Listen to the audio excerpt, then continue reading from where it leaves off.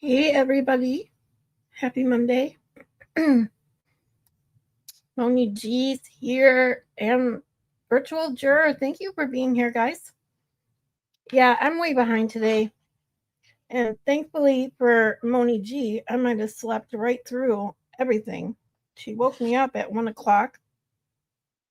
Thankfully, after 1 o'clock, I set my initial stream for 1:30. Thankfully, she called me after 1 and woke my ass up. And then I realized how behind I was. So sorry about the rescheduling.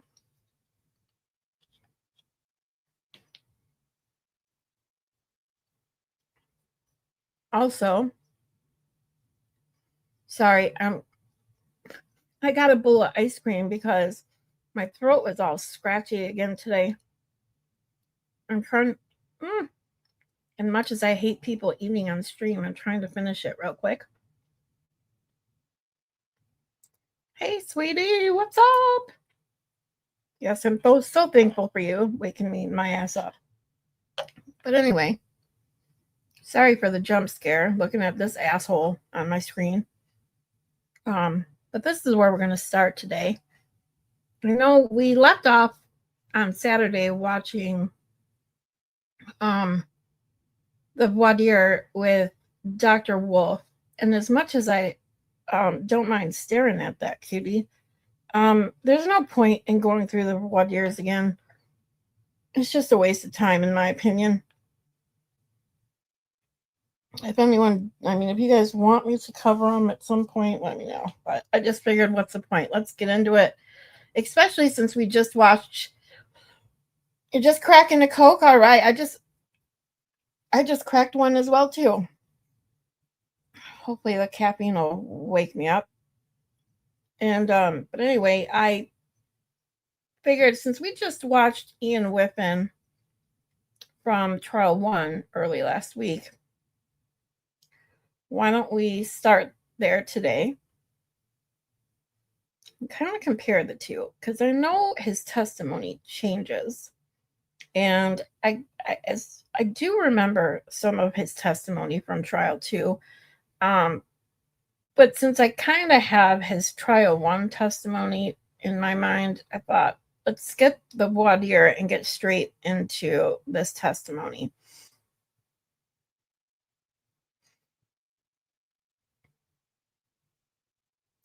Oh yeah, I wish they didn't go through all that bullshit. I mean, the CVs are just ridiculous. I mean, once they are considered an expert by the court, why do we have to hear about every fucking job, training? I mean, ridiculous. Now, going over the, I would say, quote unquote, CVs of a-holes, morons like Trooper Paul is one thing.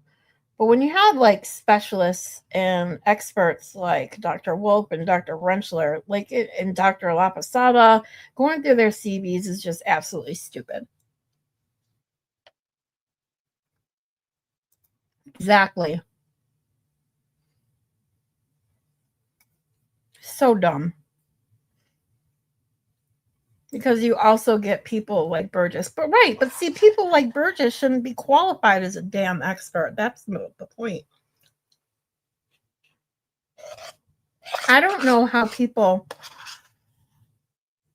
like Trooper Paul and Burgess get past the voir dire and get approved as testifying as a fucking expert. But that's just me. So dumb. But TVJ, if you weren't in Baker's chat when he was talking about this, he in Denmark, he's a like what they call a professional juror, basically.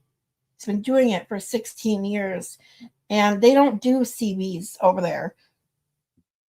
An expert is an expert, as Moni G put it. So it's one thing too to question their background if they end up getting on, getting in as an expert, to question things that maybe, like Burgess, if he got in as an expert, to question their background if you find some faults in it. But having to go through every single expert on the stand, their entire CVs, it's just plain old. I don't know. I don't get it.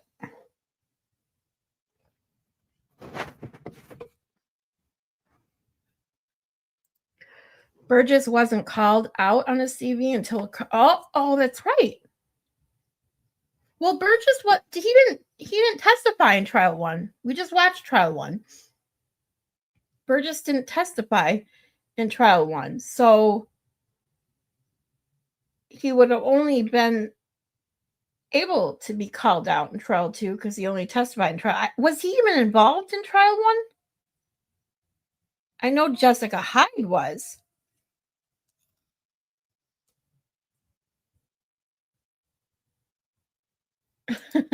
Then you get nut jobs that are experts that say you can take Alexis to the moon, right? Oh, you want to see something totally funny? I just watched this. Hold on. It's freaking hilarious.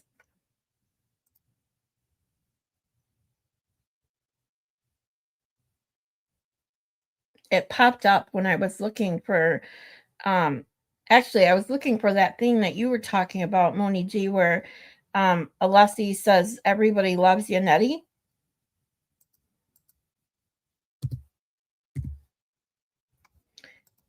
I found this.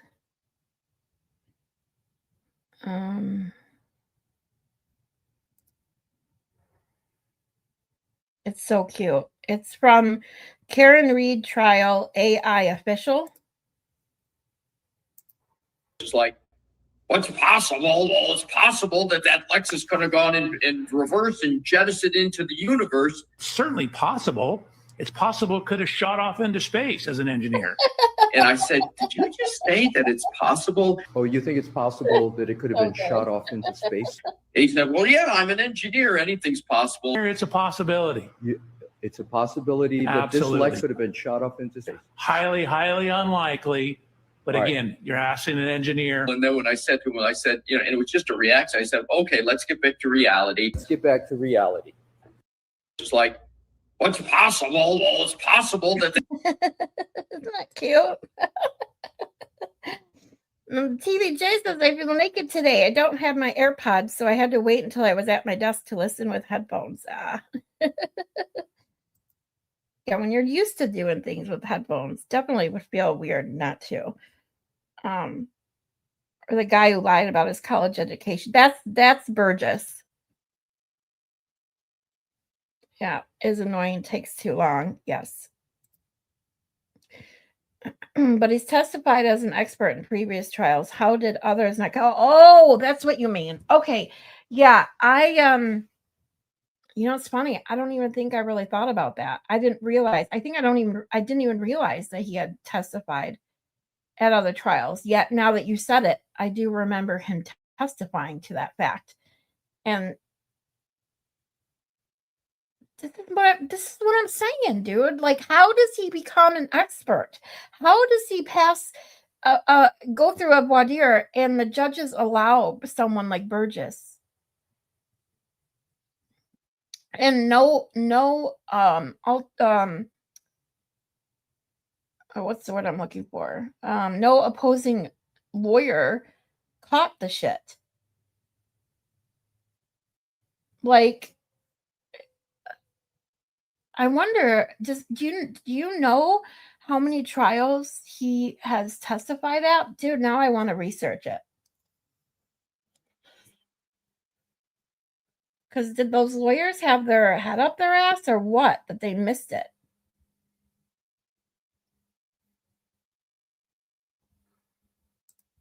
No. Burgess and Ding Dong Spread Your Load weren't involved until trial 2. Ding Dong Spread Your Load. Oh my God, I love it. That's going to stick. I'm going to start calling him that from now on. I swear.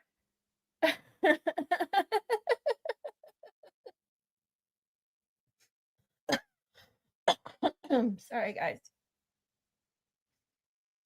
Yeah, you said that. You love that clip of Alessia. I haven't found it because I was looking at YouTube only. I didn't Google it. Maybe I'll Google it now that I did. I love the baby videos. They're so funny. I totally agree. They're so cute. Hold on. Let me Google. Oops.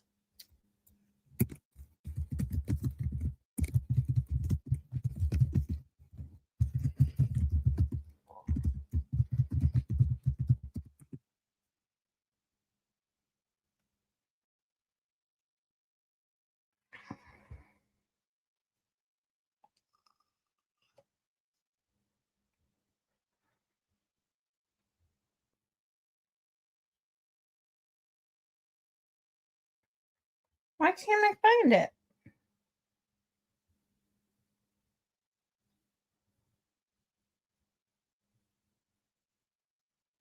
It says Google says it was a quote, was part of an interview with members of Karen Reed's defense team, including Annette and Alessi.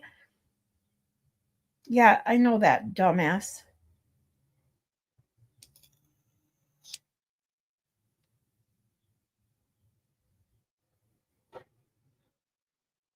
Okay, let's go to videos.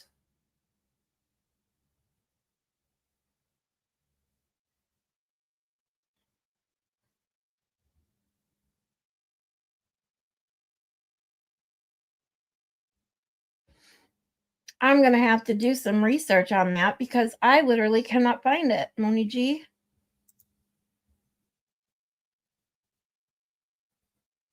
They didn't do their due diligence to check his CV yet, obviously.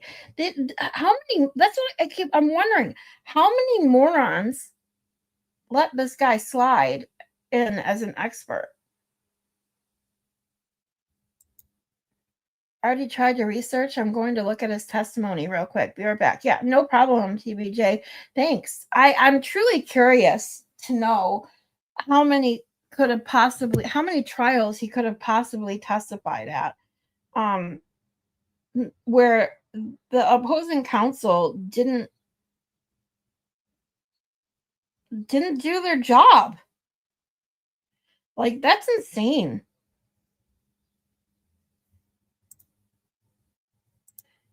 I'm gonna have to do the research on that quote. I can't believe I can't find it.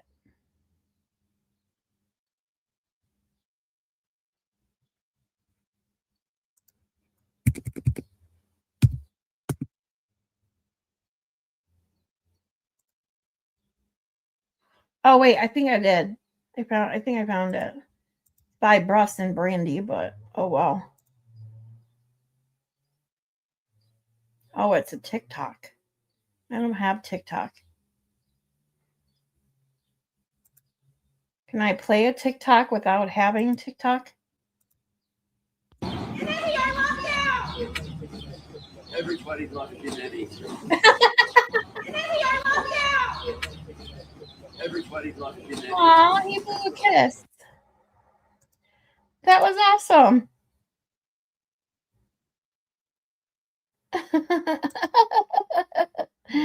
That was so cute. That is cute.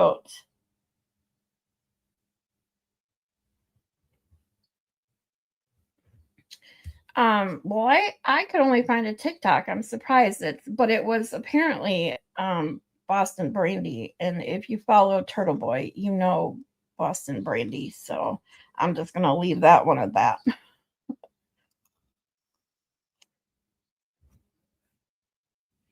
Okay, so TBJ says he's worked on numerous cases, testified as an expert in Oregon, Texas, Arkansas, New Mexico.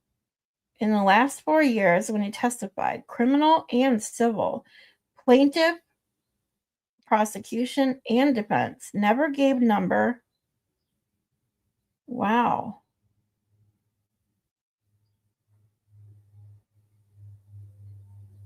Numerous cases, huh?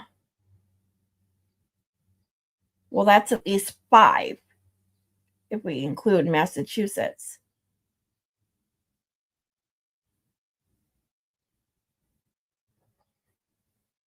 That's insane.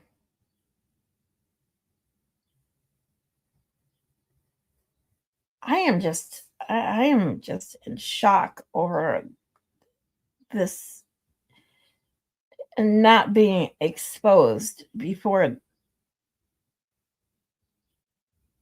the Karen Reid trial.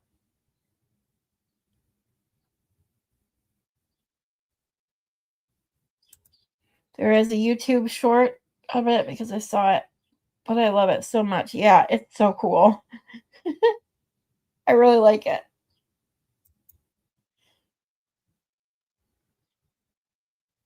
Oh, he's written one peer-reviewed paper? Wow, I wonder what it's on.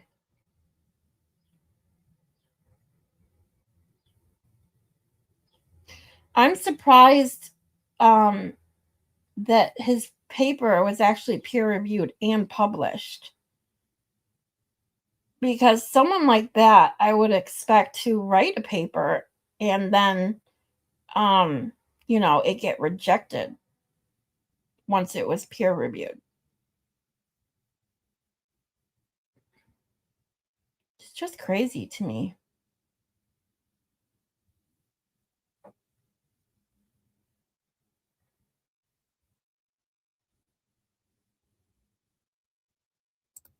It's not about how many for me or that he doesn't have a degree. Training and experience can suffice. It's misrepresenting a degree that's an issue. Yes, and that's exactly it.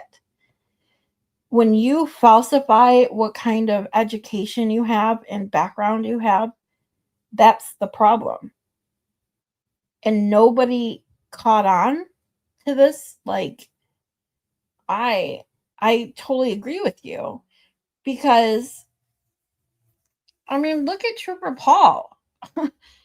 Okay, there could have been someone in Trooper Paul's position that actually knew what he was talking about just by being a law enforcement officer and taking the trainings. The problem is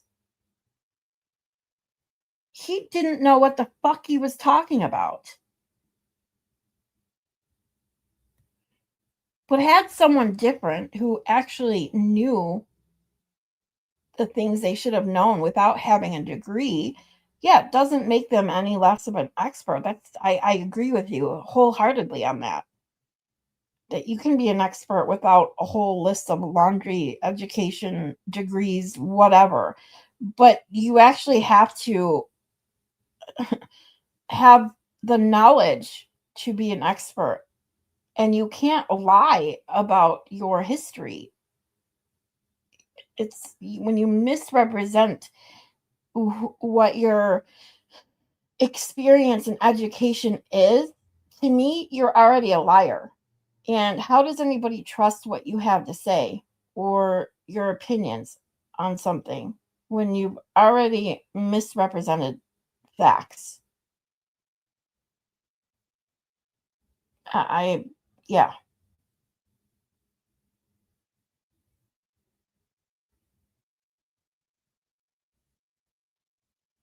Apparently, the lawyers that encountered him in the past can really do their job.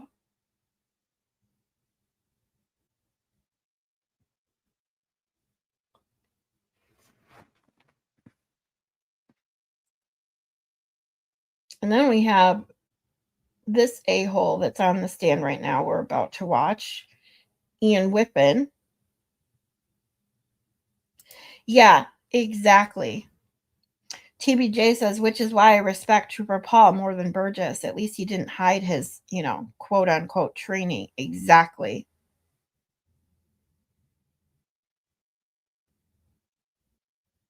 I totally agree.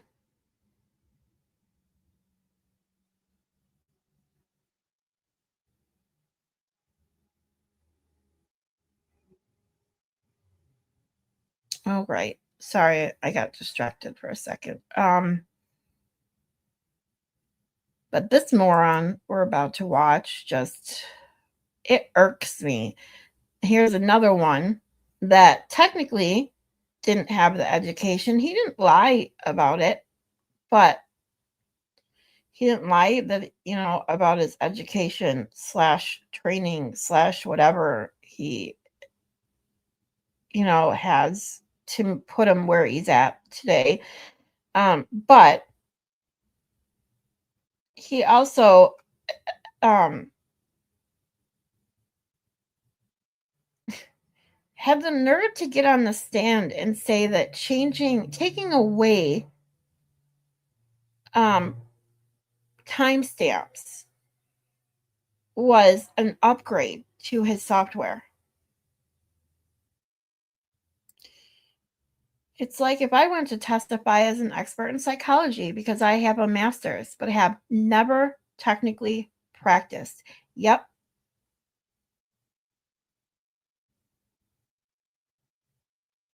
Same here with my psych degree. I've never practiced. I focused on research. And there's stuff that I have, I gained a lot of knowledge on over the years, not by my education, but by learning it myself. And I mean, I would never consider myself an expert on the subject, but that's just me. It doesn't mean that I don't know something that someone else that is considered an expert does on something that I've done years and years and years of research. But again, it's all in how you it's all in how you present yourself, how honest and upfront you are over what you've learned, where you've learned it, versus trying to make it out that you are something that you're not or have education that you don't. And then to use the excuse that, oh, I just didn't update it. You didn't update your CV that's used on your company website. No. You put that there to misrepresent the facts, and that's it. Or else, most people who assume they're gonna, if they are to put in an estimated a degree date, most people put that right away, that estimated. And then when that date comes and goes, and you didn't get your degree, I think that most people would be smart enough to either update the estimated date or to take that off of your CV.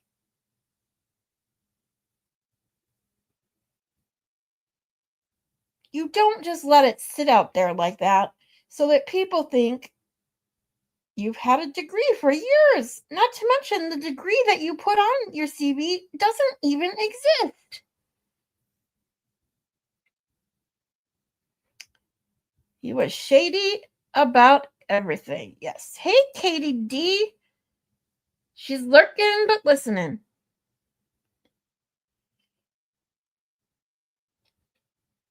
So glad to have you guys here. So here we go. We are going to get into Ian Whiffin's testimony in trial 2. Yeah, this is what I'm talking about. With Ian Whiffin changing his formula, his redoing his program, or his words, upgrading his program. Upgrading doesn't mean taking something away. Sorry. So let's hear what he has to say. And I apologize in advance for Spinky's voice that we're going to have to deal with. Good morning, sir. Good morning. Would you kindly introduce yourself to the jury? Yes, my name is Ian Whiffin. I'm a digital forensics examiner and decoding product manager for Cellbrite. You just mentioned Cellbrite. Is that where you work? It is, yes. And you're a forensic examiner. I am. Can you tell us a little little bit about Cellbrite, where you work. Yes, Cellbrite provides digital forensic solutions to customers globally for access and decoding of digital artifacts from devices. Where would you find a digital system? Is that designed to a phone, or is it all systems? Typically, Cellbrite focuses on phones or iPads, but we do have some additional devices that we can also integrate: computers, vehicles, things like that. So simply, what is Cellbrite? Cellbrite is a digital intelligence company. Do they use a certain type of software? Do they brand a certain type of software? Yeah, we create our own software to access devices and to decode the data that we pull from devices. So essentially, does that software help you look into the data in a phone and analyze it? It does, yes. What is the role of a digital forensic analyst? Typically, the analyst would take the data that's been extracted from a device, such as a cell phone, process that in software such as a physical analyzer that Cellbrite create, and use that information to filter, to search, and to create a report for the investigator that would allow them to see what happened on the device at the time being investigated. How long have you been involved in analyzing data, sir? I started my career in digital forensics in 2013. Can you take us back to the beginning of your career and tell us a little bit about how you became involved in learning about analyzing data? Certainly. I spent 5 years as a frontline police officer in the UK during the 2000s. In 2009, I immigrated to Canada and continued policing frontline officer in Calgary before joining the digital forensics team in 2013. Yep, we're watching this. Pursued several qualifications related to digital forensics and just continued in that role until 2019, 2020, when I left the police agency and began working for Cellbrite. While you were working at the police agency and began your career analyzing data, were there special classes that you took? There were. In order to be a forensics examiner in Canada, you have to take a 3-week foundational course in Ottawa, basically covering the basics of digital forensics. And then from there, other courses are available that would focus on things like cell phones, would focus on how to get data from different types of devices. And then there's industry qualifications that can be sought as well, where you can focus on particular types of device or particular types of data. Does software in this field continually change? It does. Every time an update is released to an application or to an operating system, there's the opportunity for the foundation of that software to change. And from a forensics point of view, you have to re-understand what has changed, make sure you understand what is now happening on that device, and provide that information to the users. Hold on. The other may be, it's funny you brought that up because Kazi G and I went over that a little bit last week when we watched Ian Whiffin testify in the first trial. And I was just thinking about reaching out to Kazi G again. I'm going to send him a text and see if he wants to hop on today or tomorrow as we go through Ian Whiffin trial 2.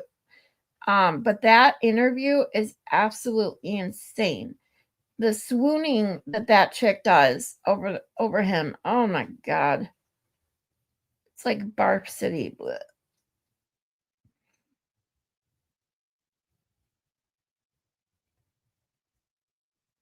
Oh my God, 3 whole weeks.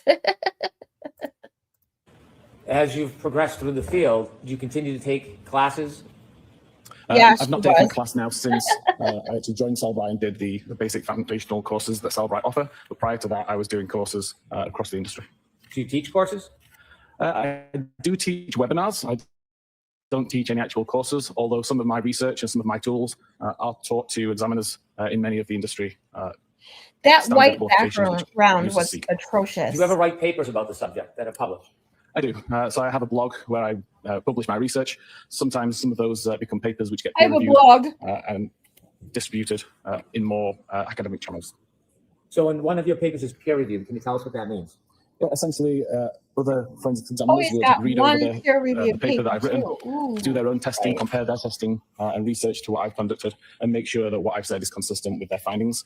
And presuming that what they find is the same as what I found, then they would agree that it's a valid document and it gets shared. Take us now to Cellbrite. When you began working at Cellbrite, what did you do? When I started there, I was considered the senior digital intelligence analyst.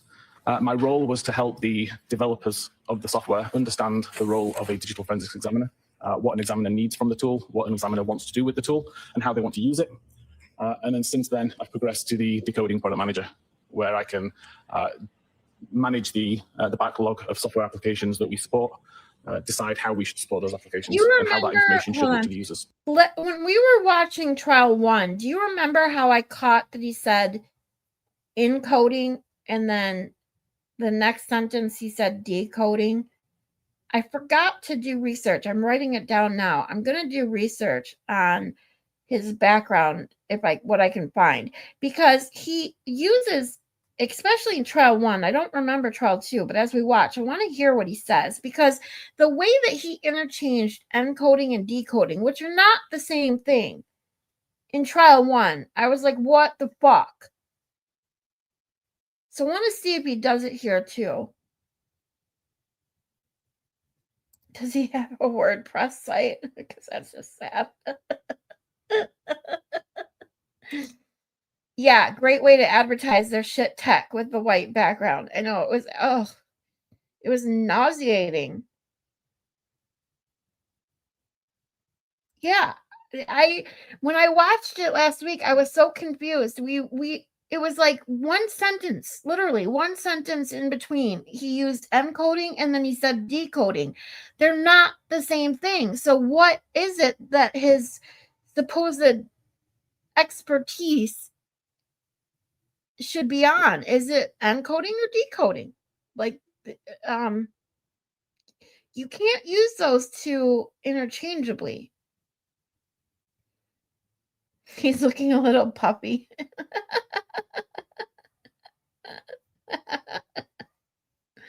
He does look like he just lost his puppy or something. I don't know. Do you do research? I do still do research, yes. It's not my primary function within Cellbrite, but it's something that I continue to do throughout my career. Have you ever done any programming? Yes, again, I'm not an official programmer with Cellbrite, but I do program as well. And I have several tools, which I've written myself for the last few years, since around 2015. Tools that I wrote to do the things that the vendor tools didn't do, and to offer examiners things that the vendor tools didn't offer. And I continue to maintain those tools as a learning opportunity for myself, and also because other examiners can make use of these same features. Mr. Whiffin, have you ever testified in courts regarding forensic examination of data? I have, yes. And can you share a little bit about that? I've been qualified as an expert in Canada, Australia, the UK, in total around 20 times. I want you to take us now to the Cellbrite software. We talked a little bit about it. I don't want to go into too much detail, but can you help us explain how software works like Cellbrite software? Yes, so fundamentally, when we've got data from a device, it's a series of files, a series of databases, property lists, all manner of different structured data. Jay, The software that we create knows... Hey, I was just about to text you a link in case you wanted to join, since we were watching Ian Whiffin in trial 2, so close to Ian Whiffin trial 1. Really? You just searched, and I just went on at 2:30. I had it scheduled for 1:30, but I was so behind today that I didn't end up. I rescheduled it to 2:30. But I'll send you a link in case you want to hop on. Because someone asked if I was going to go over that ridiculous interview, and I was like, Kazi G and I had just talked about that a little bit when we went over his trial 1 testimony. But if you are interested, I will send you a link. Hold on. Bear with me a moment. Yeah, we just started we just started with Whipple. We were talking about Burgess for a while because, talking about the whole supposed expert thing and how much we hate listening to the lawyers go through expert CVs and shit. All right, let's listen to him a little bit while I send Kazi G a link. Hold on. Where these files exist, knows how to read these files and what the data inside them means, and provides a clear view for the user to view that data. As an example, if you were to look at the SMS database on a device, all you would see is a long list of messages that don't really have an easy way to interpret or to read them. Our software takes that information, converts it into a conversational view so that as a user, you can read the data. You can see who sent what message, what time it was sent. We can do decoding and decryption of various different types of security to give the user as much information as possible. Is there other software available in addition to Celebrate? There's multiple vendor supply tools and multiple tools available that are maintained by users in the community like myself. Does a forensic examiner, should they rely simply on the software program, or is there more to do other than the program itself? The software program is great at finding the data and displaying the data, but I always maintain it's the role of the examiner to actually understand what that data means and provide context and validation for what that data means, making sure that the end user of the report, whether that's the investigator, a judge, or a jury, can understand what that data actually means rather than just taking it at face value from the software. Does the software create a report that you can look at that manages or arranges some of the data that you can see? It does. It just creates a list of all of the results that the examiner wants to include in the report. So the software can produce a report, but the examiner goes beyond the report and looks into the data itself? The examiner can and should go beyond what the program provides. I'd like to turn now to your involvement in this case. Can you share with us when you first became aware of the data in this case and how that came about? Yes, it was actually one of the public relations managers at Cellbrite who reached out to me or to my team because he'd heard about this case and about the confusion regarding a timestamp and requested if we could look into it and find out what the confusion was and how we could respond to it. At that point, I contacted the investigators to get more details. Did you learn that a Wait, Gabby, consumer I sent had you the called link. about a question relative to a report produced by the software? Yes, there was both the troopers who had requested information about this particular artifact and also a private forensics examiner, Richard Green. And when Richard Green reached out to your company, what specifically was the question or issue? He reached out to the tech support team, asking basically, there's a timestamp that doesn't make sense. I need to understand what this timestamp means. What is a timestamp? Essentially, it is the time which is attributed to an artifact. So it should intentionally be when something happened on that device, we would show a timestamp associated to it. Can you tell us what an artifact is? An artifact would be any piece of data that we pull from that device. So it could be a text message, it could be a location point, it could be a photograph.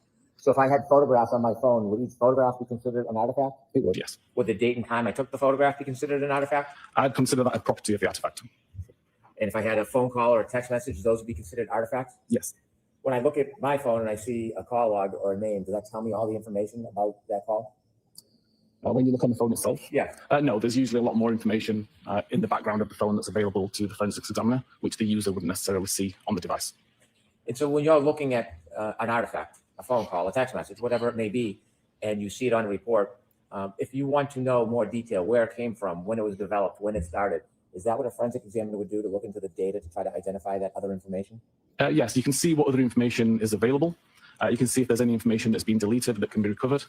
And you can validate the information that's there and make sure that the timestamps are being interpreted correctly and that they mean what you think they mean.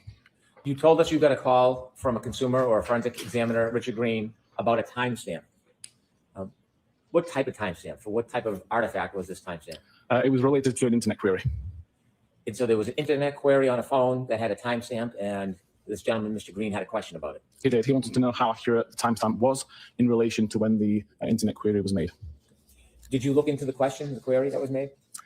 In response to Richard Green, at that time, I didn't. I wasn't aware that Richard Green had made this request until several months later. But it was an almost identical question that had been asked by the troopers here. And that's the question that I was able to look into and to answer. And can you share with us what was the issue? What was the question that you were actually looking into? The question was related to a timestamp of 2:27:40 a.m. And an internet query that appeared to have occurred at that time. There was no other information on the device that suggested that that internet query had occurred at that time. So we wanted to know how relevant is that timestamp to when the query happened. So I was able to take test devices, recreate test data to find out exactly what this timestamp meant, and discovered that it was actually the timestamp that the tab within the browser was brought into focus and had no relevance to when the actual web query had been made. So after you looked into the issue and came to a determination or opinion, did you reach back out to Mr. Green? Eventually, yes, I did. After I provided information to the troopers, I wrote a blog that covered this information because there was another examiner in Europe who had a very similar question, and I realized that this is a relatively common point of confusion. And then eventually I reached out to Richard Green, offering to speak to him about this issue and clear up any confusion, but never received a response. So to summarize, there was an inquiry about a phone that made a Google or a internet search. And the question is, what time was that search made? Correct. And relative to that inquiry, there was a timestamp on some of the data that said 2:27 a.m. Correct. Sustained. So at some point, did you have an opportunity to forensically examine a telephone that was attributed to a person by the name of Jennifer McCabe? I did have the opportunity to look at the data that was extracted from that device. I never saw the device itself. I'm putting that aside for a second. Secondly, were you asked to look at any other phone to examine data in this case, aside from the phone attributed to Jennifer McCabe? Yes, I was also sent the extraction of data from John O'Keefe's phone. Did you look through the data and analyze some of the data in John O'Keefe's phone? I did, yes. So I want to walk through both your analysis of Jennifer McCabe's phone, but also of John O'Keefe's phone. So if we can first start with Ms. McCabe's phone. Yes. Did you actually receive her phone? I didn't know. It was just a download of the extraction. So how does that work? The examiners here had done the extraction of the device, resulted in a large zip file, which is a container containing all of the files extracted from the phone. They uploaded it to Cellbright's secure portal, where I was able to download it and verify what the data was in the extraction. When you received the download of the extraction for Jennifer McCabe's phone, was it a similar process for John O'Keefe's phone? With John O'Keefe's phone, I actually received the data on a USB thumb drive through the mail. And before we begin, can you summarize briefly the issue, what you were looking for, and what the scope was as far as Jennifer McCabe's phone? For Jennifer McCabe's phone, it was related to the internet search that occurred, or that allegedly occurred at 2:27:40. And as part of your effort and analysis, did you put together a PowerPoint that would help educate us on how a timestamp works and what happened in this case regarding a search? I did, yes. And have you seen that PowerPoint recently? I did, yes. May I approach, Your Honor? Yes.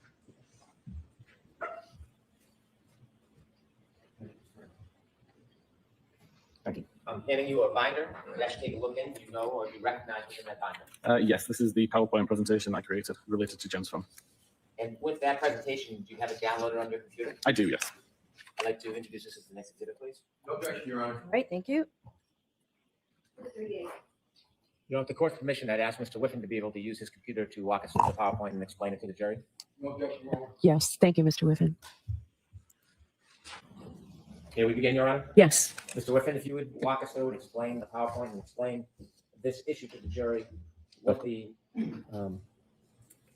question was and how you resolved it. Of course. Okay. The query revolved around a database called browserstate.db. Browserstate stores information about Safari internet browser and about the tabs that the user has either had open or has open. Fundamentally, in this presentation, I wanted to include information from iOS 14 and earlier.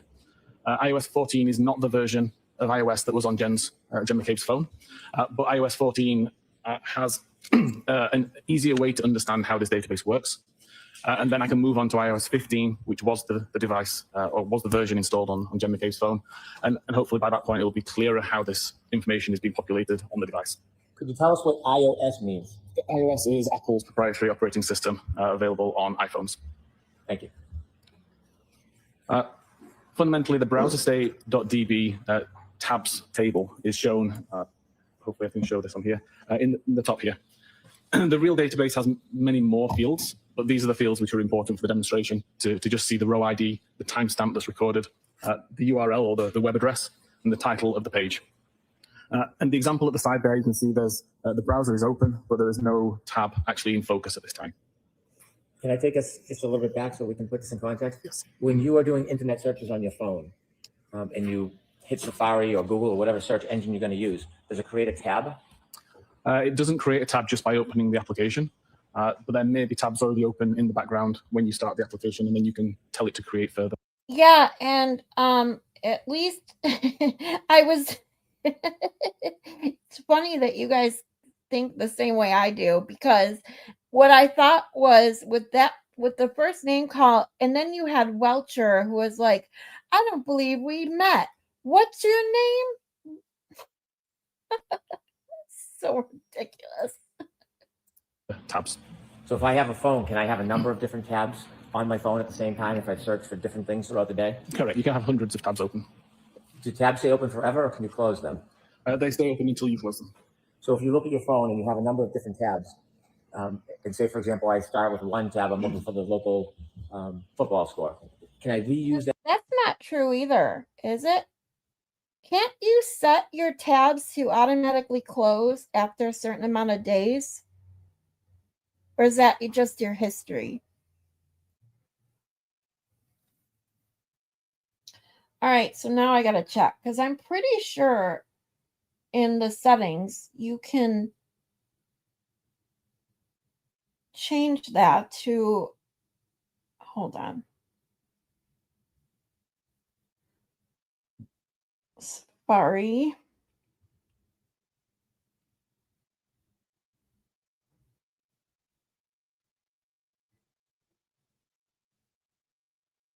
Settings.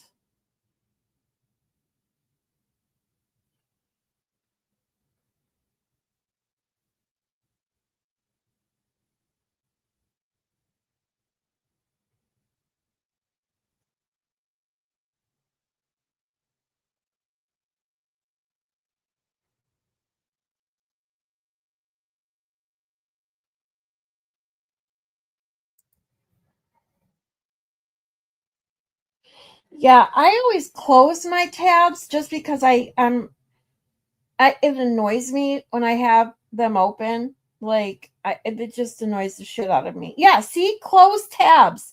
I knew it. Right under Safari settings in iOS anyway, you go to Safari and then you scroll down past where you get your tabs if you want them compact, at the bottom, at the top, and then it says landscape. I have my landscape tab bar set, and then it's allow website tinting, and then it says open links, and you can set it to new tabs or in background, and then you can set close tabs. Allow Safari to automatically close tabs that haven't recently been viewed. You can set it to manual after 1 day, after 1 week, or after 1 month. I knew you could do that. So no, they don't stay open until you close them unless you put that setting on, dumbass. Even I knew that. That same tab for some other search, or do I have to use a new tab to start a new search? You could use that tab for as long as you wanted, or create a new tab to do additional searches while maintaining the original tab in its current state. And so what you're trying to demonstrate to the jury is identifying a time on one of these tabs where a Thank you, particular search was made. TBJ. So you can do it in any search Could you bar. explain this demonstration as it relates to tabs on these internet searches? What are we actually trying to learn? So as I showed, there's a field in this table called timestamp. It's actually called last viewed timestamp. And I wanted to prove or to demonstrate what that timestamp means, how that timestamp gets populated, and how it's relevant or irrelevant to a case. So if I have one of many tabs open on my phone, each tab will have its own timestamp? Correct. And the URL, that's whatever I look up, what I search on the search engine? That's great. The URL is the address of the page that's being viewed. So if I have a tab open and I use it continuously, all of the above. 3, 4, 5, 10 times, will the timestamp change? No, it will not. And is that what you're explaining to us now? Correct. That's part of the demonstration and presentation. I'm sorry to interrupt. So in this instance, at 10 a.m., which is shown in the top of the device there, we can see I visit firstpage.com as an example website. At that time, a row is created in the database that shows row ID 1 with the timestamp 10 a.m. when the page was opened. The URL and the title are relevant to the page that was visited, so firstpage.com. A minute later, excuse me, I now use the same tab to visit secondpage.com. What actually happens in the database at this point in time is the first record is updated with new information. So we continue to see row ID 1. We continue to see the timestamp that the tab was opened at 10 a.m.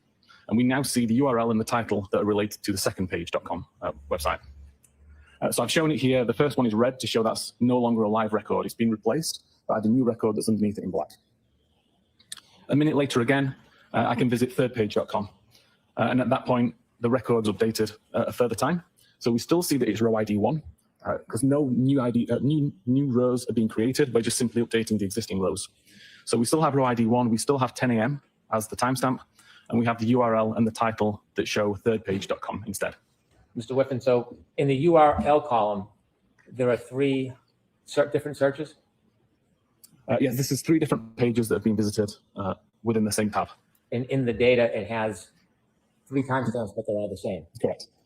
Okay, thank you. This database is not monitoring web navigation events. It's purely monitoring the tab events. So when the tab's brought into focus or when the tab's created is the only timestamp that's relevant here. Thank you. From a non-forensic point of view, if I was looking at this database in a regular database viewing tool, all I would see is the black record at the bottom. I wouldn't see the other 2 records because they've been essentially overwritten by the 3rd record. If I was to use a forensic tool, though, then I would see all of these records because the forensic tool is designed to find the older versions of these records that have been replaced. So again, from a forensic point of view, I would see all of these records, I would see all the different URLs, and I would see the same timestamp and the same row ID for all of them. This fundamentally changed in iOS 15, and I've tested this on multiple versions of iOS 15, 16, 17, and 18, including iOS 15.2.1, which is the same version of iOS installed on Jen McCabe's phone. In this case, the data is not written to the database immediately. So I've tried to show here that we have some in-memory variables, so essentially a short-term memory that the device knows exist, but aren't written to the database yet, so they're not written long-term. So in this case, if at 10 a.m. I go to firstpage.com, we see that the in-memory variable for timestamp URL and title are updated to show a 10 a.m. timestamp and the firstpage.com information. But you can see at the bottom, I still have the browser state tabs table, and nothing has been written to that database at this time. So can I ask you a question about this browser state DB? What does that mean? What does that tell us? The browser state.db is just the name of the database that Apple are using to monitor the tab activity on the device. Will a cell phone have a number of different databases it will send information to, or is it all one database? There are hundreds of thousands of databases, depending on what applications are installed on the device. Each database typically targets a different application or a different feature. Can information from a URL or a Google search or a Safari search, can it leave data on different databases, or does it always go to one database? It can leave on different databases, for sure. Thank you. So again, to continue this example, if I now go to secondpage.com a minute later, we can see that now the in-memory variable is updated. So the timestamp still remains 10 a.m., the same as it did previously on iOS 14, but the URL and the title are updated to reflect the current web page that's being viewed.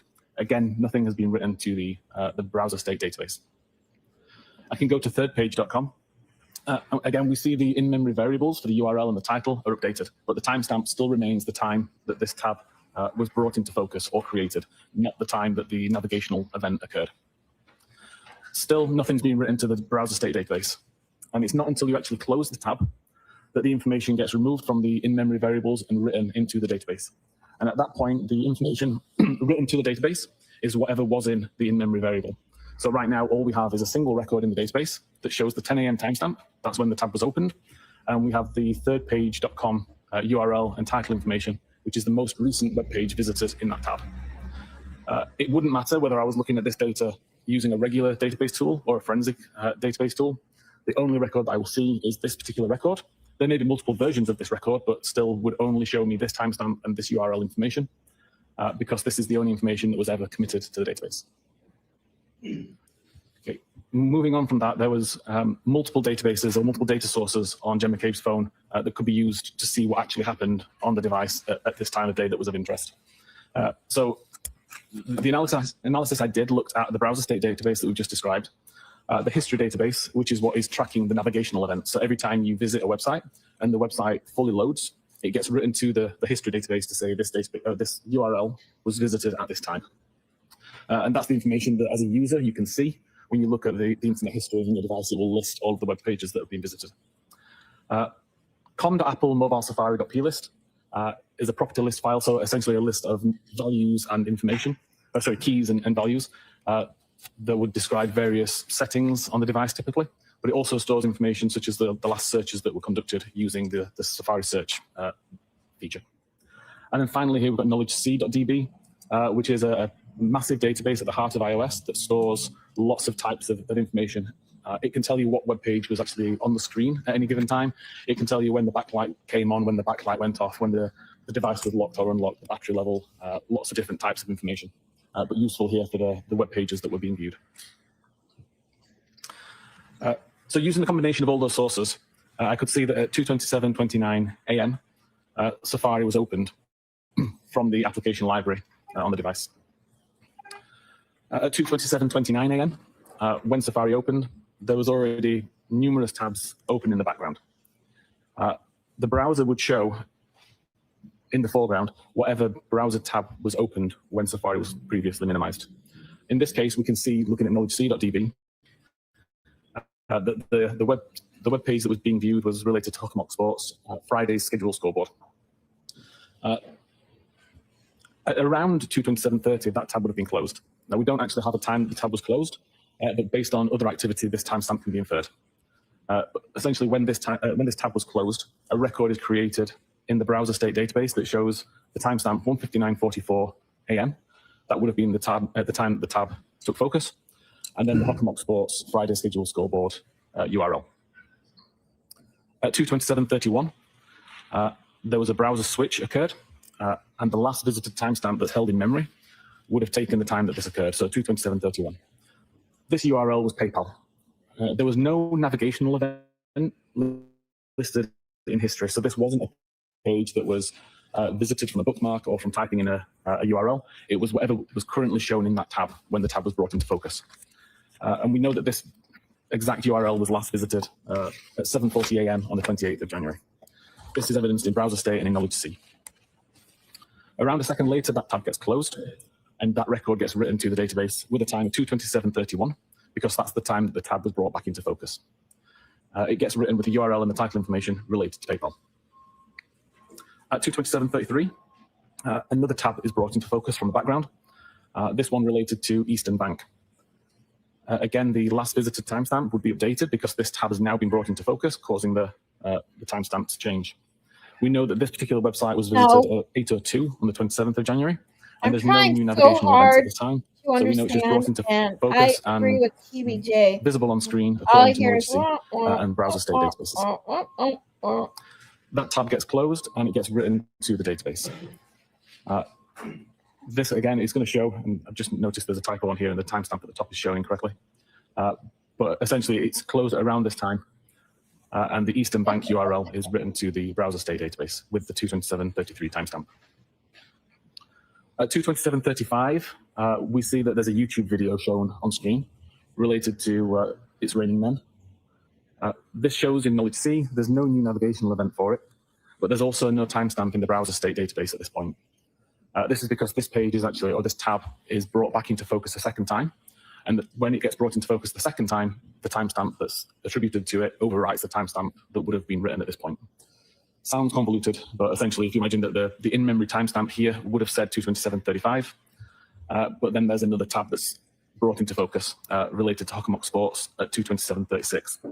Mr. Whiffin, can I ask you a couple questions? Wait, he just hold on a second. Timestamp He 2:27. just said that the timestamp gets overridden. So hold on. Give me a second. I'm trying to understand this really, truly. But listen. Another tab that's the in-memory timestamp that would have been written at this point. Because this page is actually, or this tab is brought back into focus a second time. And when it gets brought into focus the second time, the timestamp that's attributed to it overwrites the timestamp that would have been written at this point. Sounds convoluted, but essentially, if you might. He even says it sounds convoluted. Yeah, what the fuck are you trying to say? The state database at this point. This related to It's Raining Men. This shows in knowledge.c, there's no new navigational event for it, but there's also no timestamp in the browser state database at this point. This is because this page is actually, or this tab is brought back into focus a second time. And when it gets brought into focus the second time, the timestamp that's attributed to it overwrites the timestamp that would have been written at this point. Sounds convoluted, but essentially, if you imagine that the in-memory timestamp here would have said 2:27:35, but then there's another tab that's brought into focus related to Hockenmock Sports at 2:27:36. Mr. Whiffin, can I ask you a couple questions? Yes. I'm sorry. This is absolutely ridiculous. What the fuck is he saying? Okay, so he's basically saying JM opened the tab at 2:27 for the search for Hockenmock Sports, left it open, then used that tab at 6 whatever to search the Hoslong search, but it still maintained the 2:27. That's not how it works. I get the gist of it because I've heard other people explain it, but I'm trying to truly understand what he's saying and why he's saying what he's saying, and I just can't. What? So if the tab was brought into focus and the search was made at 227, that's where I'm thinking. That is where my brain's going. Like, you just said that. You just said it would override the timestamp. That means exactly what everyone else has been saying. The search was done at 227, not what he's trying to imply. Steaming pile of J-Bro. Oh, I missed that one, other Mary B.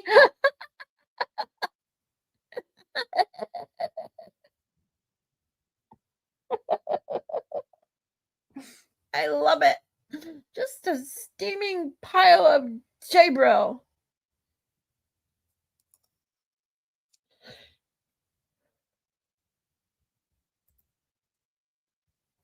Other Mary B says, and then he went on to say during Cross that he can't guarantee that it didn't happen. Yes, I do remember that. Chrissy Bacon, what's up? Yeah, so basically he's full of a steaming pile of J-Bro. That's what I'm going to think of every time I see the shit emoji now. Oh, this is too good. The Haas Long search was at 227.40. So how does the Hockomock Sports take place at 227.36? And you're saying she used that tab. This is what I'm saying. Okay? All he's doing is trying to confuse the fuck out of everyone. Swinging a whiff. I love it. I'm stealing all of these.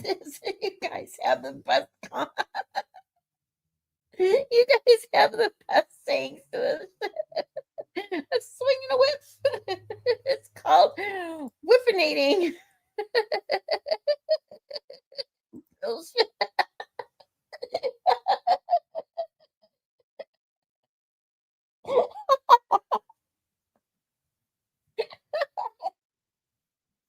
Swear to God, you guys are amazing. I love it. Yeah, I know. I understand. I get what you're trying to help me understand what he's trying to imply, but I'm trying to truly make sense of it. And he's just not.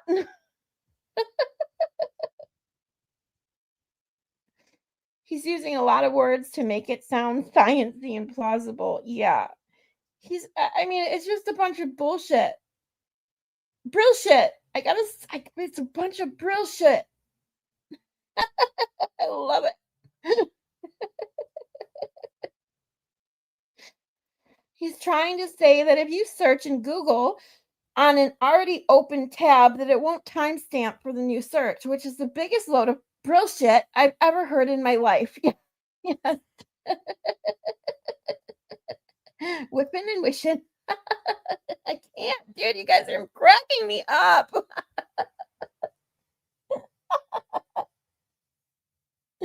Oh my God. Scratch and whip science. Dude, I need to seriously, I need to write these all down, damn it. These are too fucking good. Scratch and whip science. I love it. Oh my God, I gotta go grab my notebook. Hold on. Let's listen to more of this brill shit. This timestamp 227.36, does that indicate the time when this tab was actually opened? Yes. The time that the tab was brought into focus or opened. What does it mean brought into focus? If you imagine you could have 5 or 6 or however many tabs in the background, you select one of those tabs to view. It makes it full screen. That would be considered in focus, and that would cause the timestamp to be updated. So if someone had an open tab that had a timestamp, and then they put it in the background to look at a different tab, but then went back to an earlier tab and opened it, would it create a new timestamp? It would update the timestamp. If somebody had an open tab and they didn't put it in the background, but they used other functions or shut off the phone, and when they came back, that tab was still open, would that create a new timestamp? As long as Safari doesn't close, then the timestamp will remain the same. So if I just minimize Safari, put it into the background and start to do other things on my phone, the timestamp won't get updated. If I completely close Safari or turn the phone off, when Safari reloads, then that tab does get a new timestamp when it opens up again. Thank you. So at 227.36, we've got Hockomock Sports, Gallery Shoots, Kempton Girls, Basketball to important win at Mansfield is the page that is visible on screen. Again, we know that there's no navigational event at this time, so the page is not being loaded as a result of a bookmark or typing the URL in. It's just showing what was on screen previously, and we know that this page was previously viewed at 22:55 on the 27th of January.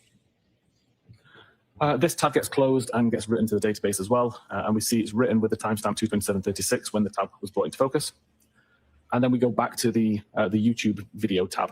So at this point, the timestamp that had been written there gets overwritten again with 227.38, and it shows the YouTube video is the active page that's on the screen.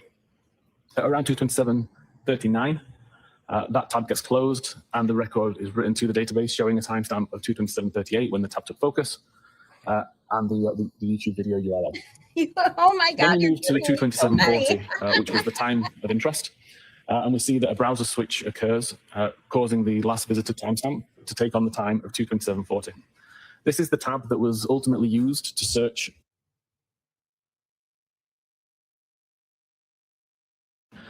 At this point in time, there's no navigational events recorded anywhere. All we see is that the web page that was brought into view is ozonebasketball.com/teams. This web page was last visited at 14 minutes after midnight on the 26th of January. We know that this is on screen because it tells us that in Knowledge C, and we know that the time is 227.40 based on Knowledge C timestamps and based on the browser state database timestamp. At 227.42, there is a web navigation event. Whether this is loaded from a bookmark or whether it's typed in, I can't say, but a web navigation event occurs using the same tab that's just been loaded, and now the user is loading the web page hockomocksports.com/standings. This is logged in the history database that shows what web page is visited when, and it also shows in the Knowledge C database to show what web page is on screen at this time. Mr. Whiffin, in the slide before 227.40, you mentioned that was the tab in question. Yes. Do the following pages that you show us in the PowerPoint follow that one specific tab? Yes. Thank you. So at 227.47, there's another web navigation event as the web page hockomocksports.com/schedules is loaded. Again, this is evidenced in the history database to show that a navigation event occurred and completed, and in Knowledge C to show that this is the web page that was viewable on screen. At 227.53, there's a further web navigation event where when now loading the page hockomocksports.com/schedules/girls hockey. Again, this is evidenced in the history database and the Knowledge C database to show what page loaded and what page was visible on screen. Guys, I'm seriously going to make a video with all of these. Kind of like the J-Brill video. Because that video was amazing. And these are so good. I got to do something with all these comments. I love it. There's a further navigation event for girls hockey Franklin 21-22. Again, this is logged as a navigational event in the history database and shown on screen according to the Knowledge C database. So I understand these are all subsequent searches on the same open tab. Correct. Are these Sustained is too full. Are these all subsequent searches on the same single open tab? There is no tab switch event listed. We see the tab switch event occur at 227.40, and then we see lots of navigational events occur. Thank you. At 228.06, Safari is minimized, so it's removed from focus so that something else could be viewed, or the phone is locked. Oh, TVJ, bring them on when you can, or send me an email with some more. It's essentially going into the background, I already but it's have still a vision for this video. State just in the background, versus if you close it completely and have to reload it later on. So in this particular state, the timestamp doesn't get changed. The timestamp remains 227.40 as it was earlier. Safari is then not used again until 6:23:37 when it's open from the background using the icon in the app library. At this point, when it loads up, the same page that was open when Safari was minimized is shown. So we still see hockomocksports.com/schedules /girlshockey/franklin/2021-2022. There's no navigational event at this point, so we know that it wasn't completely reloaded. It's just showing what was on screen previously, and it's evidenced in the knowledge C database. At 6:23:49, there's a cache file created. The cache file is related to how long to digest food. Now, these particular cache files show up as suggestions in Safari. So as you're typing in a query or a word or a URL, for example, Safari tries to take that information and make suggestions based on what it thinks you might be searching for. So if, for example, you were to type in how long to die with the word spelled just DI, Safari can mistake that for how long to digest food, and it could present this information. And up until about 12 months ago, this is the information that was provided by Safari if you were to do this search. If you were to type in how long to DI, you would get the result that's shown at the top of the screen with an image of somebody eating a plate of food. And this is the image that was cached onto Jen McCabe's phone at 6:23:49. What does cache mean? Essentially, downloaded now for use later. It will download it, it will save it in case it's required again. If it is, it doesn't need to download it, it's already there. If it's not required again, eventually it will be deleted. So is it stored information from prior events that's available in case the device thinks you're looking for it? Yes, so at this point in time, at 6:23:49, when it downloaded it, that's the first time that it's downloaded this image, and it stores it. If an hour later, for example, I did the same search a second time, it wouldn't need to re-download the image because it's already got it in cache. So this, the creation time of this image shows that this is the first time that this cache file was downloaded. A few seconds later, at 6:23:51, the blue button at the bottom of the keyboard is used to submit a search for the term how long tidai in Kikdi, CIKD. This creates a specific URL in Safari, which is shown on screen here. So google.com/search how long to die in Kikdi, IE UTF-8, OE UTF-8. Client Safari is the important part of this string that tells us that it's a query that's made using Safari. This is different to if I visited Google, for example, and just typed in the search text box in Google. It wouldn't necessarily have this same structure of the URL. So we know that this is the query created by submitting a search using the search bar here and pressing the blue button at the bottom.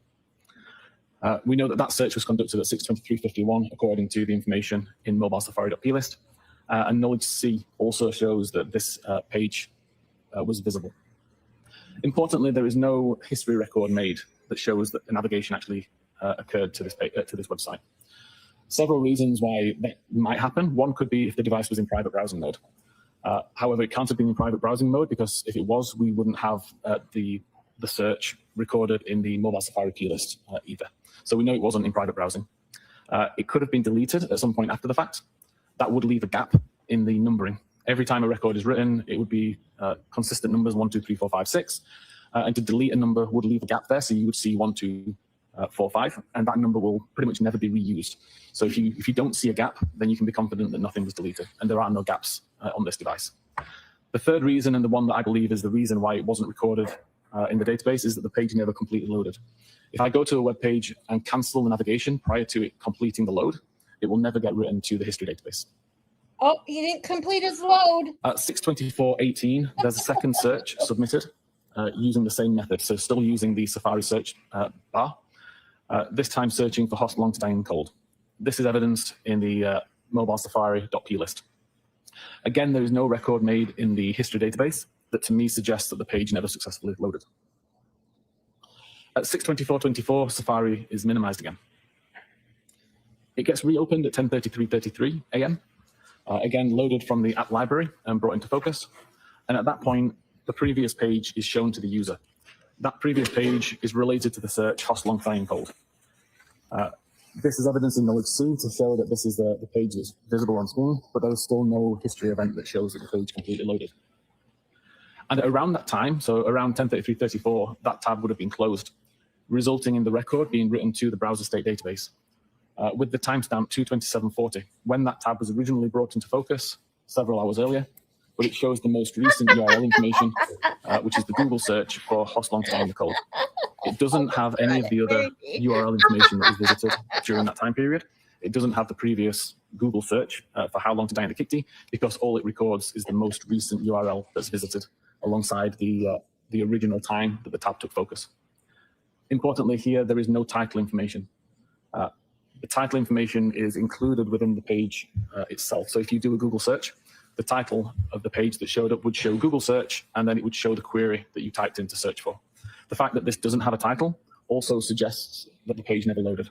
So again, it kind of ties back to the fact that it's not written in the history database. We have no title. It's both indicative that the page never successfully loaded. Mr. Whiffin, when a tab is ultimately closed, does the URL always have the last search, or could it show an earlier search? It will always be whatever URL is visible in the tab at the time. Thank you. To overview again the data sources used here, com.apple mobile safari.plist is known to be a reliable location to get search timestamps from. We know that it's good to show the time that a search was conducted and what search was conducted. It doesn't record if the device is in private browsing mode. The only time it shows how long to die in the kitty is at 6:23:51, and the only time it shows how long to die in the cold is at 6:24:18. There's no other mentions of either of these searches anywhere else in this file. The history database, again, is known to be a good source of data for visited web pages and timestamps for the pages that completely loaded. Again, in this case, neither of these searches or neither of these URLs was in the history database, but there are no missing records, which indicates that nothing was deleted. And again, the only reason that I can come up with for why that is the case is that the page didn't load. There must be an entry within this database to allow the user to delete it. Obviously, if the page doesn't load, it doesn't get written to the history. As a user, you can't see the item in your internet history list, so you can't delete it. And then knowledge C, which shows the page that's on the screen when the browser is in use. Again, we know that this is a good timestamp, and we see the only times that web pages related to these web searches were open is at 6:23 and at 10:33. There were multiple deleted records in the browser state database. It wasn't just the record for Hostile and Cold. When you say there's multiple deleted records, can you go into a database and see what URL searches have been deleted from the actual item? Yes, so from a forensic examiner point of view and using forensic software, I can look at the database and see the records that have been deleted and recovered. There does become a time when you're unable to recover any more records and they're now just purely deleted and unable to get back. But at this point, I was able to recover a good number of records. And these were the 5 that I thought was important to focus on for here. You can see that 3 of them occur at 2:27. So at 2:27:36, 2:27:38, 2:27:40. And these are the web pages that we've just seen in the presentation. So Hockamock Sports, the YouTube video, Hostel to Die in the Cold. And then 2 additional pages for Cantonini.org and Ozone Basketball. The way that we're able to recover these records forensically is because of how databases work. What I've tried to display here is that when you first create a record, in this case, creating record 4025, a new page is created in the database. A page is simply a block of binary data that's organized in a way that can be understood by the database as a page of data, much like it would be a ledger with a list of records. So it creates frame 181 with page 2752 and the record 4025. What is a little bit different from if you were doing this manually is when you want to add a new record, or when you want to delete a record, or when you want to update a record, it has to create an entirely new page, or an entirely new version of that page.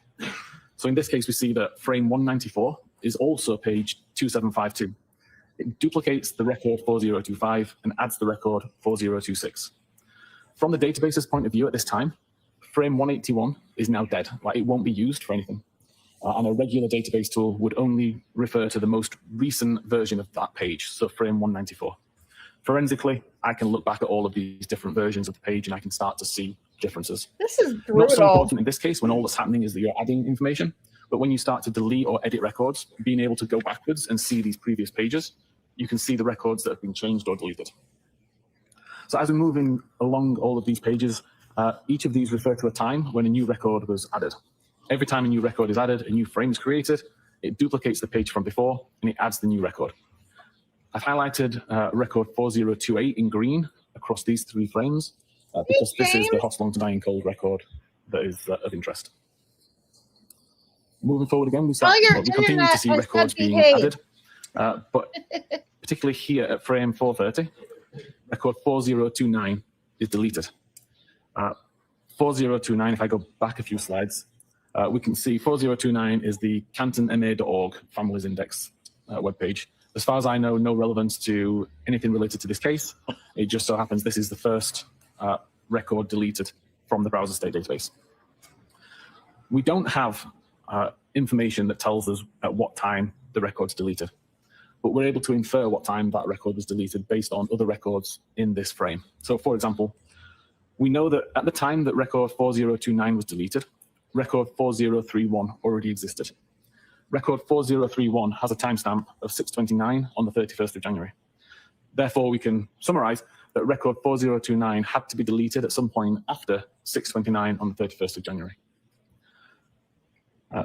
We see again, record 4030 is deleted on frame 468. Again, we can look at what record was the most recently created on that frame at the point that that record was deleted. And that gives us information that suggests record 4030 had to have been deleted at some point after 8:35 on the 31st of January. We can continue to go along and continue to see that records are being added, edited, and deleted, but the record of interest, 4028, still exists, even on frame 650. And in fact, it doesn't get deleted until frame 732. By the time the record related to Hoslong Dying the Cold is deleted, record 4037 already exists. Record 4037 was created after 2207 on the 31st of January. Therefore, we know that the Hoslong to Die in the Cold record was deleted at some point after 10 p.m. on the 31st of January. Taking all of those deleted records, those 5 deleted records, and the earliest time that they could have possibly been deleted, we see a spread throughout the 31st of January. Like a few quite early on at 6:29, 8:35, a couple at 9:20, 9:40, and then finally the one that we're interested in at 22:07. For the user to cause these to be deleted, if you wanted to do it selectively and delete one at a time, the record has to be available in the history database. As I said earlier, it wasn't ever in the history database because there'd be a gap. So this record could not have been deleted by the user selectively. That leaves options of deleting everything from the history, but if everything was deleted, we would have none of this information, and we do. And it also leaves the option of deleting everything from what's considered today and everything that's considered today and yesterday. And again, if either of those options were the case, we'd have much less information than what we have, and we wouldn't see this staggering of timestamps that we see here where the information was deleted. Ultimately, I wasn't able to say what caused these deletions at these particular times, but I'm confident that it wasn't as a result of user interaction. That's something that was brought on purpose. Mr. Whiffin, I have a couple of questions about your analysis and your opinion. Take your word for it, basically. You showed us a tab that was opened at 2:27:40, and it had something to do with Hawk Sports. Yes. Bullshit. In your opinion, to a reasonable degree of scientific certainty, was that the Real same shit. tab, that 2:27:40 tab open for Hawk Sports, was that the same tab that later was used for searches or attempted searches at 6:23:51 and at 6:24 relative to how long or how long to die in cold? I believe it was, yes. Is your opinion, is it based on your analysis of reports generated by software like Celebrite? Hey, Sustained James, is what different. happened? I just realized. What happened to your YouTube channel? You got a new handle.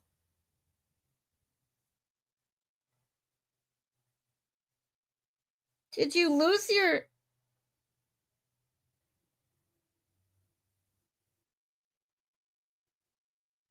Did you lose your original YouTube account?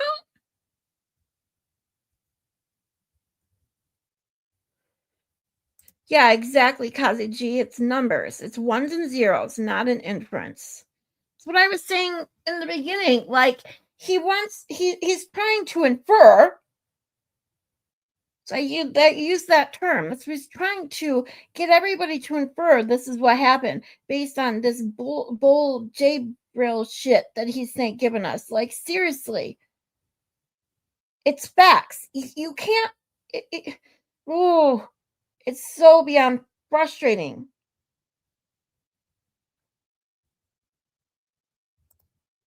Can't say what caused it, but it wasn't the user. Okay. Yeah, exactly, Chrissy Bacon. It's such bullshit.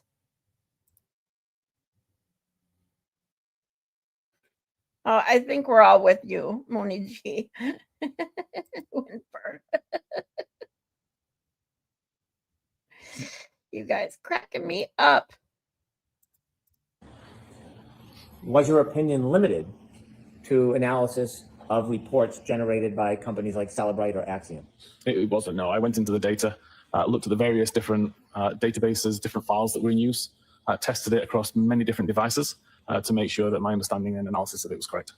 I'm sorry, In addition to your James. opinion that the two searches at 623 and 624 occurred at that time, as opposed to 220, 740, did you also, when analyzing the data, come to an opinion whether or not either of those searches actually connected and produced results? If either of those searches had connected, the information would have been written into the history database. The fact that it was... I know he said he had interwebs, as Baker puts it, interwebs issues, but how that's why that sucks. Like, how does interwebs issues take away your whole YouTube? That blows. I'm so sorry, James.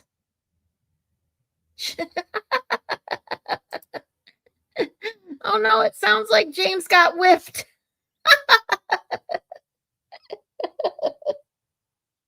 This is too good. In the history database, it strongly suggests it never completely loaded. And the fact that there is no title information on the browser state tab as well also suggests it never loaded. And finally, those attempted searches at 623, 624, you mentioned that information at some point was deleted from the phone? The only records that were deleted were the browser state database records. Yeah, they were deleted from the device. Do you have an opinion to a reasonable degree of scientific certainty whether or not that information was removed as a natural application of the phone, or was it because somebody took the phone and actually deleted it by hand? So again, I don't believe it's possible, given the situation and the information that's available, that it would have been possible for the user to delete it. I believe it was more than likely a system event that caused that, but I've not been able to replicate that system event. I want to take you back to your first opinion, where you opined that the Hi, Lori. how long to die in the search occurred at 623 and 624, not at 22740. Yes.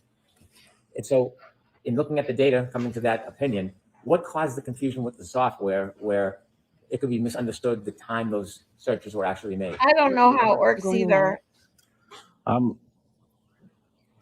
The way that forensic software typically works, certainly the way that Physical Analyzer works, is we design models for the data. So we know that an SMS application, for example, will always have a message body. It will always have a sender, a receiver, a time, that kind of thing. We always know that a web visit will have a URL, a title, and a visited timestamp. In this particular case, in the database, the timestamp is called last visited timestamp, which is indicative, you would think, of the time that the web page was visited. So when that information was being modeled within the software, the timestamp that was within the database was used, and it was called last visited timestamp. Since the investigation that I did into this case, I requested that the forensic research team at Celebrite revisit this data and confirm if there's confusion around it. Were my findings correct ultimately? There are times that that information can be correct. If, for example, you create a brand new tab, visit a website, and then close the tab immediately, then that timestamp would be indicative of the time that the URL was visited. But if you were to create a tab, use it for 3 hours, and then close it, the timestamp would not be indicative. Also, if you were to bring an old tab into focus that you'd used several days earlier, and then close that tab, how long again, you you're going used to get it have to do with anything? So ultimately, from Celebrite's point of view, we removed the timestamp from that data to avoid confusion in the future. You shared with us that So let's just get rid of it. URL for the 623 and 624 attempted searches ultimately was removed from the device. Yes. Would it be fair or accurate to say there were over 4,000 deleted files from the phone, or there was about 4,000 deletions from the phone? There were many. Sustained. Okay. As to form. Would it be accurate to say that the only deletion from that phone was that 623, 624 search? No, there were thousands of records deleted ultimately Oh for my various God, reasons she is that I can follow. That would be an inaccurate assertion? so beyond To say delusional. that that's the only record that was deleted is inaccurate, yes. Okay. Thank you. I'm now going to turn to a second phone that you looked at.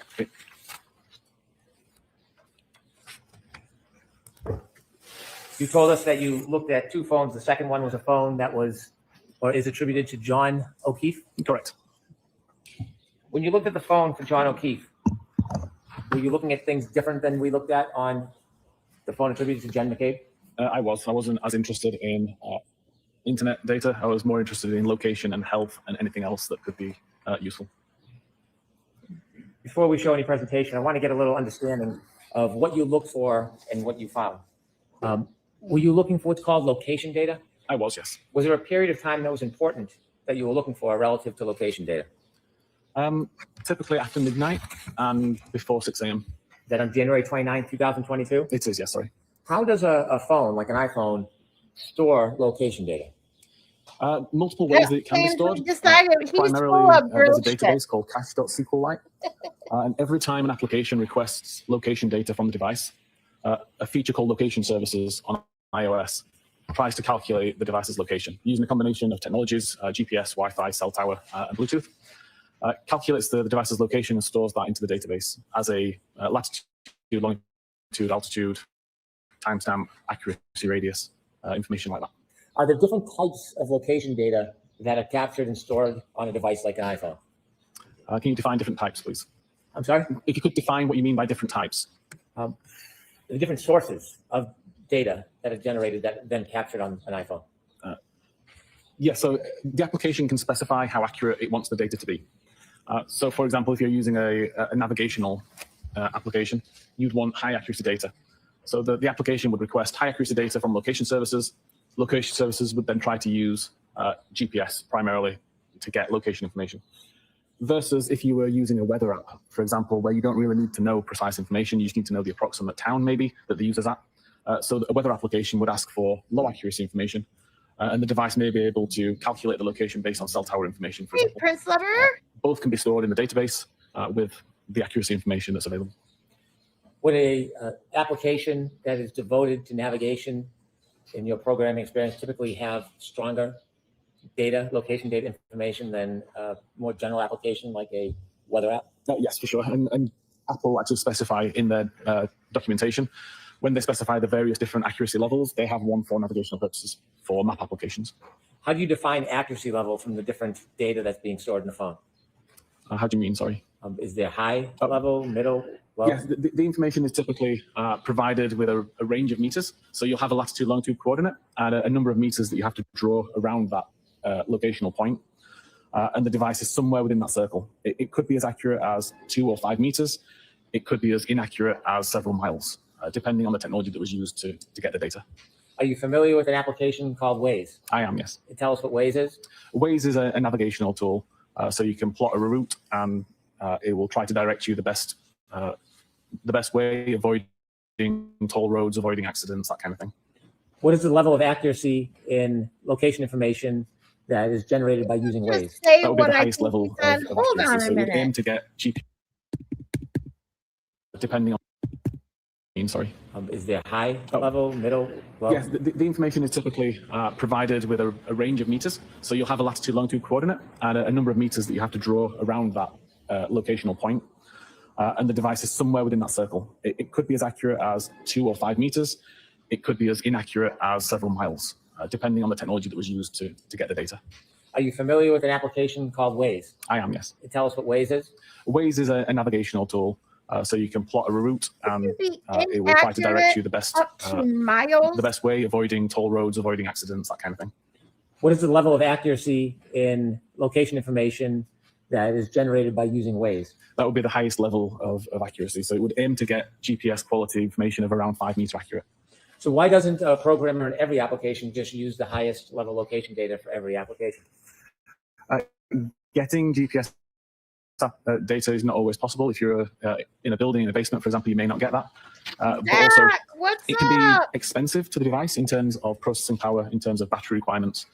So if it can find location information cheaper by using Wi-Fi networks, for example, then it would prefer to do that. So just a lot less resource intensive than using GPS all the time. In order to capture the highest level of location data, the most accurate in an application such as Waze, if somebody's using Waze and then turns it off, does it still continue to capture that highest level of accuracy? Typically not. It may do for a short time, as it's still kind of working through a backlog. But fundamentally, if there's no application open that's trying to use location services, then the location information that's being requested and recorded is far more sporadic. It's typically background applications that may be requiring location data. When you analyzed John O'Keefe's phone, in addition to the location data, did you also look into data known as health care data? Yes. And could you tell the jury how that works? Yeah, so pretty much all iPhones for the last years or so have Apple Health James included. has to sound back. It monitors activity on the device, such as steps taken using various sensors inside the device. Sending good vibes to your looking for computer motion, which appears to be internet. So it'll stop walking. giving you troubles. It monitors altitude, so it knows whether you've gone up a flight of stairs, for example. It uses that information in concert with the steps taken, so it knows the difference between going in an elevator versus walking a flight of stairs. And all that kind of information is available to you as a user to essentially see how far you walked each day and to monitor your own health. When you look at healthcare data, you said it interprets it in different terms. One you used was steps. If I have an iPhone Better grab a and tissue. I'm walking and it registers steps, can it tell what direction I went in? No, it's purely just looking for motion of the gyroscopes, which appears to match the pattern that it expects of somebody who's walking. It doesn't know whether you're in a straight line, walking in zigzag circles, just number of steps. What if I had my iPhone and I was moving the iPhone, but my feet weren't moving? Would it register? It could register some, but typically it's relatively good at picking the difference between actually walking or throwing the phone around or shaking it. The healthcare data, does it store with date and time? So there's two locations that health data is stored. Primarily a database called healthdb_secure, and that aggregates the information into periods of time. So you may have a 10-minute period where it says 100 steps were taken. It could be that the 100 steps were taken in the first 2 minutes, and then virtually nothing was done for 8 minutes there. But there's another database called Cache Encrypted C, which is more granular. It's where the information is written originally prior to it being aggregated and moved into the bigger More health database. granular? You also mentioned that the healthcare data has a term known as steps. Yeah. If the movement registers as steps, would that necessarily mean that a person was walking up or down steps? Sorry, we're talking about steps taken or flights climbed. I'm sorry, flights climbed. A flight climbed, according to Apple, is essentially an incline of 3 meters over 16 steps taken. So it wouldn't really matter whether it was walking up a flight of stairs, walking up a steep inclined hill, on an escalator, something like that. If there is movement that appears to be walking and an incline of 3 meters, then that would be considered a flight climb event. Is there any other ways that the phone could register flights climbed, but the person's not actually walking up or down stairs? So I did test this a few months ago, driving in my vehicle. I was able to, if I just put a phone on my dock as I'm driving around, nothing was recorded. But I found that if I was actually holding the phone while driving at the same time, then the natural suspension of the vehicle plus the movement of my arm would be considered enough to be steps. And if that motion happened while I was driving up a hill, it would also result in a flight climb event. And the testing that I did consistently resulted in, I think it was 9. Except there was no fucking enormous hill.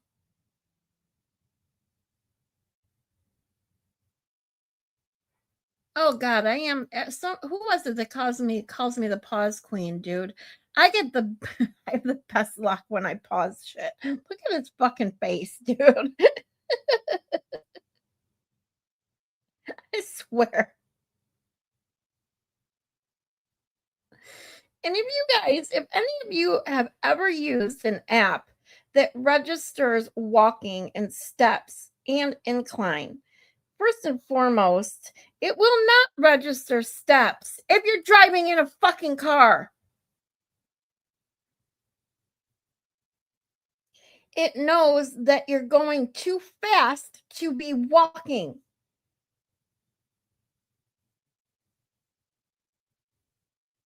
This is such absolute bullshit. It drives me mad.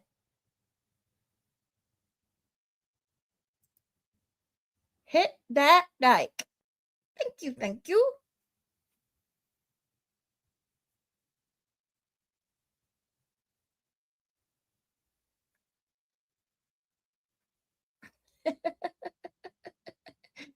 I mean, it might if you shake and bake.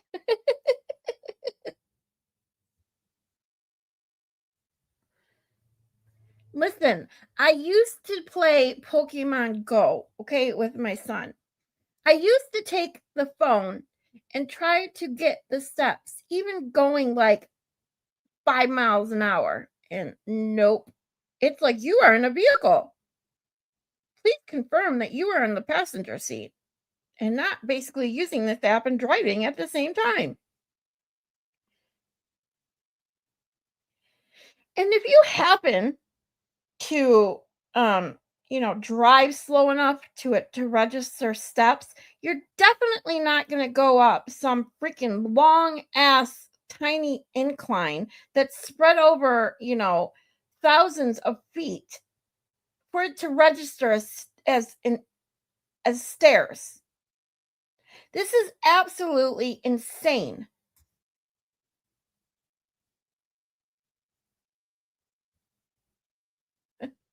You did too?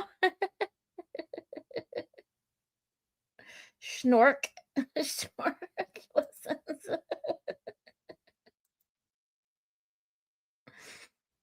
Schnork is a Mighty Mouse hunter.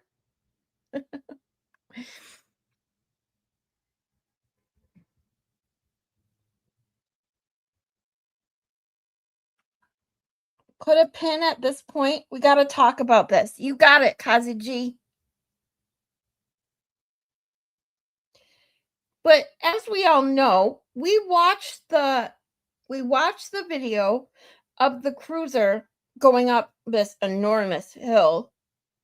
And then we also watched Turtle Boy go up this enormous hill where he warns that poor kid on a bike not to go too fast. And as we all know, I mean enormous hill as flat ass ground, okay? There is no fucking hill. There is no incline. There is nothing.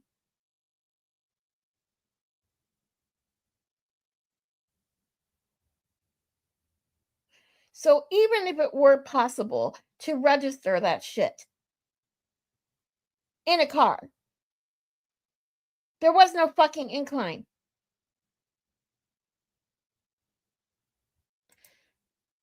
Exactly, Moni G. She says, and if one little part of his testimony is bunk, I tend to toss everything he says.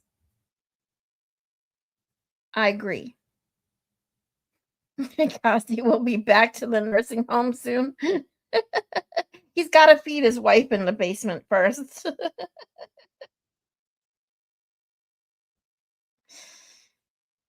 He is not credible. Nope. Katie D's back. Yes, you were here already for about 3 seconds. And Zach's about to call you Chubbs, I bet.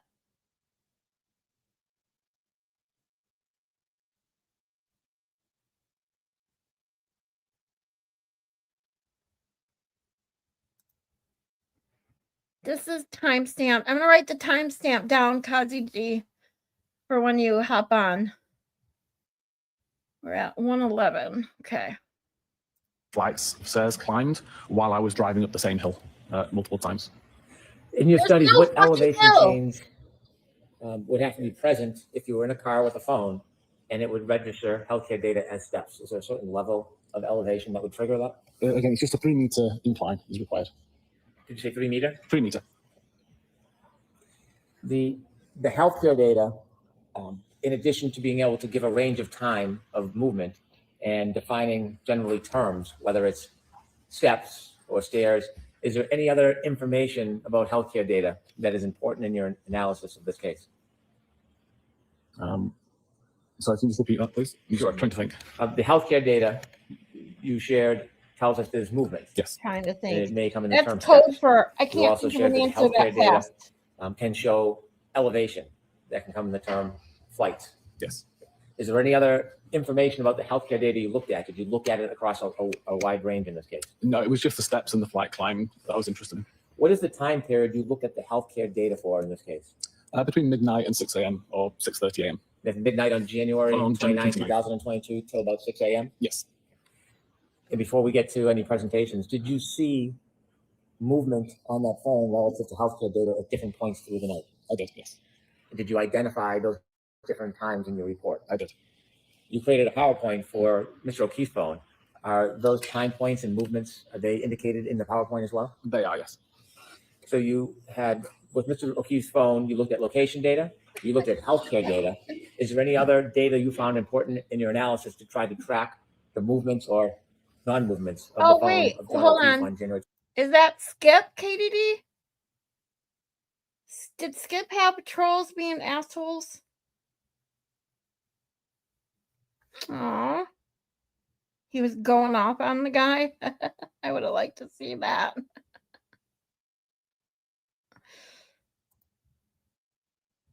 Only G's putting songs in my head.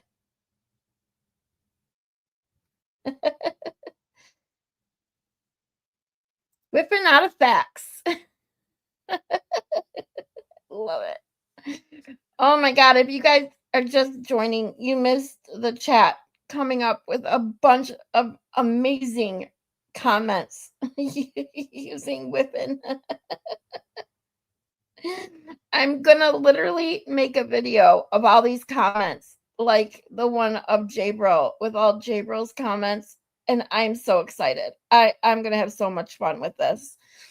It was too good. He did. Oh, that sucks. I hate stupid trolls, especially when they're mean to nice people. God almighty. What are they trolling Skip about? Jeez, oh Pete's.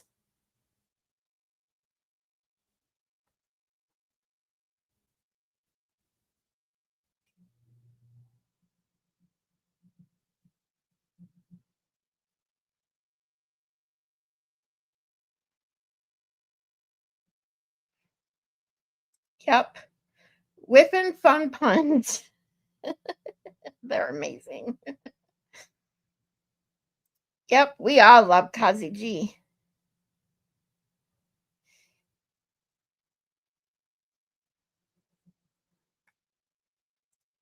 '29, 2022. Yes, I've also looked at battery temperature information and at a feature called Doppler, which is monitoring for Face ID. Tell us a little bit about the battery temperature. Is it the battery temperature of the phone or part of the phone? There's a battery temperature sensor built inside the phone within the battery, and it's essentially always checking for battery overheats or battery cool downs to the point where performance will be affected and the device needs to power off to save itself being damaged. So that temperature information isn't recording ambient temperature. It's not interested in the temperature in the room, for example. It's purely interested in the battery temperature. But it is affected by ambient temperature. And I, again, did lots of testing by putting the phone into controlled temperature environments, so inside a freezer for a set amount of time, to monitor how the battery temperature would decrease over time, given the environment it was in. Bringing it back into a warm environment and testing how long it takes to increase. Putting the device outside. I was in Calgary, where it's pretty cold in winter. So putting it outside, it was like 40 Fahrenheit, I think it calculates to. And the temperature of the environment had a big impact on the battery temperature that was recorded by the device. Were you able to track the changes in battery temperature for Mr. O'Keefe's cell phone over the course of the evening from after 12 on January 29, 2022 through after 7, 8 in the morning? Yes, there wasn't a massive number of records, but there were records that I've included in my report. In addition to those three areas, when a person uses an iPhone and presses the buttons, or they hold it and they try to open it by recognizing their face, what is that process called? The Face ID would be the process for the unlocking, and then the locking, pressing the button on the side would lock the device. When an iPhone is being used, does it act or operate differently when it's out in the open or if it's in your pocket or under something? Yes, so this is the Doppler function that I found within a feature called Unified Logs. Essentially, whenever the device receives a phone call or when you pick up the device, an iPhone X or above is trying to find a face to use to unlock the device. If the camera is blocked, a record is made to say that it's within a pocket state. So if my phone's in my pocket, when somebody calls me, it tries to look for a face, it immediately recognizes that the camera's blocked, and it records pocket state. As soon as I take the phone out of my pocket or unblock the camera, it records a pocket state cleared event. So we know when the camera was covered up versus when it was uncovered, if at the time it was receiving a phone call or was being picked up. Does an iPhone always record whether or not the camera was blocked or hidden or covered at the time a call comes in? No. For example, if the device is already unlocked, then it won't make a recording to say that it was within a pocket state or a pocket state cleared. And if the device isn't blocked at all, so if I have the device on a desk in front of me, for example, and a call comes in, there'll be no record that says that it's in a pocket state or a pocket state cleared. It will only record a pocket state event if the camera's blocked, and it will only record a pocket state cleared event if the camera was blocked and now isn't. So if I have my iPhone and I put it inside my jacket in the darkness and I get 30 calls, would all of those calls result in a reading of pocket state? They'd all result in multiple readings of pocket state. The pocket state check is conducted more than once a second. I can't remember the exact number, but it's very frequent. Oh my God. And an average. I totally forgot. I keep forgetting, TBJ. We're going to play it right now. Hold on. I gotta figure out how to send it to myself, because even when I shared it on Discord, it you have to open another program to listen to it. So as we continue to listen to this bullshit, I'm gonna email it to myself, because everybody that knows my story, and here's my daily fuck you, Boost Mobile. Yes, email it to me, TBJ. Thank you. I always have to get my daily fuck you, Boost Mobile in. She made me a song, and it's really good. So we got to play it. So while she emails me that, let's listen to a little more of this real shit. From the start of the ring to when the device essentially hangs up, somewhere in the region of 500 checks. So if you had 10 phone calls, then you'll have 5,000 checks made that would all report pocket state. Did you analyze John O'Keefe's phone on the evening, early morning hours through the next morning on January 29, 2022, in an attempt to identify where he was, what he was doing, and whether his phone was inside or outside? That was my goal, yes. And did you engage in that analysis, sir? I did. And in your efforts, did you write a report? I did. Did you write multiple reports on these separate issues? I did. And those reports are provided to everybody? Yes. In addition to the reports that you generated from your study, did you present or did you prepare a PowerPoint? I did. Does the PowerPoint outline some of those points? It does. At the end of the PowerPoint, do you go through a timeline accumulating many of these pieces of evidence together to show them in a chronological sequence? I did. Does that help capture the movement and non-movement of John O'Keefe's phone through that night? I believe it does. Sir, may I approach? Yes.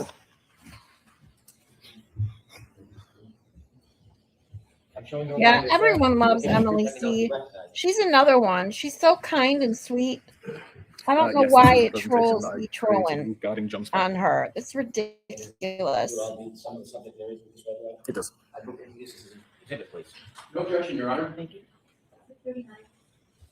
With the court's permission, Mr. Whiffin, referring to Exhibit 39, I'd like you to walk us through John O'Keefe's phone on the evening of January 29th, Okay. 2022. Yes. So I start the presentation with location data. As I mentioned earlier, this comes from the cache.sqlite database, which is considered the most reliable location or the most reliable file for location data on an iOS device. Stores information whenever location information is requested. That could be through user interaction with the device using something like Waze. It could be background activity, just depending on what applications the user has open, what settings the user has chosen. It's constantly trying to find its location and recording it in this database, partly for the purposes of identifying frequent locations. At 12 minutes and 5 seconds after midnight, the device shows multiple location points at Washington Street around Forge Pond. What I tried to show here, there's a kind of a gold dot in the middle, which would show the actual latitude, longitude information. And then the circle around it is what's considered the accuracy radius. The smaller the accuracy radius, obviously the more accurate the information is believed to be according to the device. But ultimately, if the device is anywhere within that circle, then iOS would consider it correct. It considers it an accurate record. Mr. Whiffin, why are there multiple circles Thanks, of location TBJ. data for one point where Email Mr. Matt. O'Keefe's cell phone was? So this wasn't a single point in time. This was multiple records at around 12 minutes and 5 seconds.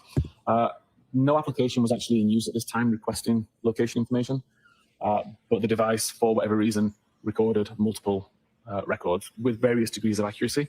Typically, you would see accuracy start quite low and get better over time, which you may have seen on your own device when you open up the map application, and it may show your device close to where you are, but not perfectly where you are, and then wait a few seconds, and that information gets refined. Essentially, this is the same thing. So low accuracy would be a wider circle, and higher accuracy would be a smaller circle? Correct. At this point, Mr. O'Keefe is not utilizing Waze on his phone? Correct. But location data is still being stored randomly on the phone from multiple different sources? It is, yeah. Depends on the device itself. In the top left-hand corner, it says 12:05. That's the time that this snapshot? Yes. And In then this below, case, approximate. and below it's obviously the date? Yes. Okay, could you take us ahead, please? Okay. There were multiple records between that last time and what's shown on screen now at 19 minutes and 33 seconds. All of the records were sporadic and low accuracy with values of 1,000 meters or more. But around this time, around 19 minutes and 33 seconds after midnight, is when Waze was actually brought on screen. Waze starts to ask for high accuracy data, so we see the accuracy immediately start to improve. So again, we see relatively low accuracy data to begin, and then over the next few seconds, it begins to refine itself until it gets down to a 5-meter accuracy records as the device continues up here. We'll highlight that there's a cluster of records here as the device came to either a slow or a stop. Momentarily, multiple records were created, and then the device continued driving up Denham Street. Mr. Whiffin, below the time, 12/19/33, in the date, talks about the average accuracy. Yes. And that's in meters? That's in meters. So again, the records that are shown at the bottom here are around 55 meters. The records shown at the top are around 5 meters. Hold on, guys. Here we go.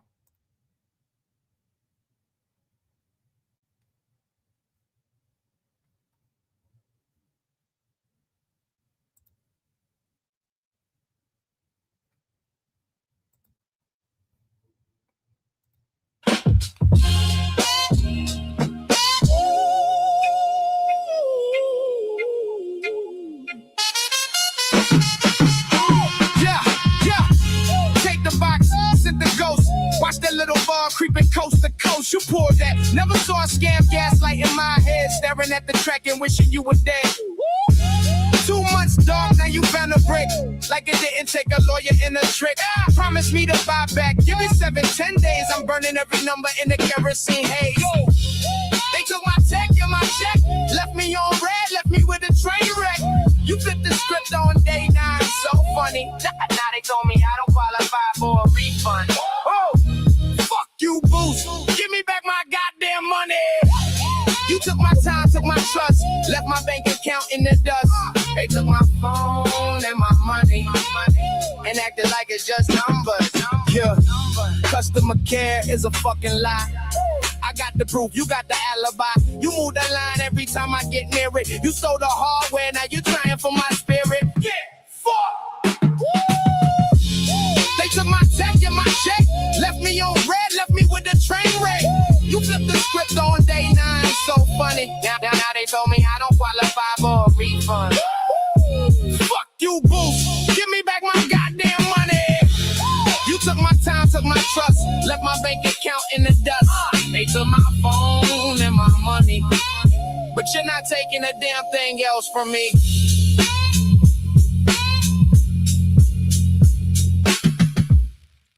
So good. So fuck you, Boost Mobile. Okay? As I give you 2 middle fingers. Thank you, TBJ. Gotta make some light of this awful situation fucking Boost Mobile put me in, I swear.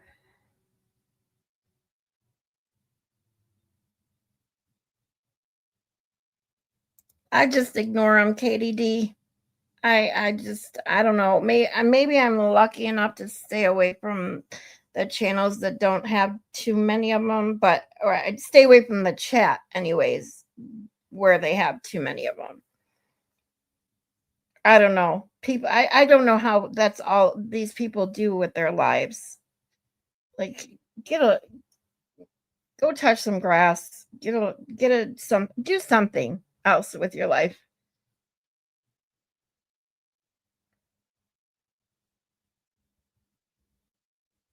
Yep. See, TBJ says what I say. Ignore them. Just ignore them because they thrive on the attention.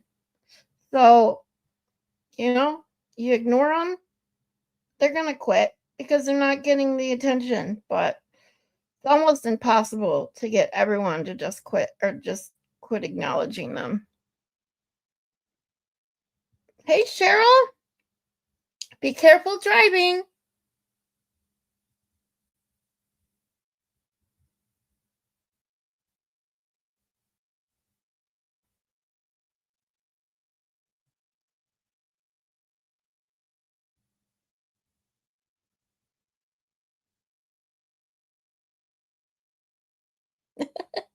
Hey, I played that on one of my very first streams because there was a lot of people who had no idea what I was talking about. If you don't know Abbott and Costello, seriously, oh my God. My mom and I used to watch them. The Who's on First is an absolute epic. Like, it's so good. Yep, we got twerking music in here today.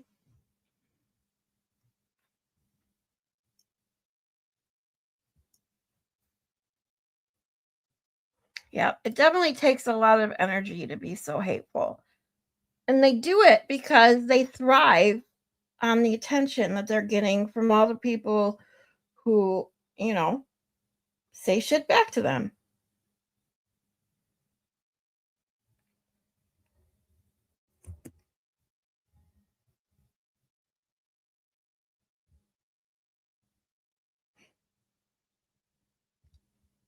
Wait, what? Idaho Supreme Court is giving Lori Daybell oral argument on her appeal. What? What is she arguing?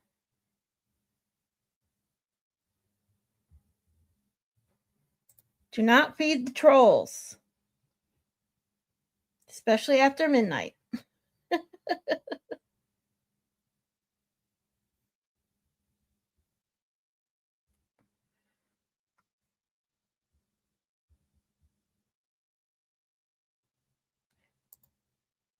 Yeah, but what is she arguing for her appeal? Like ineffective assistance of counsel, or I mean, what?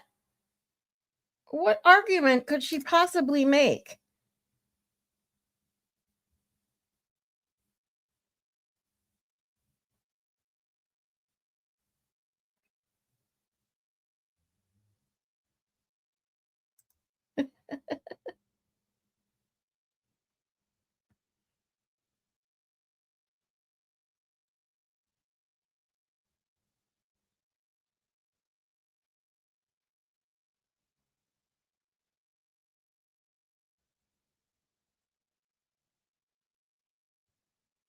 Hold on, I'm trying to look it up.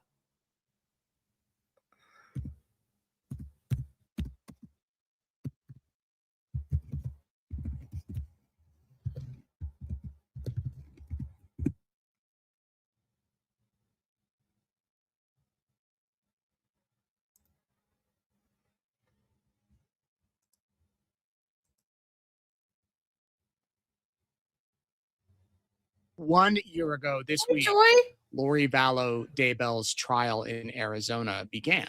The first trial regarding her involvement in the death of Charles Vallow, which she was ultimately found guilty of. So her involvement in the murder of Charles Vallow.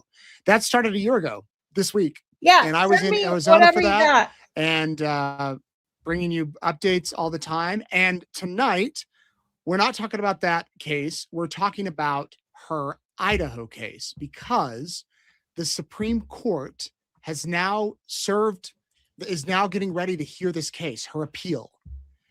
So that's what we're talking about tonight. It was actually the timing on all of these cases has been so interesting. A year ago this week, Lori's Arizona trial, her second trial. The first one was in Idaho. No, The second Matt. one was Charles Vallow. Then she had one about Brandon Boudreaux. So her second trial started a year ago this week.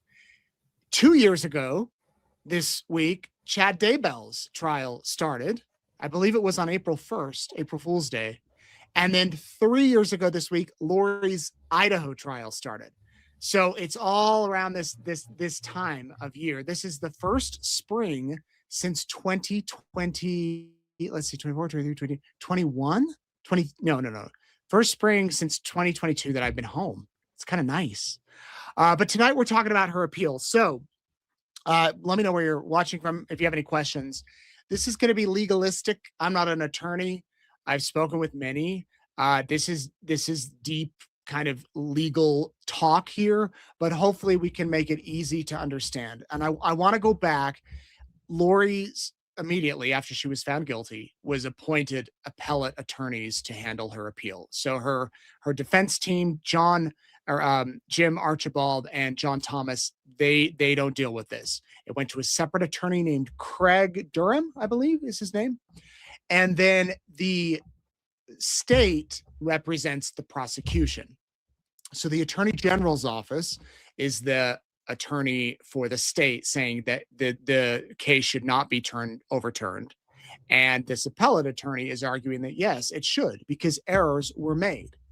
And we talked about this. The first time we talked about this was back in 2025. So a year ago on May 30th, her attorney filed a brief on the appeal. We went through this last summer. I remember in Boise or in Phoenix, it was a rainy day. And basically her attorneys are arguing that these are the reasons why she TBJ, I'm not trying to pull it up why now. she should be given another trial. Let me scroll down here quicker if I can. Why? Okay, here you go. See, argument. There's like 5 major points. One, right here. Lori Daybell was deprived of her Sixth Amendment right to counsel of her choice when the district court disqualified her retained attorney. Her attorney argued that because Judge Boyce kicked off Mark Means off the case, that Lori was not allowed to choose her attorney. And so because of that, the case should be thrown out. Second argument, Daybell was deprived of her Sixth Amendment right to assistance of counsel during pretrial hearings to disqualify her counsel after the district court denied her attorney's request to participate in those hearings.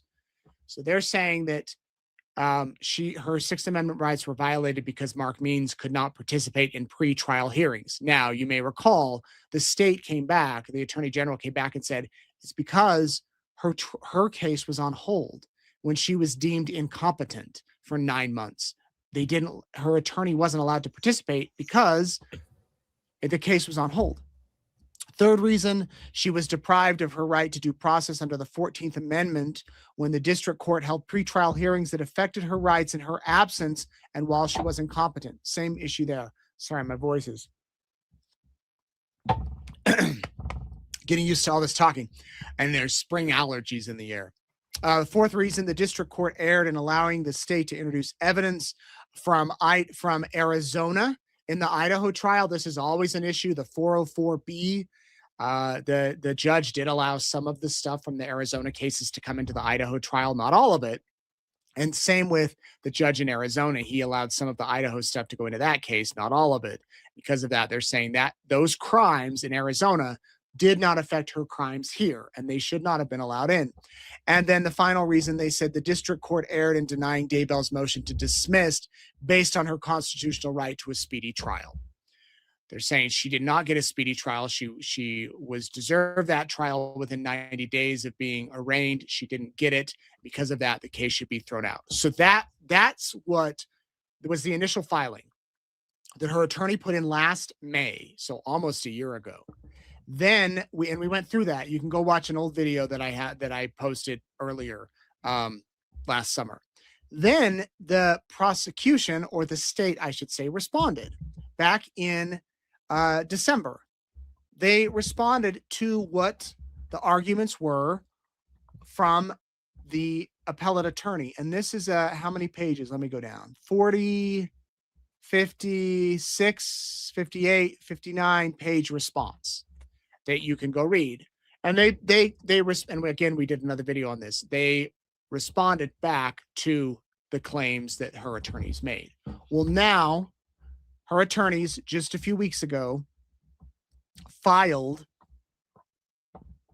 on March 11th. And I would have done this earlier if you're like, why did you wait to get to this? We were in the middle of the Corey Richens trial, so I didn't have time to review it. This is what we're going to talk about tonight. The response from her attorneys. And I'll also tell you here that there's a notice of. So I just want to go over this real quick because I do have, thanks to TBJ, I have the entire document. But simply put, it's TBJ writes, she's arguing deprivation of counsel of choice, a lack of legal assistance during disqualification hearings, due process violation regarding presence and competency, erroneous admission of bad facts, and then violation of right to speedy trial. I did not watch, I'm going to be totally honest, I did not watch a lot. I barely watch any, to be totally honest, of her trials. I try to avoid ones with kids. They affect me greatly. And even Kelsey's, as much as I did follow, I couldn't even follow Kelsey's entire, because I just needed to take a break here and there because it was too much for me mentally. So, but I did read a lot about it. What are your guys' opinions on this that did watch the trial? Like, I don't, yeah, YouTube can be asshole. Asshole. That's all I remember. Whenever I say it, for some reason. If you guys have ever seen Meet the Parents, the little baby toddler kid, whatever, he's like, asshole. Sorry, it's just random shit that goes through my head. Oh, Zach, your legs are sore from jumping in all of our shorts.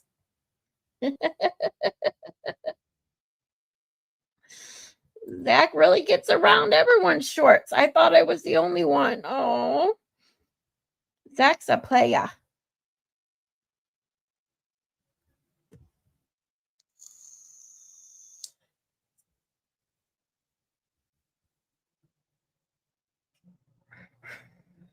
I like how we are talking about the video as if Zach isn't here. That's why she represented herself down in Arizona. Yeah, I did know she did do pro se on at least one of her cases. I didn't know how many though.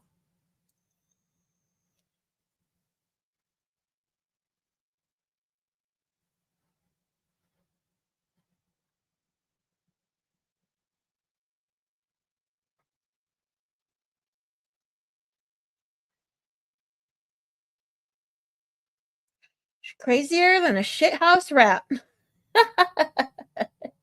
Melmac didn't watch the Bella trials either.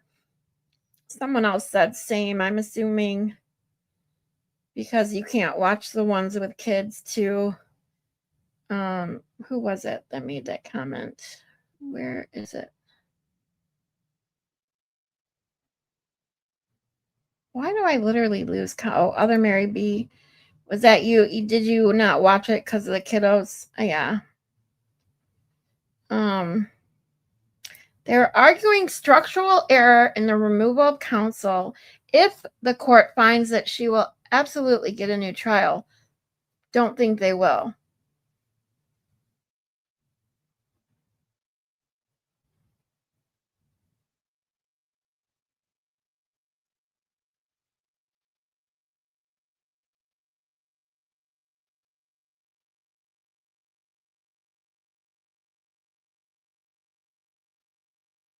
Every time I see your name, Chrissy Bacon, I want to be LT.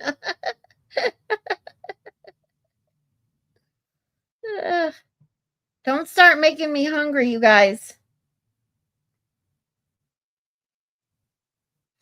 I'll do my best. Mother Mary B says, I'm driving, but I'll do my best to break the law so I can chat. You better be careful. Those of you who are driving, please be careful.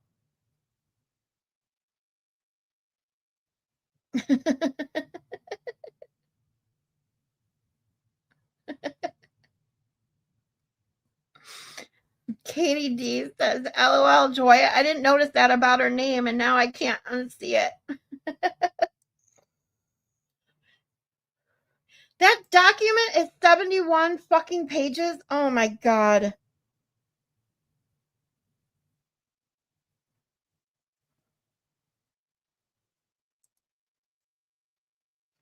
I'm not going through 71 fucking pages. Hell no. 87% steer.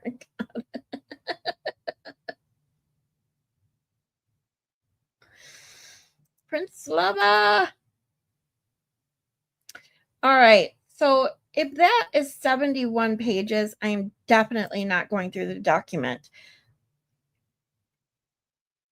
Maybe I will go over some Lori Daybell stuff if you guys are interested.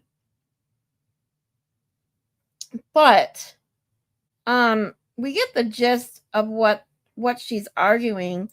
I don't think, because I do remember specifically, because wasn't the trial in Arizona on the adult, what is it, her ex-husband? Because that's the one she did pro se, right? And that's the one she waived her right to a speedy trial, or what? Now I'm trying to remember. I remember watching a lot of that one. The one that was against, isn't it her ex-husband?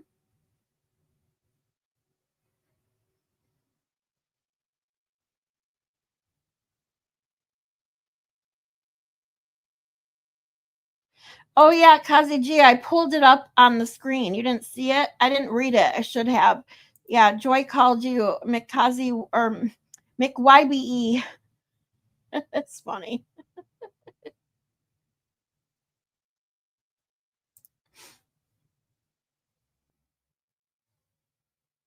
Yeah, ex-husband. Okay, so that was the see, I did watch that one then. Oh shoot, hold on. I always forget to plug in my laptop before I start streaming. Give me a second. Battery's going down.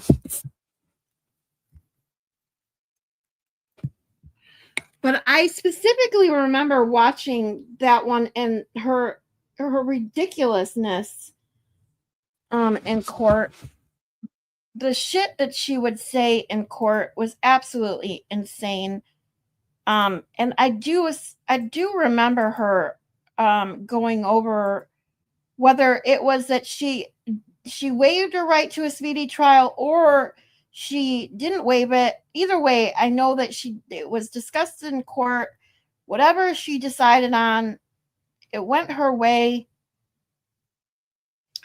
Her ex-husband and his ex-wife. Gotcha. Thank you, guys. Yeah, kind of like Will being J Will. Yep.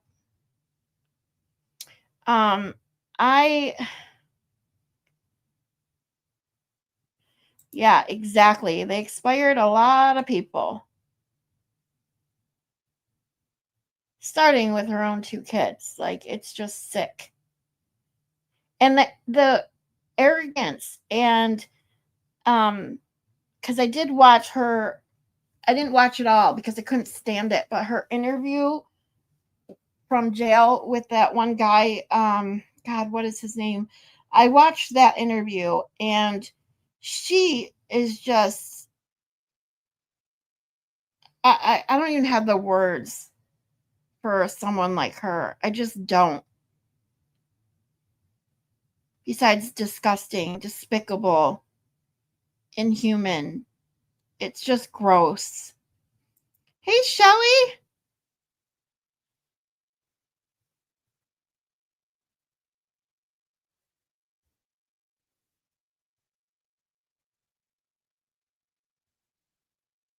She's been convicted in 3 separate trials that carry life sentences. She's cooked either way. Yeah, exactly.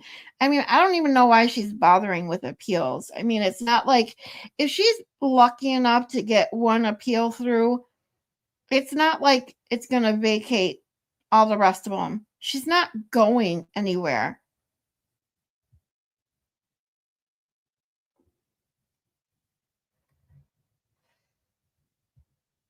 Keith Morrison, thank you. Yes. I love Keith Morrison. He's so cool. I used to watch the ID channel a lot.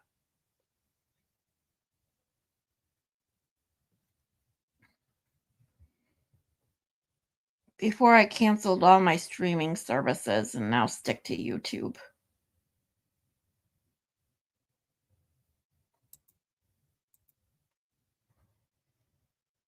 That's Biggie? Holy moly, look at those horns.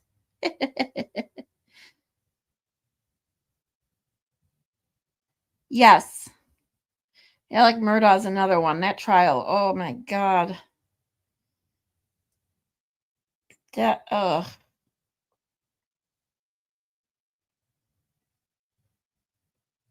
Again, I just don't have words for these people. I rarely get either tongue-tied or to a point where I don't even know what to say or I have nothing to say. Like, I don't even know how to put into words how disgusting these people are to me. Like, it's, ugh.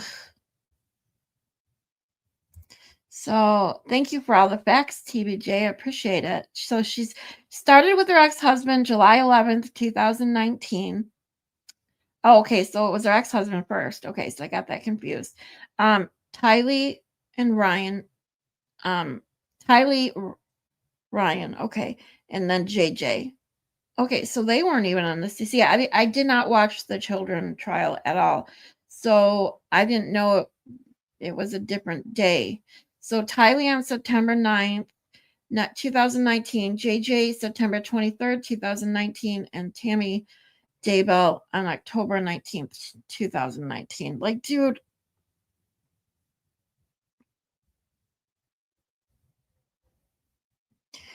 Did she seriously think she was going to get away with all this shit? Like, ugh. Joy says, the sickest part besides Lori was the way that crazy Lauren Matthias put her face in it. Like she was the mother of those poor Daybell children. And don't get me started on Lauren Matthias. Yesterday, I played when we were just having fun yesterday on Easter. I hope everybody had a wonderful Easter. I streamed yesterday for those that were sitting at home doing nothing like me yesterday. We just had some fun. Went over some funny shit. And one of the videos I played yesterday, several shorts I played of Turtle Boy when he went through the Lauren Matthias 9-hour bullshit she did. I have a stalker. Boo-hoo, I'm so scared. And all I could do is roll my eyes, but laughing at Turtle Boy's Sharpie eyebrows. It's just hysterical.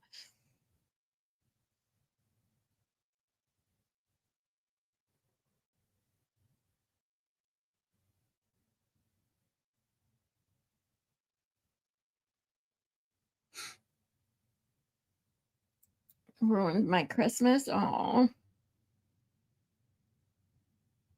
Yeah. Yes. She's a horrible, horrible, despicable person.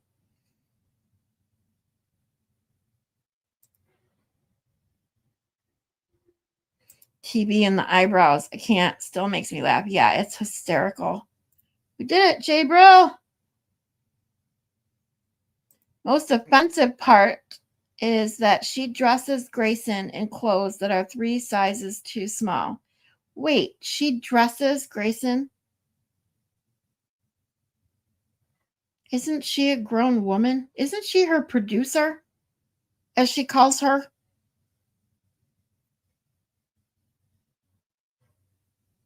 And she dresses her?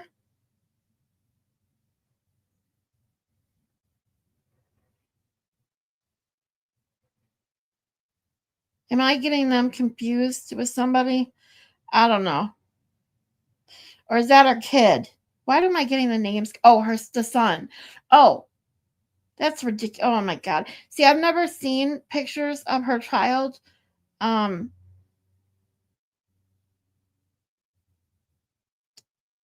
just know listening to that bullshit as Turtle Boy went over it. It was just insane.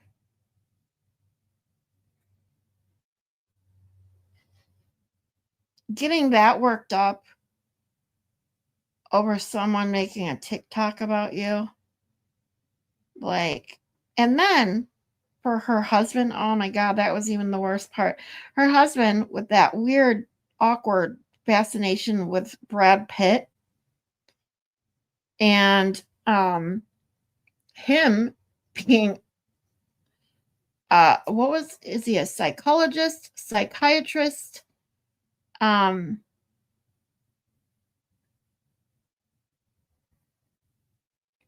can't remember. All I know is that he has his own problems.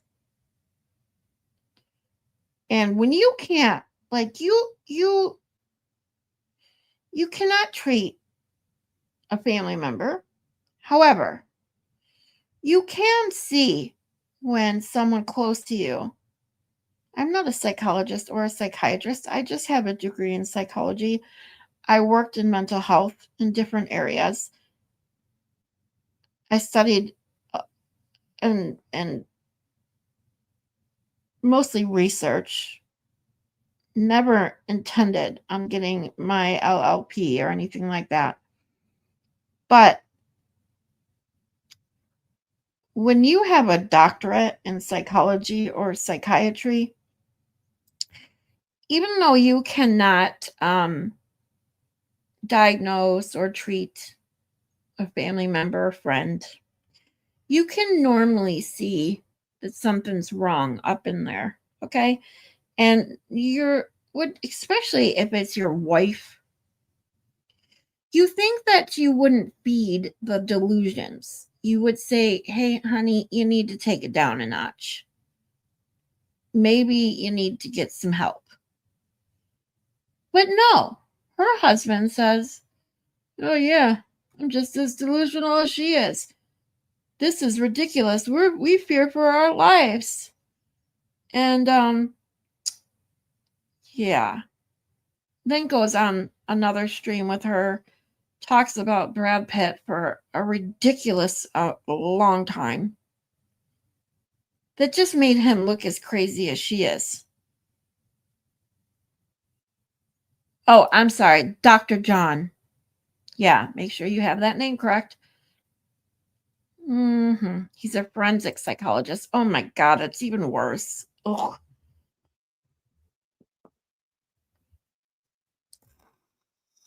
I wouldn't trust anything that man had to say. Grayson used to work for Annie Elise. Oh, that's right. I did hear that. I forgot.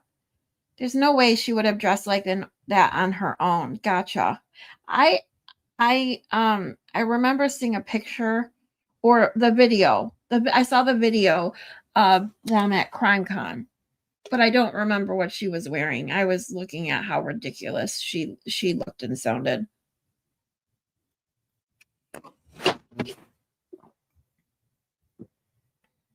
Yeah, Dr. John has major issues. Totally agree.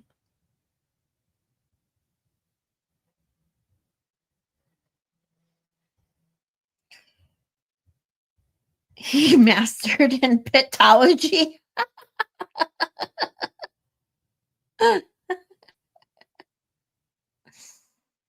maybe, you know, Brad Pitt has a case for making a 9-hour live about how scared he is of Dr. John. Okay.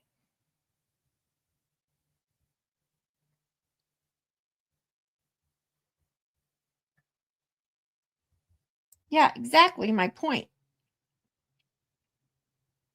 He's so obsessed with Brad Pitt that God forbid the next 9-hour live we're going to see is Brad Pitt saying, "Oh my God, I have a stalker." Of course, we're not going to see that because it's absolutely ridiculous. And somebody who does YouTube on true crime decides to go live for 9 fucking hours to whine about being called some names and shit. Dude, come back to reality. Right, Zach? Some people are educated beyond their intelligence. Yeah, somehow they make it through and get a degree. Everything that guy said is bullshit. Yeah, you guys missed the those that came in a little later today. Missed the Whiffin puns that we were making, and then the brill shit came from that. Oh, it was too funny. So smart, they're stupid. A forensic pitologist. Yes, I love it. Joy says, Zach, I used to work the Ithaca, New York market. We called it educated idiots. That is where Cornell University is. Smarter than a fox, dumber than a box of rocks. Zero common sense.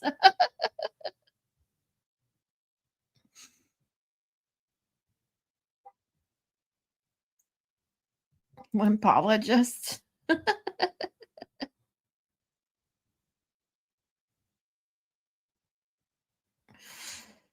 Zach says, I do contracting for our university, and some of the eggheads I have to deal with have 14 degrees and can't find their butt with both hands. So sad.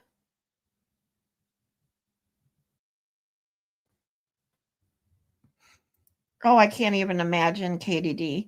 Try to do a real estate deal with an engineer or a surgeon. Oh, geez. They're know-it-alls, right?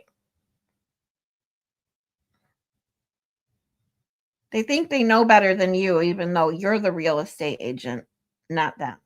But they think they know everything. Hi, Charlie, Rachel.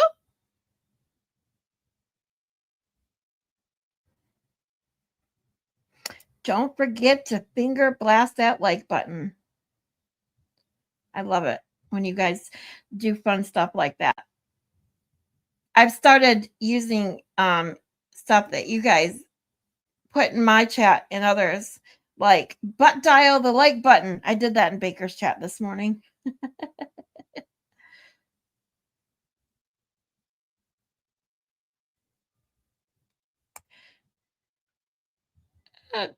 Thank goodness you're here. I said ruined my Christmas, and Scarlett felt bad for me. Oh,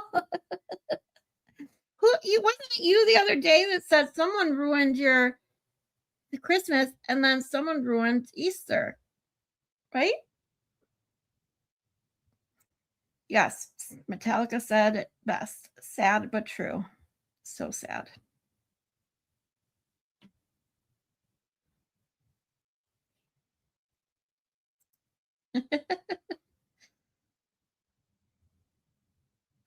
Dr. John wants to find Brad Pitt's butt with both hands. He sure does.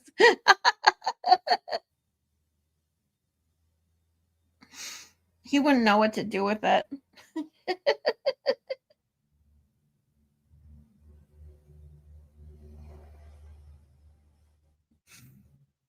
Oh, guess who's here? Cousin Jay, what's up? What's up? How are you doing? I'm all right. How are you guys doing? Good. How's your allergies today? Oh my God, they're just ridiculous, but better than yesterday at least. That's good. I wanted to play a couple things for you. Okay. Just real quick, I'm gonna give me a minute. Hi, Nicola. Ricola. Sorry, I have to say that every time she gets in the chat. That's what goes through my head. Like, I get serious. Like, I don't know why that happens, but when I read certain things, other things go through my brain. And every time I read her name, I hear that Ricola in my head. Like, it just happens. All right, ready? Yep, ready. All right, here's one. Did you learn that a consumer had called about a question relative to a report produced by the software? Yes, there was both the troopers who had requested information about this particular artifact and also a private forensics examiner, Richard Green. And when Richard Green reached out to your company, what specifically was the question or issue? He reached out to the tech support team, asking basically, there's a timestamp that doesn't make sense. I need to understand what this timestamp means. And can you share with us, what was the issue? What was the question that you were actually looking into? The question was related to a timestamp of 2:27:40 a.m. And an internet query that appeared to have occurred at that time. There was no other information on the device that suggested that that internet query had occurred at that time. So we wanted to know how relevant is that timestamp to when the query happened. All right, so you heard that. We heard that a little while ago, right? So yep. Now, this one. Into the tools for everyone else that needs Ian's brain to help us solve our digital forensic investigations. All right, Ian, you ready for some questions? I am. Go for it. And then we'll have some fun at the end too. All right, why were you brought into this case? Okay. So I initially got involved in this case after a true crime podcaster contacted Cellbrite asking for clarification because of some things that he'd seen in other people's blogs, some things that had been tweeted related to an artifact that Physical Analyzer had passed.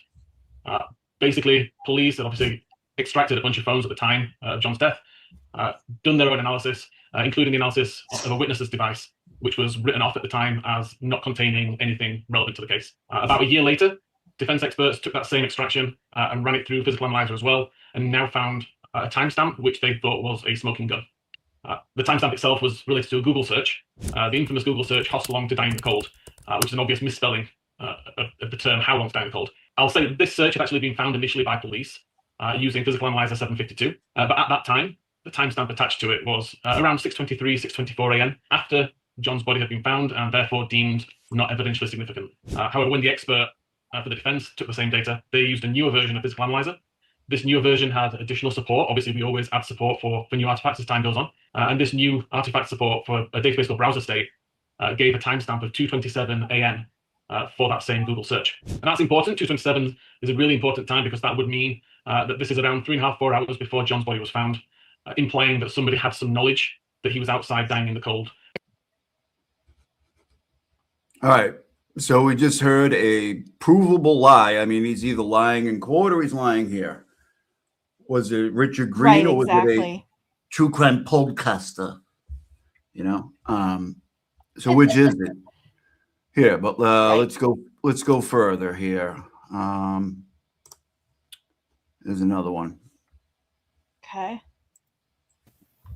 They pushed the flights of stairs and they were like, oh, look at his phone says that he was walking up the stairs. And, you know, people have this this belief that, you know, it's data, so it's 100% correct. And if it's interpreted incorrectly, it's not necessarily there's anything wrong with the data. It's that you have someone who took one part of the data, didn't do any verification, and then, you know, said it was fact. And they took that. I mean, you guys remember that? Like, people would be like, well, where were the stairs? How could he be walking up and down stairs? And like, I mean, that went on for like ever. And even though we knew when he arrived, and that it couldn't have happened. And then they would yell and yell, oh, I drove that and it's flat, it's completely flat. And none of that is true. It's just not true. Yep. Yeah. And then not to mention,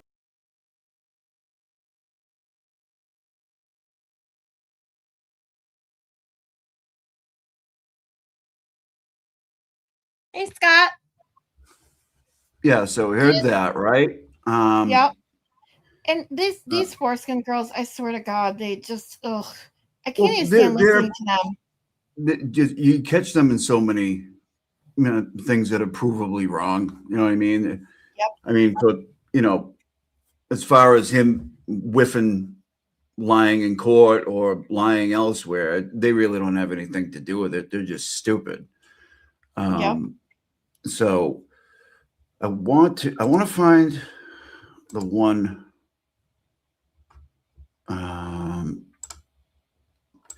So just a few minutes ago, when I told you to pin that, right?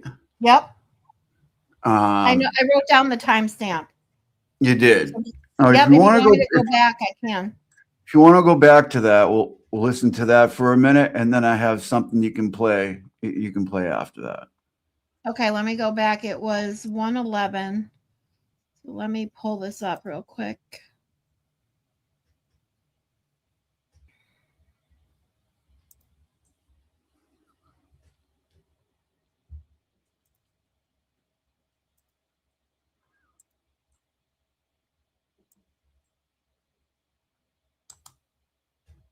So let me go back to like 1:06. That was about 5 minutes.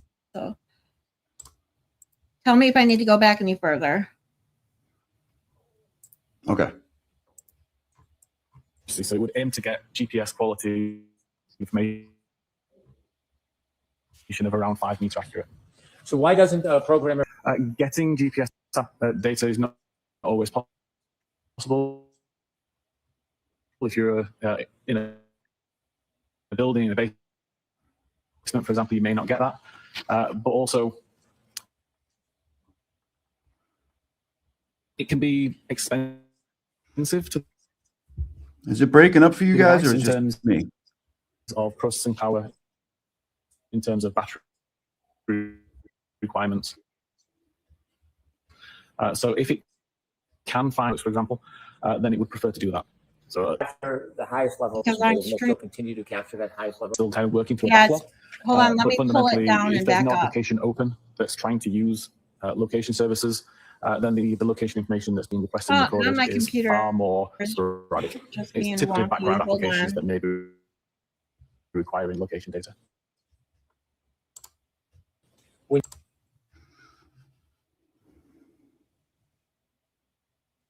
Ugh.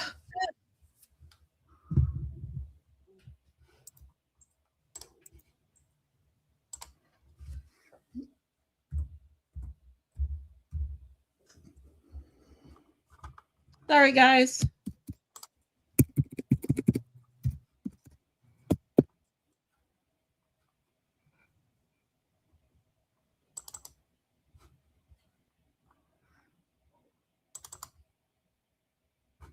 Why can't I link? I can't get my. I'm trying to link or pin that link to my chat that Scott put in, and every time I try to click it to link it, it goes to the link instead of pinning it. What the hell? Okay, hold on.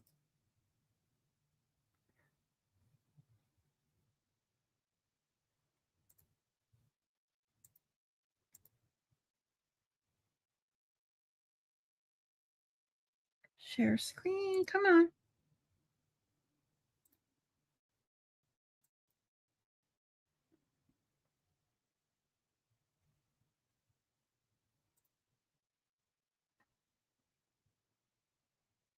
Let me know if this is still glitchy.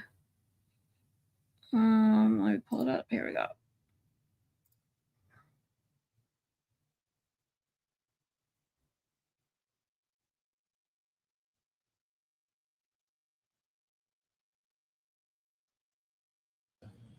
When you analyze John O'Keefe's phone, in addition to the location data, did you also look into data known as health care data? Yes. And could you tell the jury how that works? Yeah, so pretty much all iPhones for the last 10 years or so have Apple Health included.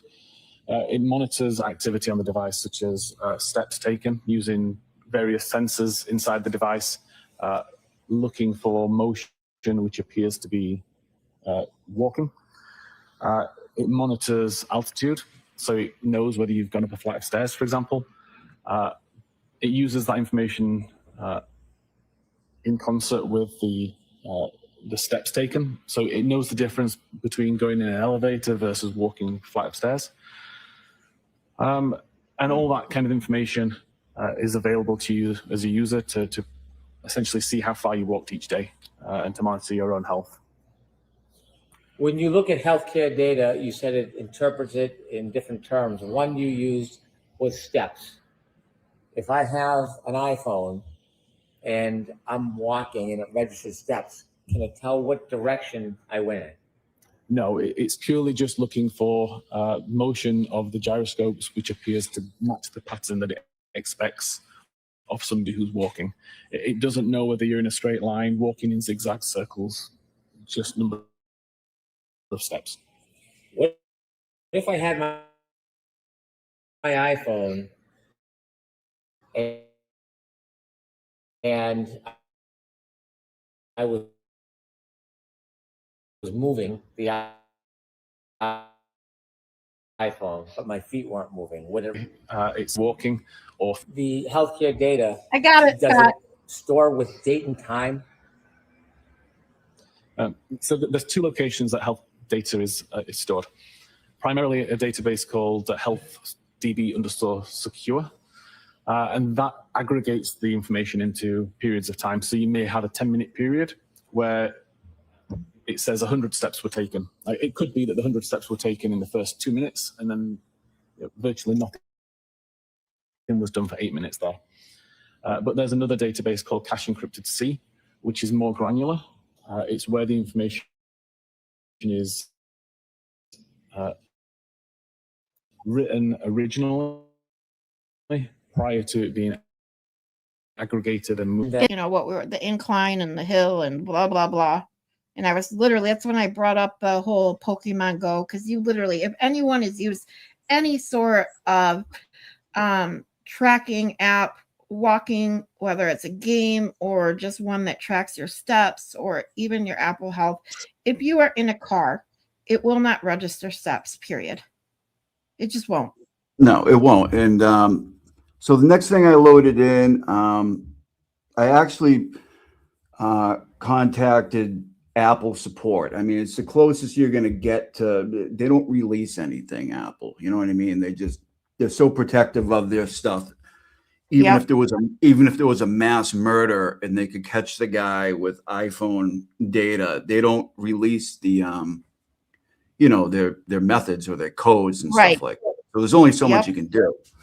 So the next thing I did was to ask them if this is accurate, and if you play it, you'll see it goes a little quick, but you can kind of you can make it go slower if you want. Yeah, I'll slow it down. Hold on. Let's see. Oh, I can't slow it down. You have to do it. Oh, okay. Okay.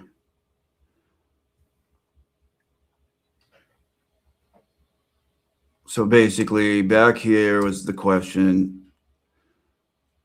Like to know how it's calculated within the phone, what kind of incline, what kind of movement records, flights of stairs. Your iPhone 14 Plus calculates flights of stairs using its built-in barometer to detect changes in elevation. And approximately 10 feet, 3 meters in elevation. This movement is typically detected when you are actively ascending, such as walking up a flight of stairs. I'm pretty sure it's going to say.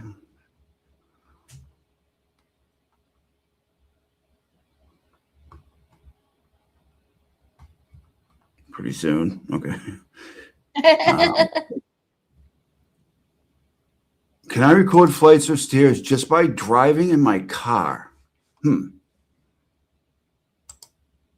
Driving in your car would not typically record flights of stairs on your iPhone. The feature is designed to detect active vertical movement like walking upstairs rather than passive elevation.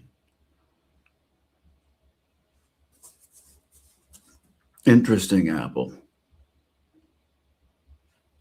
Experiencing vehicle. Or if I'm driving but holding the phone in my hand, would then record flights of stairs. Even if you're holding your phone while driving, it's unlikely to record flights of stairs. The iPhone sensors are designed to differentiate between active movement, like climbing stairs, and passive movement, which being in a car. The system looks for a combination of sustained vertical elevation, again, specific motion. So in addition to 10-foot elevation or more, you have to be walking to record flights of stairs, correct? That's right. For your iPhone to record flights of stairs, you need to be actively walking, climbing, in addition to gaining at least 10 feet or 3 meters in elevation. Thank you. You're welcome. Is there anything in it? Not right now. Yeah, thanks a lot. Thank you, Apple. Yeah, thanks a lot, Apple. So yeah, but then I'm kind of going to jump the gun a little bit. So we just heard Whiffin say in court, testify in court, that he was. Did he say yet that he was able to record? He said it, right? He was able to record flights of stairs while driving, right? Yep. Well, what happens now? I'm going to jump the gun because it's kind of a spoiler, but you guys already know what's going to happen. But I don't know if a lot of people remember this part. Or what happens when Alessi brings that up, right? Now, he can cross-examine anything based on the direct, right? Right, exactly. Otherwise, it might be beyond the scope or, not relevant at the time. You're going to have to lay a foundation, whatever. You know what I mean? But he's just crossing based on what he said, right? So let's see what happens. If I can find it. I got so much shit in here. Okay, hold on. I know I'm still working on trying to the stuff that I have saved, trying to get it all in one spot. I'm going through and renaming it, and there's duplicates, and there's 3 of 1,000. I'm going through it all, but here you go.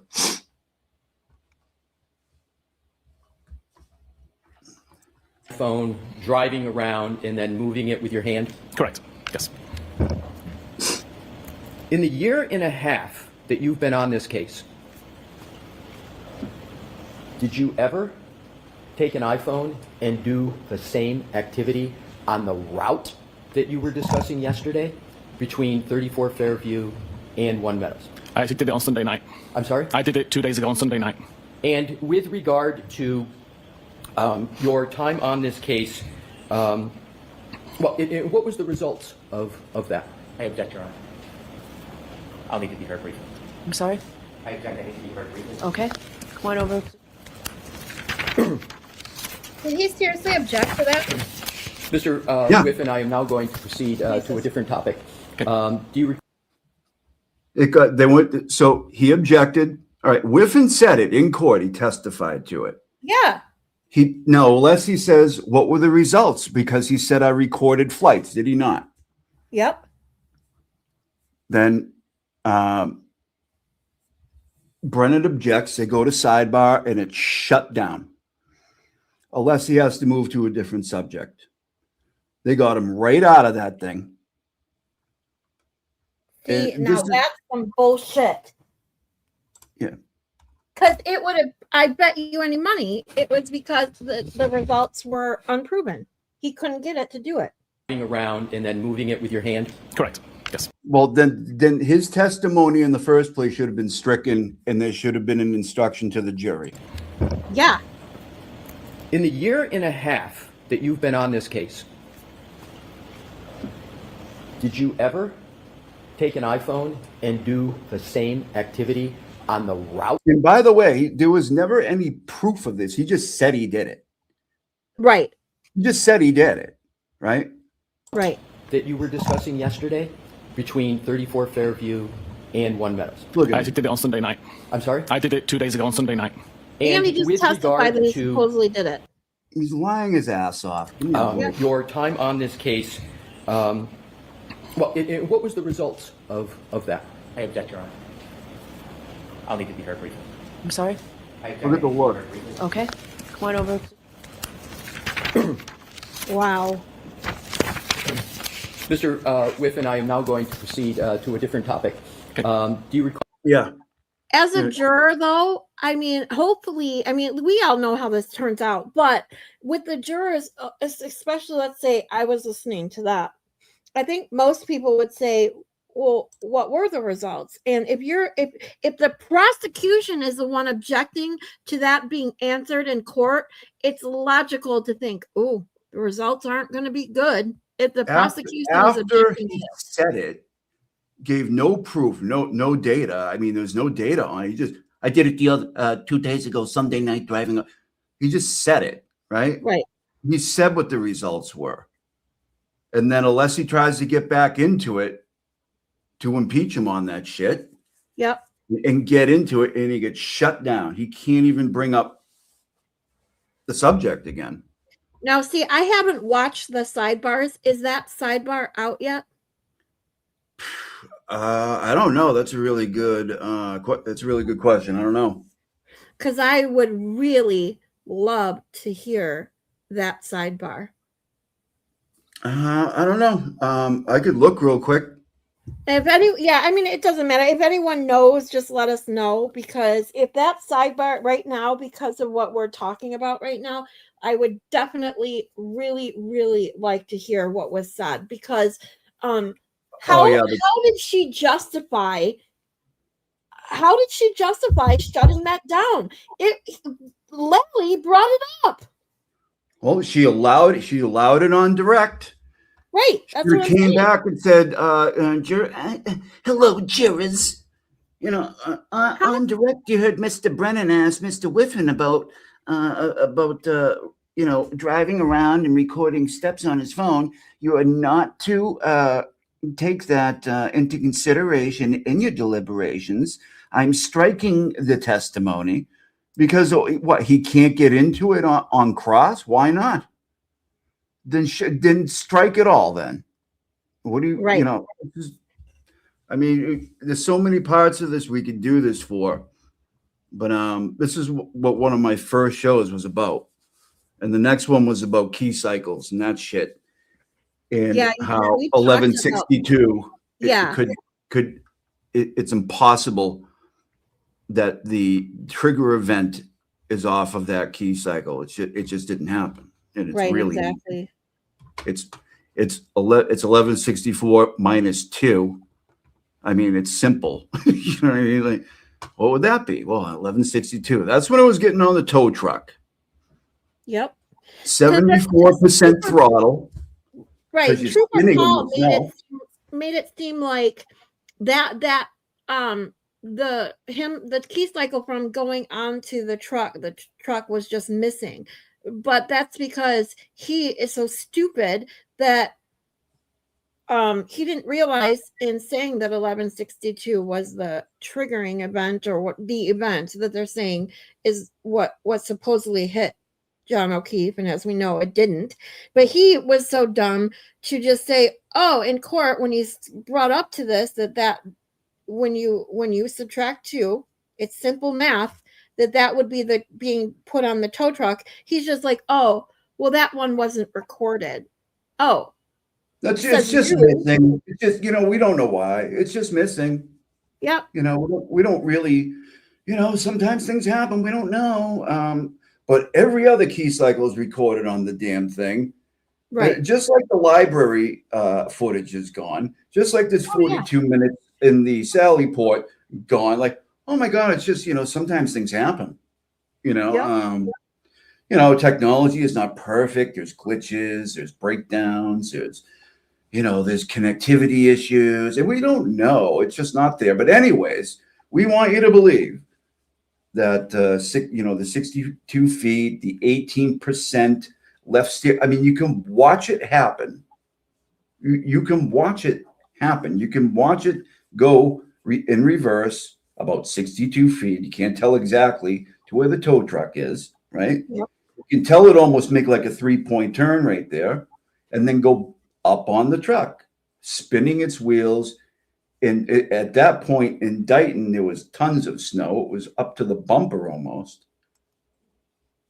You can see it happen. And you can see the tire. We talked about this too. When they talk about the speed or whatever, when you see the tires, like I was saying when we went over this last week, is that it's not the right thing to do, but what do most of us do when our tires get stuck in the snow? We press the gas pedal harder.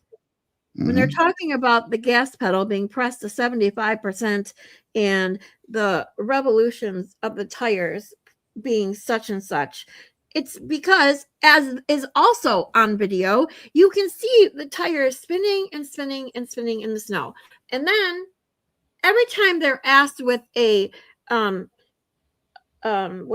impeaching question that would allow an answer that totally disproves their bullshit on direct, their answer is, it just did, or it just does. That's their comment. It just is what it is. And it's that way because I say it's that way. Right.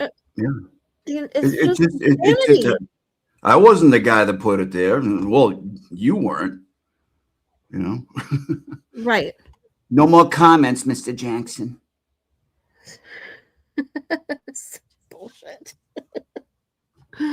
Oh my God, it's maddening. I'm telling you, it's just yeah, it is. But I just want to say hi to Mary important. B and Birdman joined the chat. So hi guys. Anyway, sorry, go ahead. No, it's important because everything in the civil case is based on that same supposed trigger event from 1162. It'd be like, well, why are you going to relitigate a case that's already been found not guilty? Because this is still what they're claiming is that trigger event. And it's right. It's important to show why it's not possible. That's why, Exactly. Yeah, it obviously has no bearing on the criminal side of things, but that's what they're claiming. It's 1162 key cycle, 62 feet, 74%, 18%, left turn, all this junk. And it's provable why it's not possible. Very provable. Yep. People like to skip over the key cycle shit because their eyes glaze over, and I get it. Yeah. But it's really kind of a simple thing to explain. And I did that in my second or third live. Yeah, you said you might be going over it again. I think you should. I am. Especially those of us that have watched this, the first trial now and are watching it with me on trial 2. It's definitely worth going over because when I sat and truly listened to it, I'm going to be honest, in trial 2, when they started talking this shit, I just, like you said, I just glazed over because I didn't understand a fucking word of it. And when I watched trial 1, I was truly, as much as I knew what a moron Trooper Paul was, I was really trying to understand what he was trying to say. And then at least I had you in you were like, yeah, you're getting it. Because I asked you, am I getting this right? And I was trying to understand. And then once you truly understand the simplicity of the math of it, you can truly grasp what they were trying to do, especially when you just put it simply, key cycles are numbered. And when you start with the very last one that's registered at 1164, you count how many times a key cycle, which is turning the ignition on or turning the battery on, and understanding the difference between a key cycle and ignition cycle. Those are the 3 things you have to understand. The basic math, what a key cycle and ignition cycle is. Once you understand those 3 things, and you put it in context, it's actually very easy to understand where the key cycles were and then counting backwards by 1 each time. Yeah. Starting with this is the little video. This is the little video I did for the key cycle to show people okay, here we go. What a key cycle is. Okay, great. All right. This is my my little scooter I run around the Cape with in the summertime. This is a key cycle, okay? It's off. It's off right now, okay? You can apply this to the Lexus. I mean, you click once. Yeah. It's to any car. Yeah. That puts the power on to like the horn. Sorry if that was loud. Just trying to show you. Puts the power on. The engine is not ignited. That's a key hence cycle. the word It's ignition. not an ignition Okay. cycle. But that is a key cycle. Well, it's not a key cycle until I actually turn it off. Okay, so right there, that's a key cycle. Okay. Now let's turn it off. Let's turn it on.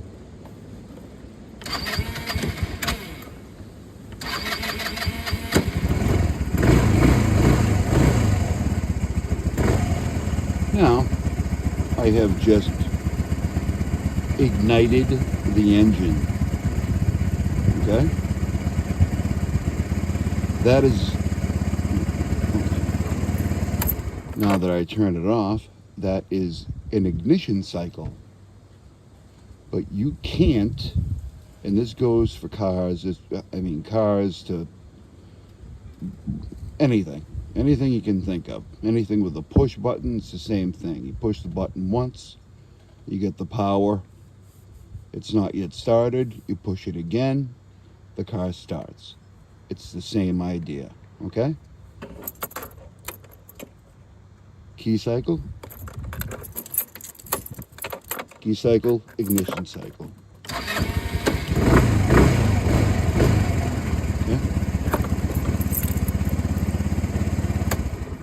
Okay, so by definition, you can't get an ignition cycle without going past a key cycle. It's impossible. You can't do it. There it is. That's the lesson for the day. That's all that means. And when Jackson asked him about that, he was like hypothetically or something like that. He's like, okay. He's like, what do you mean? Okay. He's like, I guess if that's how you're putting it, no, there's no, just like a little while ago, there's no inference to be made. It's fucking, there's no way around it.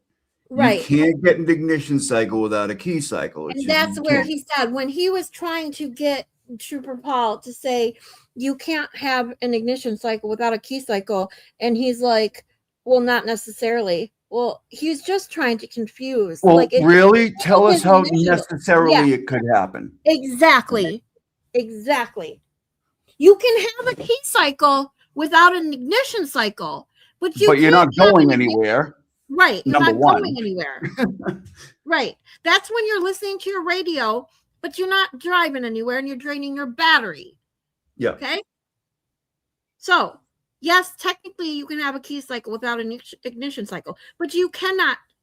It's impossible to have an ignition cycle without a key cycle. And once I think that's why Trooper Paul was the one testifying. He made it so fucking convoluted that everybody was probably like, I don't understand this shit. I don't fucking care. And it almost got her convicted, didn't it? Yeah. I mean, because if you listen to Ronnie's interview, they really listened to They really listened to Poo Patrol. Yeah, I might have that test or that interview. Oh my fucking God. I was getting so infuriated by Ronnie the juror's interview with Turtle Boy. I had to stop. I couldn't take it anymore. Let's see what this clip is. I think this might be Okay, let's ignore the 2 seconds. Okay. That's not what we're doing. Okay. All right. Let's assume that it's an old-fashioned type of key. Okay. Halfway on, the electricity is on. It's like it used to be called ACC. Yes. Right? Yep. That's a key cycle, correct? For that intents and purpose, yes. This vehicle's not a key cycle, so not a thing. The key necessarily includes the precursor key cycle, correct? Even though every key cycle might not include. If your testing occurred at key cycle 1164, that means you turn the engine on, the ignition on to start your testing, correct? Correct. And that triggering event that we see up there at 1164 initiated your testing, is that right? Yes. All right. So That 1164 is that's where there's no more unknowns, in other words. Right? You know exactly where the car is, who's in the car, who turned the car on, and what the triggering events were, and what they reflected, because you did it, right? Correct. It's you. Yes. So that would be the cornerstone, basically, of your entire analysis of the key cycles. Say again. The cornerstone, in other words, the one known that is immovable, it's immutable. The basis. Is 1164 began your testing. Is that right? Objection. Is that right? I'm going to allow. Objection. Yeah, that's when the car was in state custody. All right. So starting at 1164 and counting backward, before you started your testing, you know that the SUV had to be started, the ignition had to be turned over, and it was driven to the Sally Port in Canton at 5:31 p.m. from a tow truck on January 29th, correct? I didn't know that. You did or You didn't. How do you not know that? You did. How did it fucking? Did it fly? I mean, Right. did it grow wings? Did it teleport? Did not know that. Okay. Assuming that the car had to be started and put on a tow truck, that would be key cycle what? I don't know how. I can't speak to the fact that. Oh my god. It's just. I can't. You can't. Okay. That recorded a key cycle at that time. I can't hear you. I can't speak to the fact that would record a key cycle at that time. Okay. If the car was turned on and driven onto a tow truck, would that be a key cycle? I don't know because these keys record different ways. So How do you not know? They record in different ways. What different ways? Right. Every time there is a key cycle, an ignition cycle, it's recorded. It doesn't miss them. They don't record in different ways. It goes in a chronological order until the end of time, until the vehicle dies and goes to the junkyard and is scrapped. Okay. I mean, what are you talking about, buddy? I can't speak to how or why it did not record on there. All I can speak to is that those are the key cycles. The odometer mileage is more what I was going after on this whole thing. Oh, the odometer. For Paul, you just said unequivocally, when a car is turned on and then turned off, there's a key cycle. I said when the car without the ignition on, that's a key cycle. Right. That's correct. That's what I mean, when it's turned on, when the engine turns on. That's the definition of what it is. I can't speak to why I didn't go on, why I did not record. He hasn't even said anything about it. He hasn't even brought that up. Like, why are you throwing that in? Exactly. I can't speak to why it didn't. He didn't even bring it up yet. I mean, what are you trying to get out in front of something that hasn't been asked yet? What are you talking about? Board. Well, thanks, TBJ. let's talk about the ignition cycles. Okay. Before 1164. Okay. Okay. Obviously, the car had to get to Canton PD because you saw it there, correct? Correct. Assume for purposes of my question, the car was turned on, and there's a video of it turning on, driving up onto a flatbed tow truck. Yes. That would be ignition cycle, I'm going to use your word, key cycle, ignition cycle, 1163, correct? Again, ignition cycle, key cycles are two different things. Which word do you want me to use? If you want to talk about key cycles, key cycles. You want to talk about ignition cycles, it's ignition cycles when the vehicle gets turned on. A key cycle does not mean to be turned on. But every single ignition cycle includes a key cycle. You can't have an ignition cycle without a key cycle, correct? Well, if you want to talk about it, just use the key cycles or ignition cycles. Oh my God, you son of a bitch. I'm trying to make sure this gets out. I'm sorry. I'm trying to make sure that this gets put out the correct way. No, you're not. Every ignition cycle includes a key cycle, correct? In a sense. By definition. In a sense. In a sense. Like what? No. In actuality, every single time, you can't skip the step. You can't get to like 1, 2, 3. You can't skip 2 to get to 3. It's just, you just can't. Okay. Exactly. And Mary B Doesn't puts have it to. perfectly. Some They record cars multiple different count ways. them all. You can have an Some ignition cars cycle only count without some. key cycle. Randomly? No. Question mark? Yeah. No, they definitely don't. Yeah, I mean, why would it be like that? That's ridiculous. Cycle? I don't know how it recorded, but it could happen. Explain that. How could that possibly happen? Because a key cycle is when it turns on, not engine running, and then turns off. Okay, so work with me here. Ignition cycle is when it turns on, engine running for 2 seconds, and then comes off. Okay. Yeah, we got that. Or the 2 seconds, if it's not on long enough, it might not. But it wouldn't go anywhere if you didn't get to the ignition cycle, buddy. Record one. Okay, let's ignore the 2 seconds. Okay. That's not what we're doing. Okay. All right. Let's assume that it's an old-fashioned type of key. Okay. Halfway on, like I just showed you. It's like it used to be called ACC. Yes. Right? Yep. That's a key cycle, correct? For that intents and purposes, yes. This vehicle's not a key cycle, so not a thing. Keep turning, Okay. and that turns the engine on, right? It turns engine on, correct? An ignition cycle, right? Yes. Well, then turns off. Ignition cycle necessarily includes the precursor key cycle, correct? Even though every key cycle might not include an ignition cycle. Would you agree with that? In that scenario, yes. Fine. In that scenario. With that definition, I want to talk about ignition cycles because I don't want to get confused about accessories. Just assume the engine. Okay. Right? Okay. If you started your testing at 1164, then if the engine was turned on, thereby initiating a key cycle, driving the car onto a flatbed truck, and then hauling it over to Canton PD, that would be key cycle 1163. In that hypothetical, correct?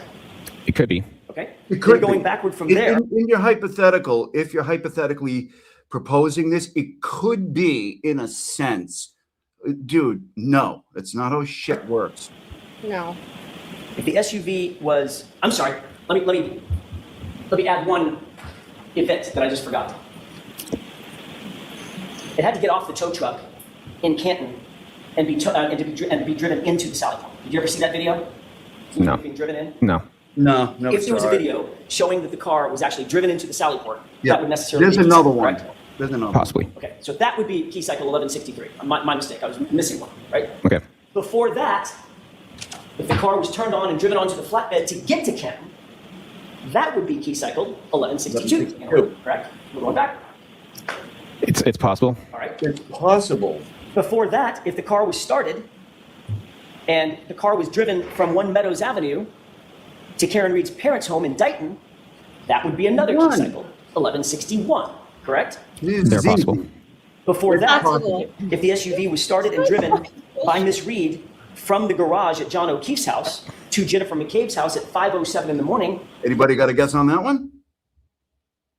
1160. Ding, ding, That would be another key cycle, correct? 1160. Is that right? It's possible.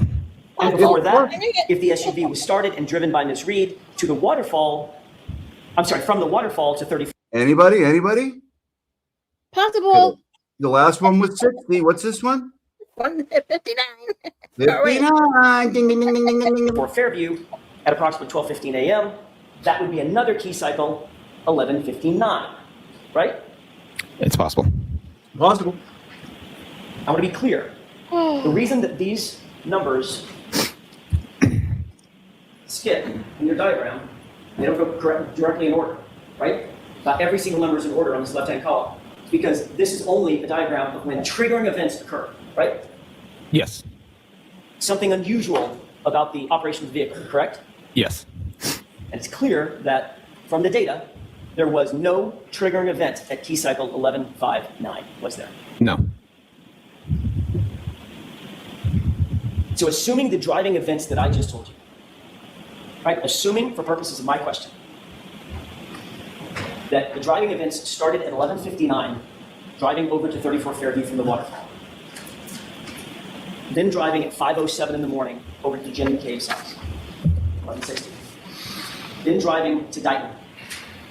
61. Her parents' house, 1161. Then the car being seized in Dighton. Being put on the tow truck, 1162.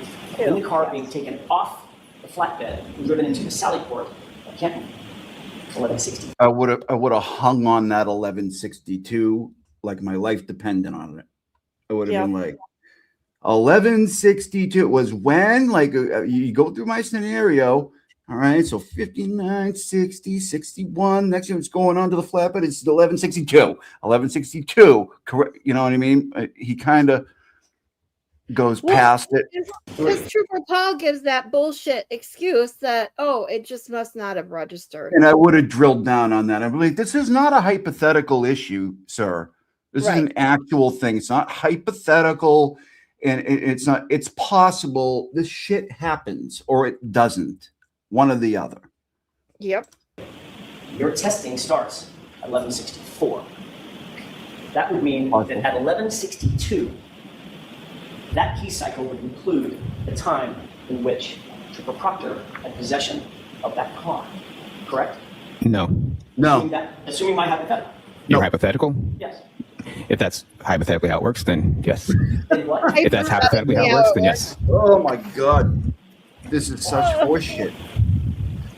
On June 9th, 2022, you were at. And yet this is the basis for the whole case. Yep. The whole entire case is Karen. You know, we just talked about it. The 74% throttle, the 62 feet, all of that. Everything's based off of this. It's so important, but it gets glazed over. And every piece of it is explained away if you understand it. If you understand the pressure on the gas pedal being when the tires were spinning in the snow, and you understand the key cycle 1162 was when it was being put on the truck and on the tow truck, and that key cycles just don't randomly not register. No, they're from the birth of the vehicle until it's dead. Everything is recorded in that way. Now, triggering events are different. Those are things that he just brought up. Those are unusual things that happen with the car. Hard braking, super fast acceleration, whatever. Just an accident. The airbag deploys. Warnings going off. Check engine. Things like this. Those are things that are out of the ordinary that the car records as triggering events. Those are different. Key cycles and ignition cycles are recorded always. They never skip. Asked by a grand jury whether you knew or had done any scientific testing to determine the distance a body would actually travel struck by a vehicle. Remember that? See how quickly he moves on? Like, why? I don't. There's a couple things that I question the lawyers on in the trial, especially watching trial 1. After seeing trial 2 first and not seeing trial 1 beforehand. But I do know, and I've heard them talk about, I watched a lot of their interviews, if not all of them, post-trial, the lawyers. And I know that you have to pick and choose your battles and what you bring, because just like the prosecution did in trial 1, they're bombarding the jury with all this bullshit that you want to just confuse them or get them to a point that they zone out, because you're asking every fucking witness, did it snow? Yeah. Really? Did they clean the apron? All that bullshit. So Jackson might have thought that he was losing the jury with this, but you have to stay on this. You have to. It doesn't matter. You have to wake them back up. You have to drill down on this, because there's no way that even, you know what I mean? Like, everybody wants to bring this. She backed up, drunk and angry. It's 62 feet, it's 74 feet. Like, that's their whole basis. That's all they have for her hitting John. That's all they have. And it's the wrong thing they're attributing it to. You have to drill down on this. You have to. Exactly. And that, I think if they had not that way. If they had like somehow, I don't know if this would have been possible in Antebellum's court, but if they could have somehow made especially like me, who is a visual learner, if they had been somehow to put some sort of visual aid up to, like you did with your key cycle and the. Dev hates that shit. She hates that shit. She doesn't like jocks. She doesn't like. Do you remember when what was it, Yannetti talking to Garino, saying, "What do you think 15 feet is?" Like from you, and she's like, "No. Yeah, not in this courtroom, Yannetti." She got pissed. She does not like that stuff. So she's not. I mean, especially when we know what she's doing. Of course. Who say she's definitely not allowing any of that shit. Right. And what I'm saying though, like have this case, let's say the first trial happened and they didn't have, let's take Auntie Bev out of the equation, but leave everyone else the same. And let's just say one simple demonstration or visual that allowed them to actually visualize what a key cycle and an ignition cycle is. So they instantly get it. And then you add that to the video of the tires spinning in the snow and understanding that key cycle 1162 is being put on the truck right after that. Right. And put those together. There is nowhere, everything that they tried to use separately to prove that she hit John, once you put them together, actually proves that she did not. Right. One other thing besides that I think was a huge mistake in trial one was not getting an expert from Lexus Toyota to come in there. And I don't know if they tried. I don't think they did, to come in there and say, sir, how are key cycles counted? You would have said, well, they start from the life of the car and they go through in a chronological order, and to ask them all these things and kind of lay that whole foundation for the jury. Right. But they didn't do that. And then when he has him on the ropes here about 1162, he just kind of, and I think the jury was losing him, but you have to, it's the basis for everything. You got to keep on it, Yeah, but you also wonder too that since you can't take Auntie Bev out of the equation, how much would she have allowed him to press on it? Because Lally would have been objecting to shit out of any sort of question being asked twice, asked and answered bullshit, and she'd be like, right, "Move on, Jackson." Lally didn't even necessarily say anything. He just kind of moved on to like the projection of the body, just real quickly. You know what I mean? He just kind of laid off, you know what I mean? Which I get. Like if you see the jury rolling their eyes or falling asleep, you're going to be like, I got to switch it up. Maybe that was the case, but, or maybe he comes back to it in a way, but I don't think so. I don't think he did. Or maybe he planned to come back to it and then just, what I mean? And, just all set, and just dismisses him and he's gone. You know what I mean? I don't know. But he moves on to the projection of the body. Do you remember answering that you had not, I'm just paraphrasing, that you had not done you hadn't finished your report yet? The pirouette. Why don't you show him? He said he didn't remember it that way. Take a look at middle of the page. Your answer starts at about line 12, but the question above it is probably informative. You're asked. Well, people like to say that Trooper Paul was stupid. I disagree. He knew exactly what he was doing, and he almost got her convicted. He came very close. He came very, very close. Does that remind you that you were asked by a grand jury if you could calculate how far a body would move having been struck by a vehicle? Yes. And you indicated, quote, yeah, there's certain calculations we can do with that, but figure out if the car backed up, hit somebody, and then they... Well, he's certainly an embarrassment. That's no question. Yeah. But I don't think he's stupid. He knows what he's doing. Right. Go a certain amount of distance, and it's based on miles per hour, the speed of the vehicle, the striking vehicle, and stuff. Remember saying that? I didn't mean to. I mean, we're way out of the woods of what was going on with Whiffin. So if you want to keep moving on, it's fine. This is a longer clip than I thought, but that's okay. We can go back to Ian Whiffin if you want.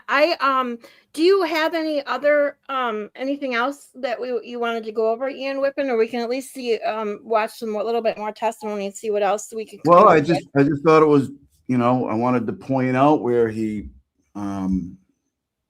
said one thing and then said another thing about how he was contacted. So we showed that. He said two different things, and also about the flights. He just says shit in open court, says he did it, says what the results were, and then on cross, unless he gets shut down and has to move on, can't even breach the subject anymore. So that's bullshit. Right. But other than that, I didn't realize that. Like I said, because that's why I'm actually glad that I decided to go over trial 2, because that wasn't my plan when I did this, because, like I'd seen trial 2. But doing this back to back, and especially now that it has been so long, I truly don't remember most of the testimony. Plus, it's a totally different viewpoint to watch trial 2 after having the knowledge of that I didn't have in watching trial. Yeah, they're completely different. Yeah. They simplified it and streamlined it, and they didn't really bring the third party culprits in. She didn't hit him. That's all you need to know. Oh. You don't want to take on the burden of trying to prove who did it other than your client. You know what I mean? So yep.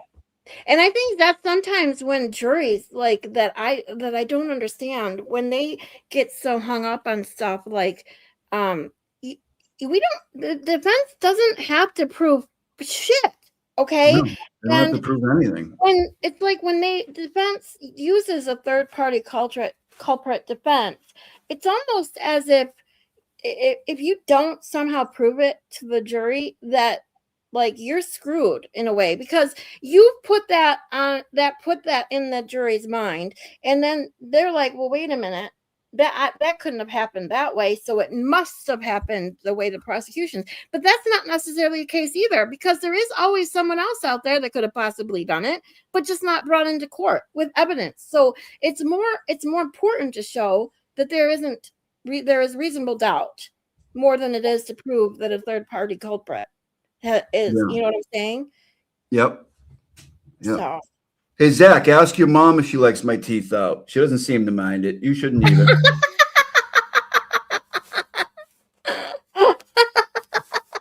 I just saw that comment. Jerk off. Zach, such a troll. Oh my God. Let's see here. Let's go back and watch a little bit. If you don't mind hanging out for a little while. Let me see how much we got going on left of Ian Whiffin's direct. You want me to take this down here? Yeah, you can take it down if you want. Or I can take it down, doesn't matter. Perfect. Let's see. Looks like we have. Think of one of your little chat victims, Zach. All right. Have a good one, TBJ. Hi, Crazy Sammy.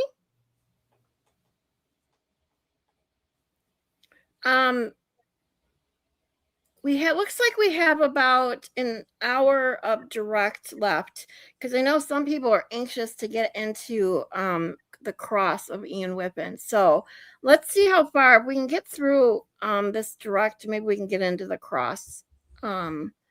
Do you think 1.5 speed is going to be too fast for him? I don't know. See. Oh, try it out. Tell me if you think this is too fast. The healthcare data has a term known as steps. If the movement registers as steps, would that cleaning necessarily ladies, mean that a person Zach. is walking You mean your mom? Aren't they? Sorry, we're talking about steps taken or flights climbed. A flight climbed, according to Apple, is essentially an incline of 3 meters over 16 steps taken. So it wouldn't really matter whether it was walking up a flight of stairs, walking up a steep inclined hill, on an escalator, something like that. If there is movement that appears to be walking and an incline of 3 meters, then that would be considered a flight climb event. Is there any other ways that the phone could register? No, it wouldn't. But the person's not. Oh, you know what? We heard this already, so I forgot. I had rewound it to the point that you wanted to go over, but so I'm going to put it forward to where we were. But while I do that, I have to reiterate the fact that if anyone has ever used Pokemon Go, and I only say that because it's a perfect example, but any other app that is a game, tracking your steps, like exercise app, and of course, Apple Health Data, they're all the same.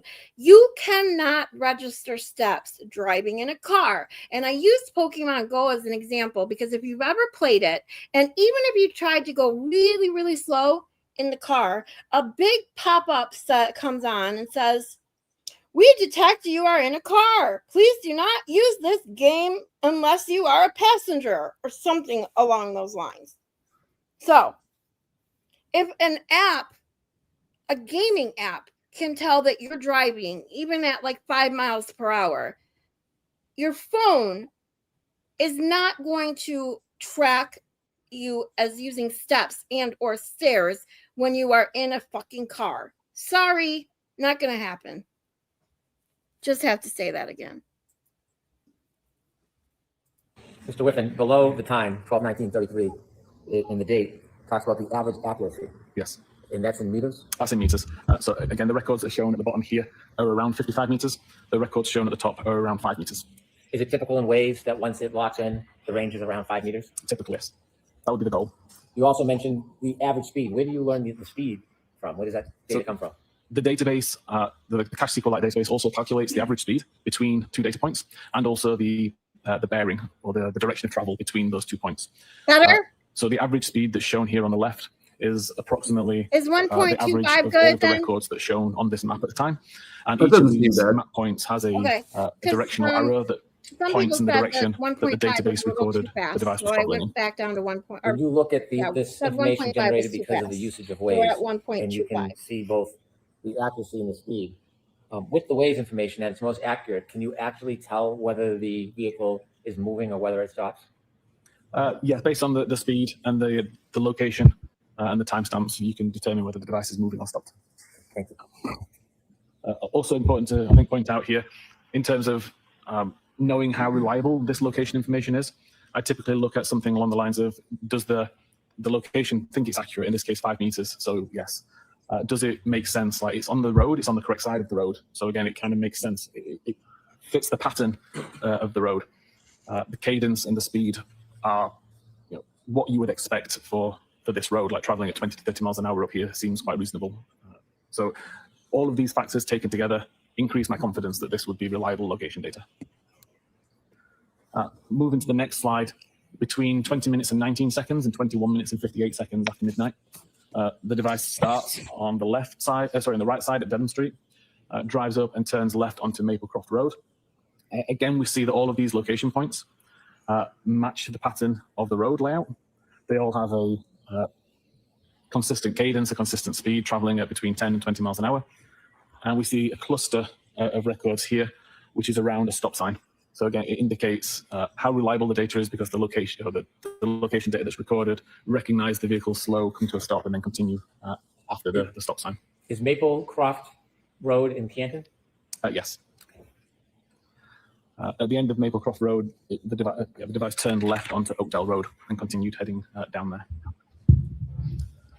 Between the hours of 21 minutes and 59 seconds and 22 minutes and 53 seconds, the device continues down Oakdale Road. Again, all of these location points show with 5 meter accuracy. They show a consistent cadence, consistent pattern to the road. And again, we see a cluster where we see the device come to a slow or a stop for a stop sign.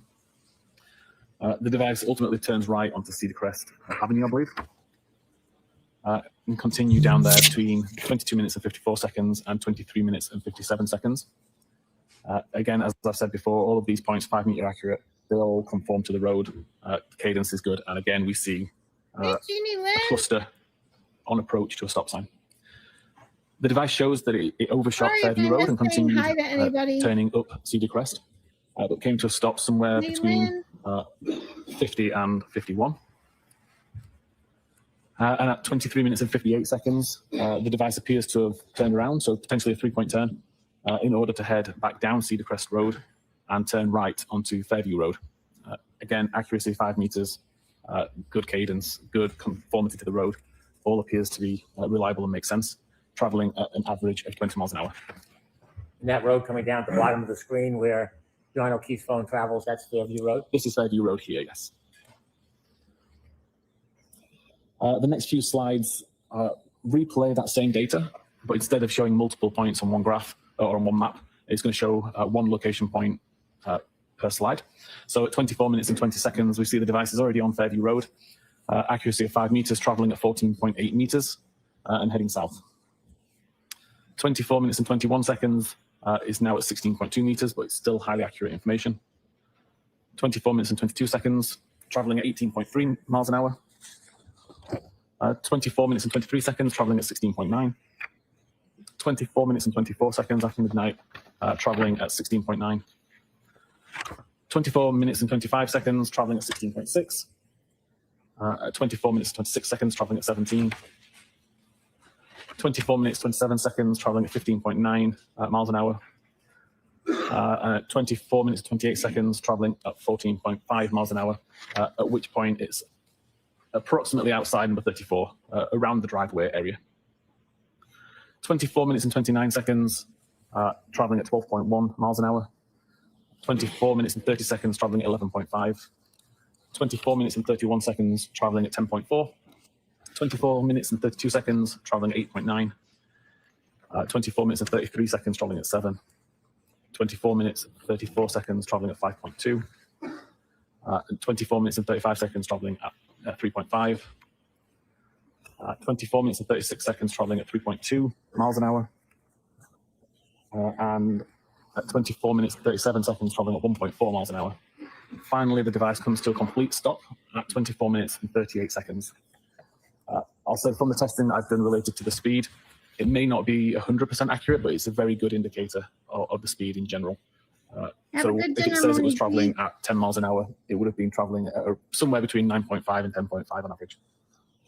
Mr. Whiffin, you just showed us the travel of Mr. O'Keefe's cell phone around 12:24 to 12:24:38 on January 29, 2022, and you said at 12:24:38 it came to a complete stop. Yes.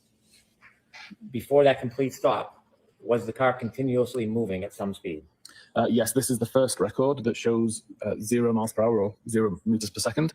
Prior to this, there was always a record that showed some level of speed. If you look at number 34 on that chalk, if you can highlight it, please.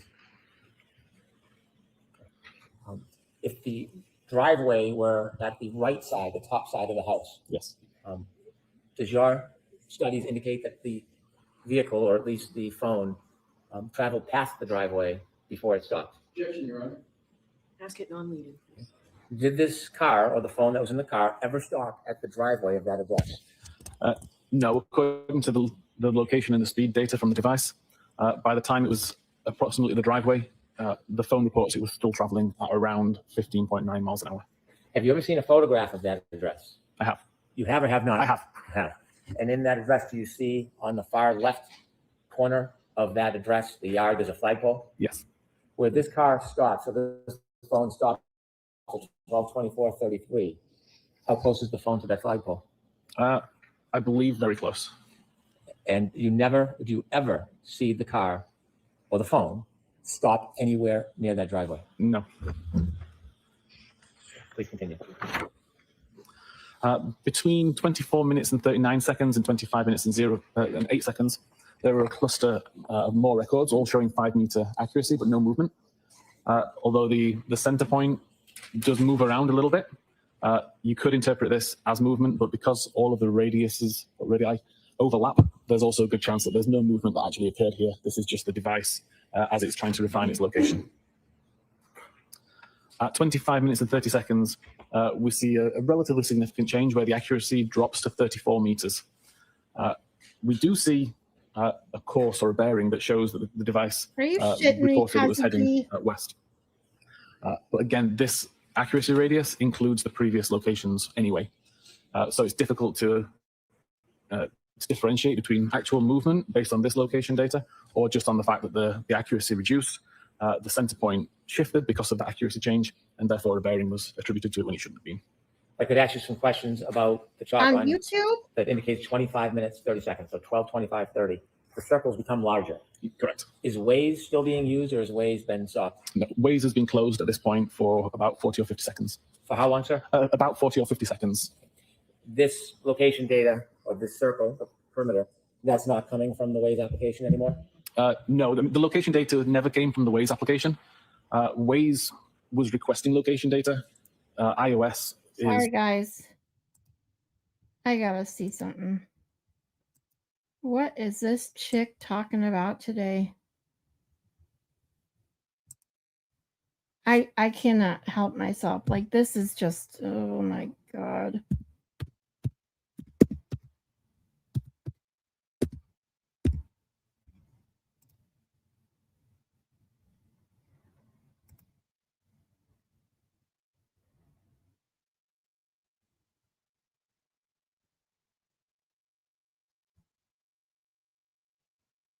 Got 10 people watching.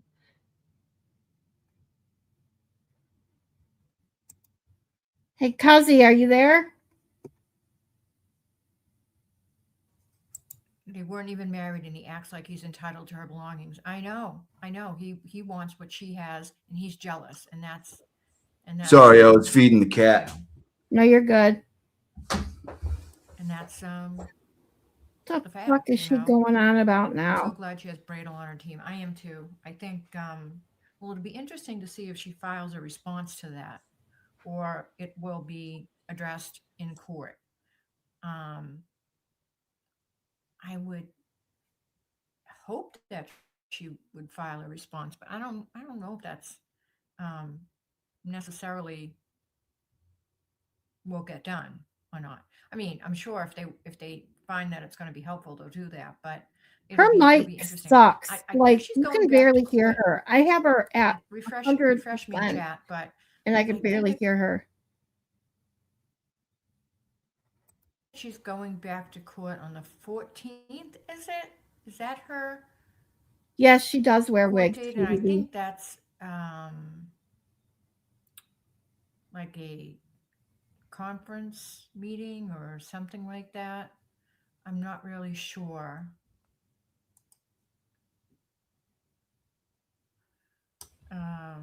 Emily said, Kate Peter having any commentary on it today is comical, considering she never obtained custody back in several of her kids. Yeah, I know. I mean, she should not be talking about that. I mean, although she probably does know how family court works, I would guess. But she probably shouldn't be commenting on that, other than maybe knowing how family court works. Dusty Rose says, Careful driving, he was Jeannie. so concerned about her past, maybe he shouldn't have moved in with her, had a baby with her, or proposed. Exactly. He was very concerned about her past, yet he continued to move forward in the relationship. Valerie's asking, there's a she new hasn't seen motion her in the baby at all, Kelsey correct? No, she's not seen her baby at all since the day he was taken away. in Kelsey's He was case. 4 months old. She's not seen her baby at all. And that is kind of crazy, right? That's really, no, it's nuts. Think about it. Somebody can do that Look so at easily. Brando. Hey, But I cutie think, patootie. now that she has been found not guilty, they're panicking a little bit because they want to maintain total control of the child. Emily E.C. said, did you hear the phone call Bradle made asking for Kelsey to see the baby briefly before she had that major surgery? I didn't hear the phone call, but I heard about the phone call. And I believe he called his family. And I think it got reported, and he was told not to make contact with them again. I think they, I don't know if you left a voicemail or if you actually talked to someone. I can't Hey, recall. Zach. You're now Zach. Zach. Yeah, it's what, 9 months since she's seen her son. Ooh, James has a 6-pack of bud. He's 13 months now. I mean, the adjustment's going to take a little bit. It's going to be the baby that has to make the adjustment.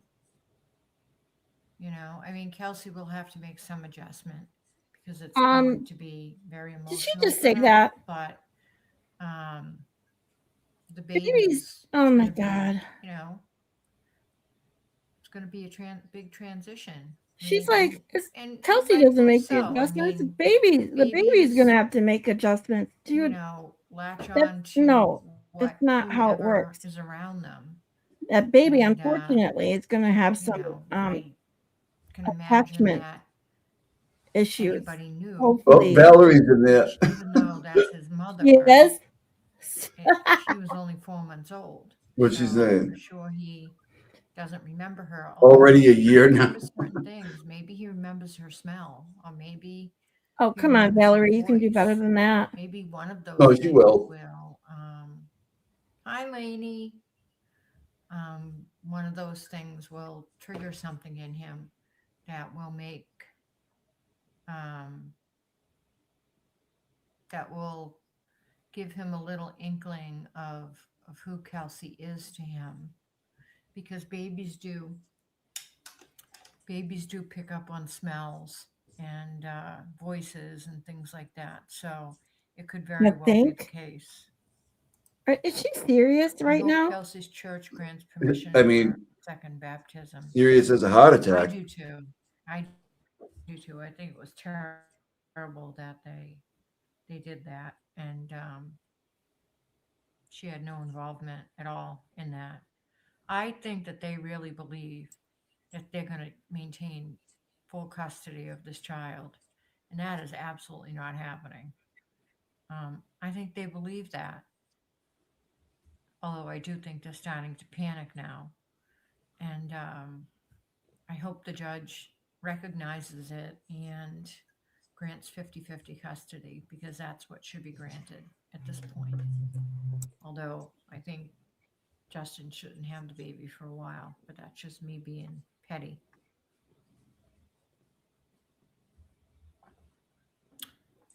So anyway, that's what's going on with Kelsey. Does anyone remember what date they're going back to court? I can't remember. Is it the 14th? It was Is that the pushed. day that they're going to probate court? Does anybody remember? I know it's Does anybody coming remember? up, but for some reason I thought it was either the 13th or the 14th that they were going to probate court.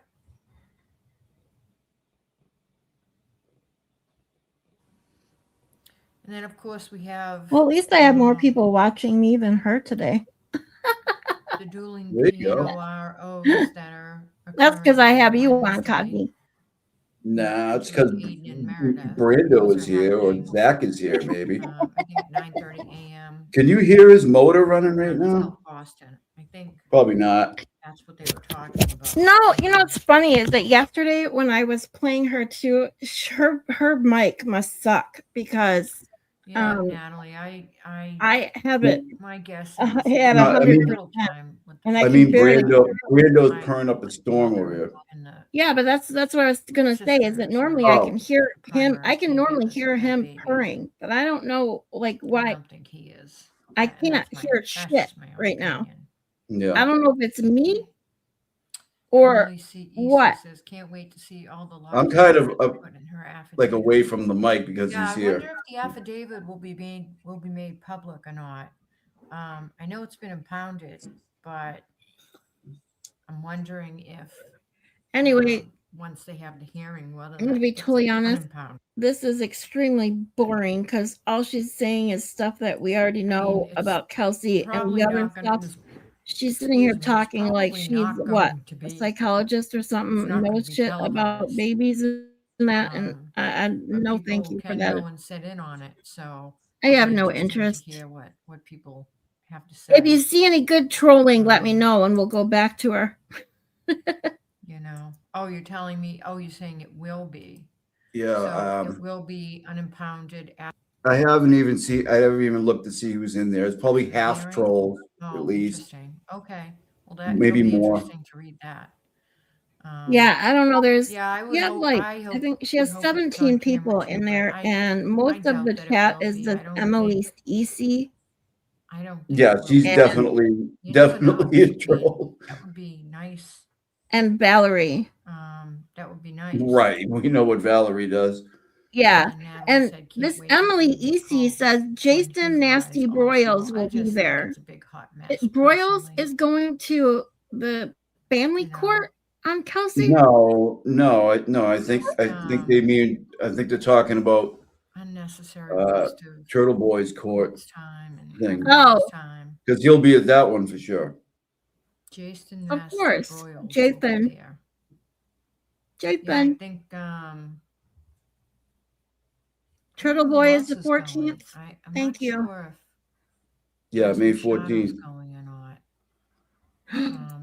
Birdman sure there'll says, be other people just there in the read the new courtroom. filing today. It will make your blood boil. Oh my God. Now I got to find it because, I mean, as much as I really don't want my It'll blood to be boil, what the fuck did they So- do? Shut up, I don't Sparkly. know. I didn't listen to any of it. I'm going to look it up, see if I can find it real quick. All right. Was it what? Was it Boston Justin's response or something? I don't know. I don't even know what it was.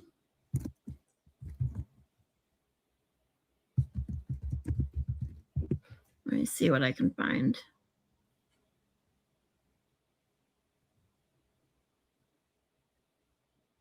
I have the Justin file. It is in Kelsey's room in your Discord. Oh, thank you. Who said that? I said it, but TC Malin said it. I'm reading it. I know you did. I know you verbally said it, but I didn't know whose comments you were reading. Thank you, Malin. See, I told you she's Superwoman. Even when she's sick. All right, let me see what we got here.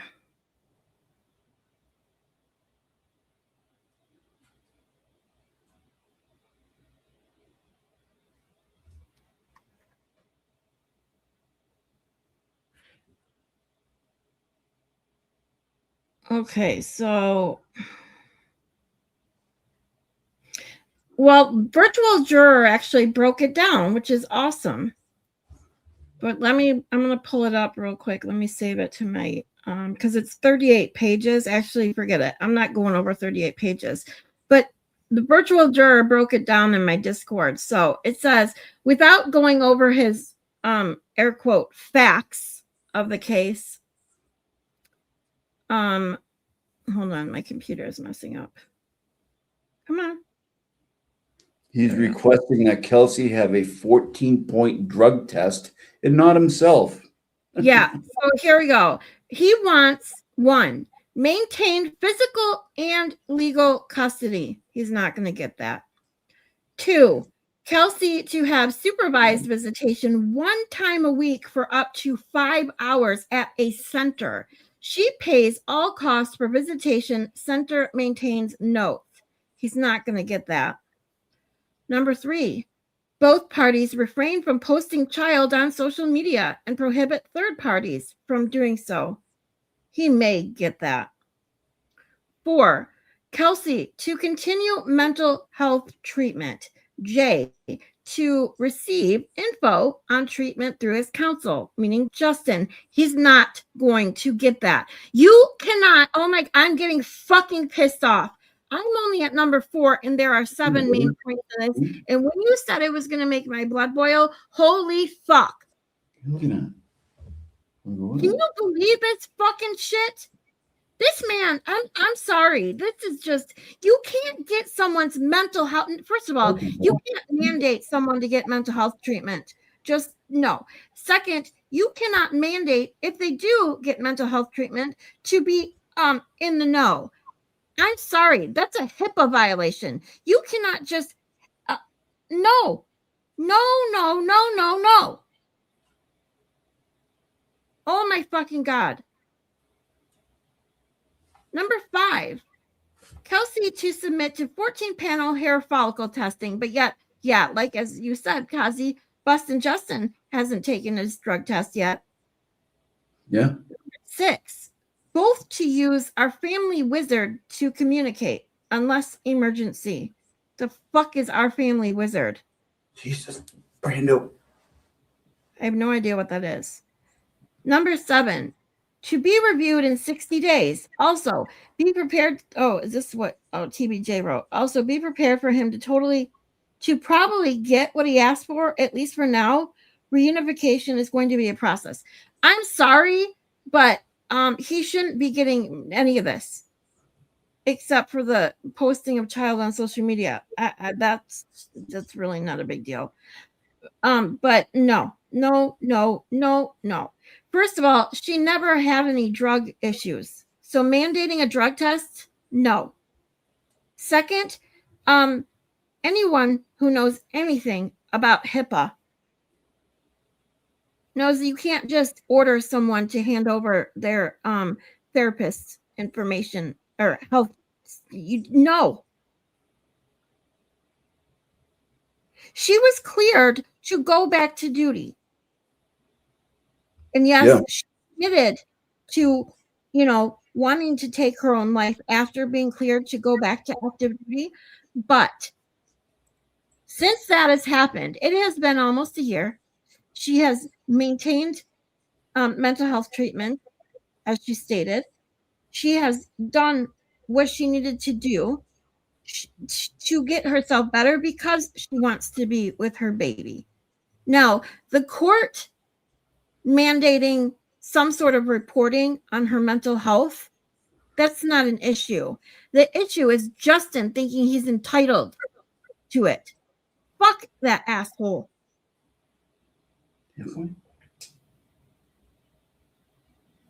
I just, where does he get the fucking nerve for this shit? I mean, it's family court. It gets brutal. I mean, it's going to get worse. He's going to ask for everything under the sun, and she's going to do the same, and they're going to make claims against each other. This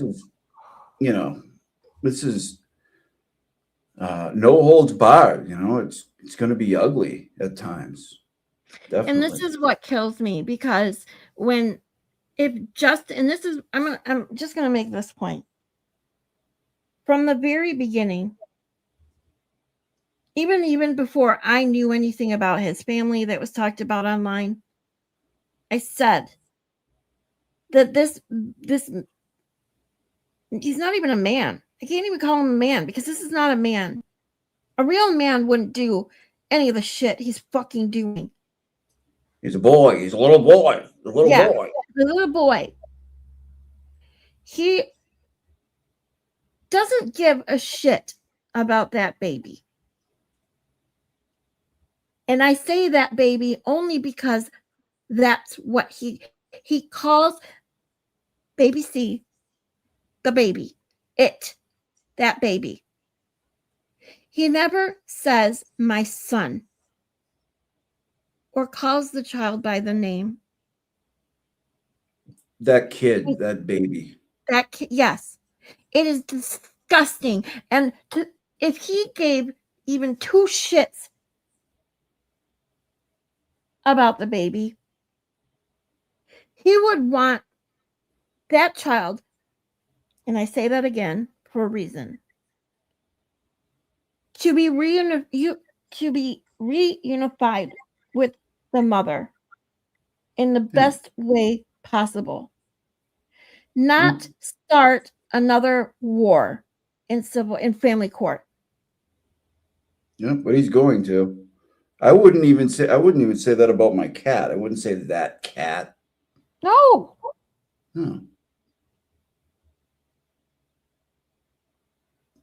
This is the shit. You wonder why kids these days,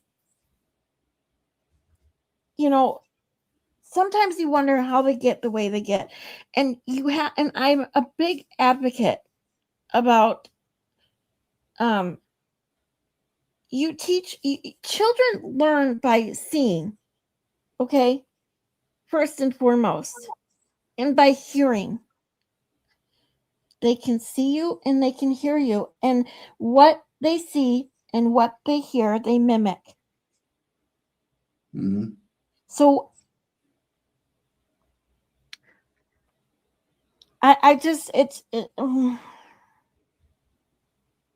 So what are you saying? The kid's going to be tripping in the driveway a lot?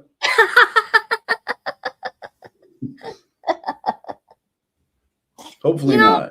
Think about when baby C grows up and sees this shit.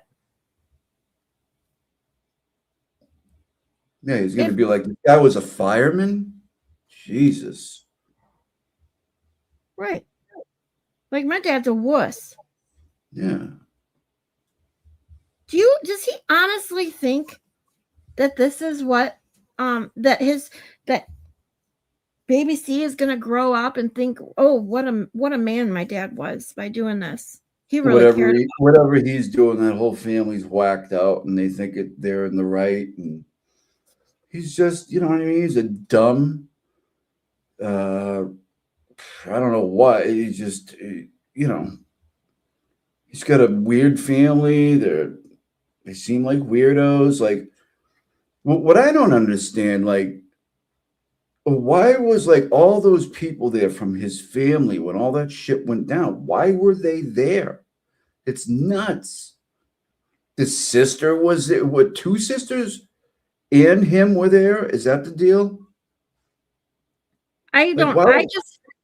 I just know that Kelsey literally lost everything and everyone in seconds. Her friends who were bridesmaids and maid of honor turned on her in a moment. And we were talking the other day, and I was talking with Moni G specifically because I didn't know anything about the mushrooms being put in her car until I watched the trial. And you start to put these pieces together because I truly felt when I read over to Kelsey and Justin's text messages that his text messages were written as if he knew in advance they were going to be read by someone else, because no guy responds like that. Sorry, no. He worded those that way for a reason. And then he deliberately stopped texting her and went to a voice call for a reason, because what he was going to say next, he didn't want to be memorialized in a text about meeting her at the park. Right. And then, so all this stuff was, you know, it was all forethought. And now I lost my train of thought, but that was my point. Oh, the mushrooms in the car. Moni G and I were talking about this. If you think about all the actions that weekend and shit that happened, and them calling the cops and claiming she's the one that supposedly sideswiped the car when location data proves that she wasn't even there, and that those mushrooms were put in her car without her knowledge. Moni G brought up a good point. Does anyone else think that he was trying to get her caught with those drugs in her car? Because think about the actions. He put those drugs in her car without her knowledge, and then they out of nowhere called and said, you need to go check on her or whatever because she sideswiped our car. Like, had she not found those, what do you think would have happened? I just they classify that as like what? Like pretty serious in the drug classification, do they not? Even to this day, mushrooms. Yeah. Sorry, unless they're used for medical purposes, and even then, right now, there's not a lot of states that allow that. Yeah. I don't know what the laws are regarding that in Massachusetts, but it's microdosing of mushrooms to treat any sort of disorder or disease. It's not just eating, psychedelic mushrooms. That's not how it works. And right. Maylin, I just want to bring this up real quick. She says mental health can be used in custody cases without violating HIPAA with no court order. And that's not true in every state, because I can tell you right now, I went through family court. I went through a custody case when my stupid ex tried to take full custody. And I can tell you right now, he lost part of his custody by trying to get full custody from me. So let's just say right there. And he tried to pull nothing near this kind of crap, but he knows I have anxiety disorder. Everybody I know knows I have an anxiety disorder, but they also know I've been in treatment for it for years. And it's never been in, any sort of issue, especially regarding my parenting. And when I had to go through psychological testing, not including my actual psychiatrist at the time had to give a report or whatever, but I also had to go through full-on psychological testing. Now, that testing that was ordered by the court, which it can be ordered like testing, not therapy, testing. Those are two different things. The testing was ordered by the court and then of course, was given to the court. There was no HIPAA regarding the testing that they gave me, but it was not released to my ex, and it would never have been unless I explicitly said, oh yeah, you can give him that. No way. So in Michigan, especially, at least I know that in family court, mental health, it can be brought up and it can be given to the court, or it can be summoned, or what I'm saying, by the court. But it isn't just freely given, and it isn't allowed to just be freely given to the other party. No. Yeah, no, it's gotta be, accepted into evidence, or subpoenaed or whatever. But yeah. I'll be right back. Okay. Okay, sweetie. All right. I'm just gonna, sorry, I missed a whole bunch of comments. I'm sorry, I was on a rant. So I totally apologize if I missed any really good comments. If you have anything you really want to say, post it again, because I'm gonna look through some comments while Kazi G is taking a small break.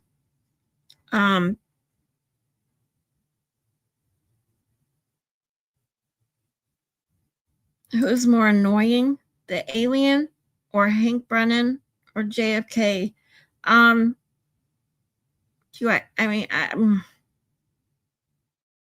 can't pick. Annoying? I see, if it was a different word, I could easily pick. Like, who pisses me off more? I'd have to rank the alien as number one. Annoying? They're all equally annoying.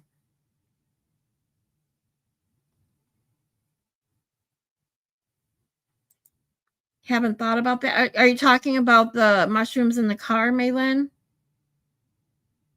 Oh, Jeannie said that too. Yeah.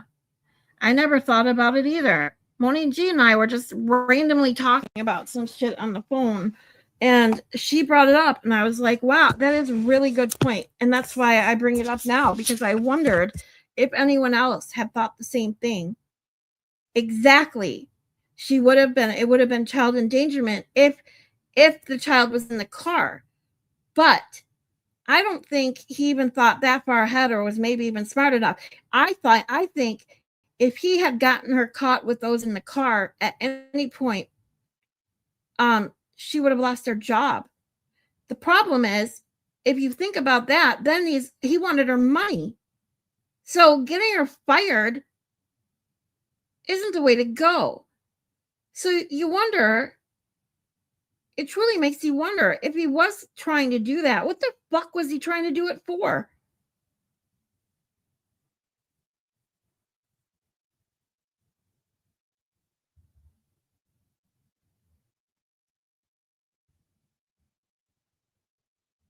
Class C, but not the worst, but not good. Gotcha. Oh yeah, see, her child wasn't with her at the time. Exactly. That's what I'm saying. So if he was trying to do that, was he just stupid and he was trying to, I don't know. But it does seem weird that he put it in her car without her knowledge, and then they made that ridiculous accusation on her that she sideswiped the car. Mushrooms are illegal in Massachusetts. Okay, gotcha. See, I don't know the state that allow it.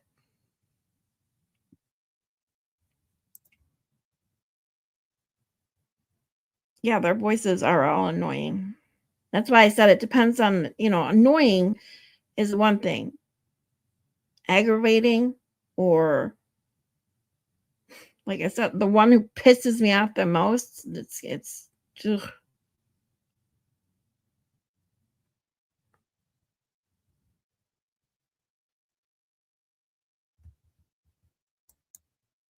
Cheryl says, I'm sure he got them out of her car in Maine. Well, yeah, but that's she can, if I'm remembering correctly, and how it was, whether it was testified to or I read it or whatever, is that he got them in her car without her knowledge, and she found them and she confronted him. But if she hadn't found them,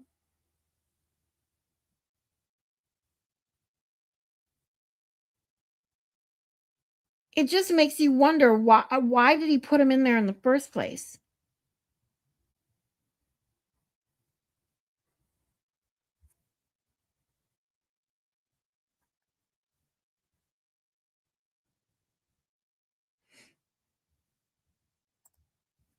But that was after they fought about it in Maine, so I'm sure he got them out of the car. Right. But the point I'm making is if she hadn't found them and they hadn't fought about it, did he put them in there for some other purpose? I don't know. But he's done so many things with forethought that it truly makes you wonder if he was just trying to get that baby for however he could.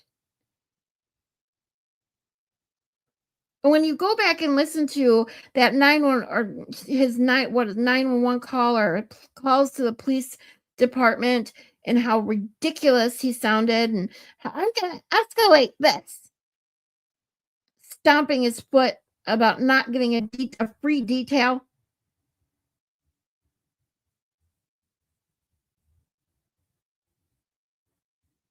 And with that being said, and my mind jumps all over the place, especially when I'm pissed off. Looking at those winners of children the alien family has, I mean,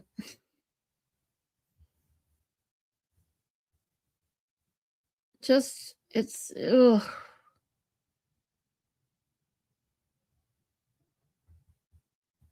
Right, Jeannie Lynn. That's the point we're trying to make. If she didn't know they were in there, he had to have tried to set her up, because why wouldn't he tell her? Right. Why would he put him in her car, not his?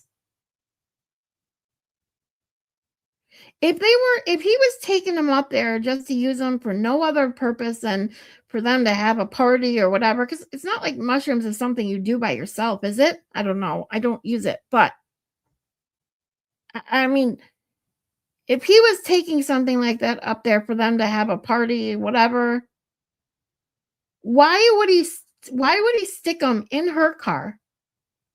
And why would he do it without telling her?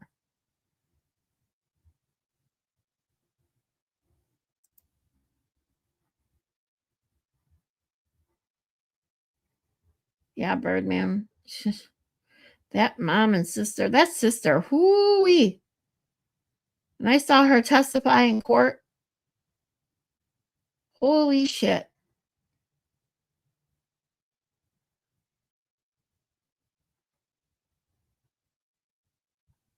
I can only imagine the shit she's going to say in family court.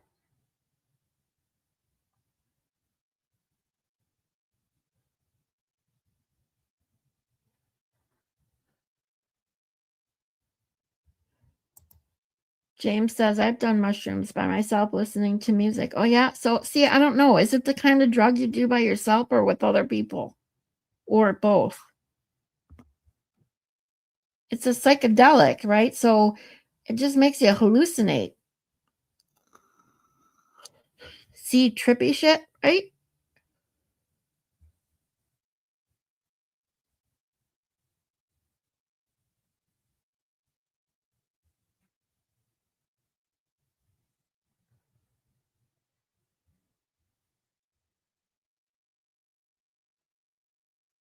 So I did see your comment. Who Maylan, I think, posted it. Danny is setting up a stream at 7:25.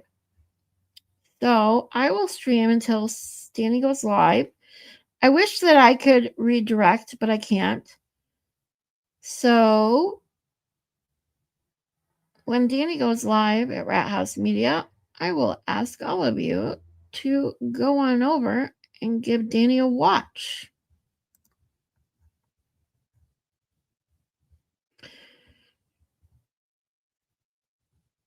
I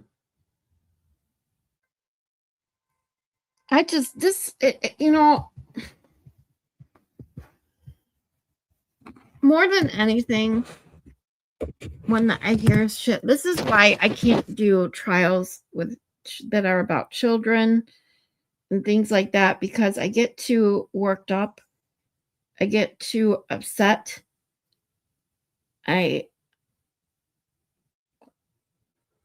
Mentally, it kills me.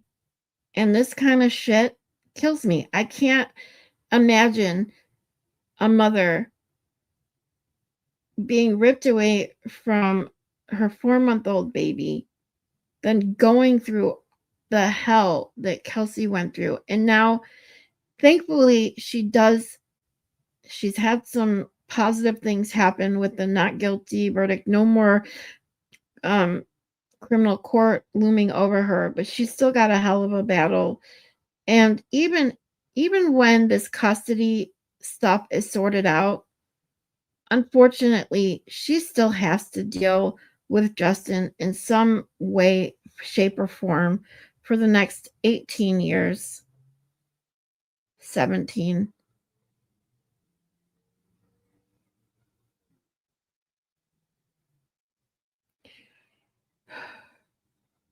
If you do it with the right people, you'll laugh your ass off.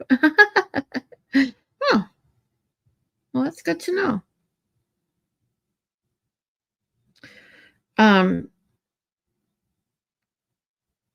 But my point in that is it's not an easy situation to have to deal with an ex that is hell-bent on just tearing you down.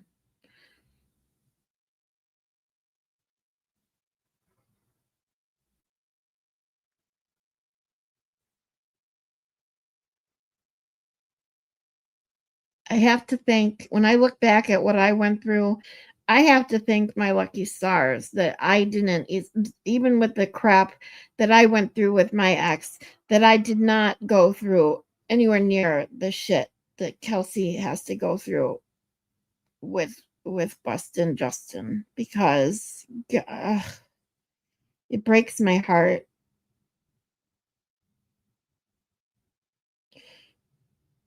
And even more than that the baby C is going to have attachment issues, and this could have all been avoided.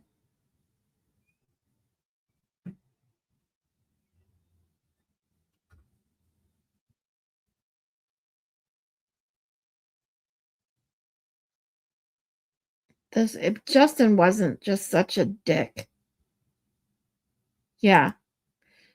She has to co-parent with a narcissist for 18 years.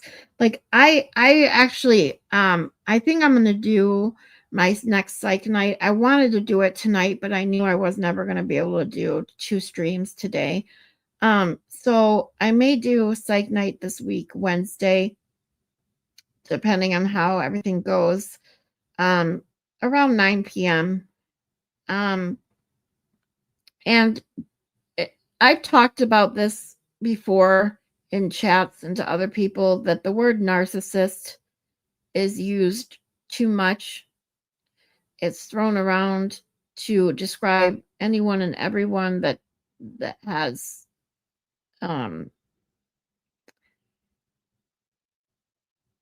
well, let's just leave it at this. Narcissism and narcissist are that term is used way too much to describe too many people.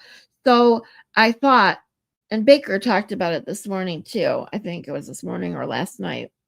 And it's important to truly understand what a narcissist is. The difference between being a narcissist and being selfish. There is a difference. And narcissism is an actual diagnosis. And people that crave attention aren't necessarily a narcissist. People that are selfish aren't always a narcissist. So I'd like to explain some of the differences, and maybe it would just help a little. But I know when people say, that being said, I do know when people say, oh, they're narcissists, they're not looking at it as a diagnosis. They're looking at it as an adjective to describe an asshole who only thinks about themselves. But I thought, from a psychology standpoint, and what I wanted to do with this channel and doing my psych nights is just spread some knowledge about some things, and that might be a good one to do. So that's what I'm going to do this week. So stay tuned for that.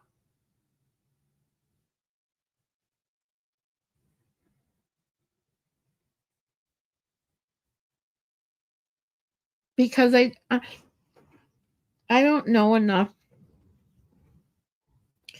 specifically about Justin, because I truly think his family is behind trying to get Baby C taken away from Kelsey more than Justin is. He wanted her money. And that plays a whole different role in how I feel about using that term and other terms towards him.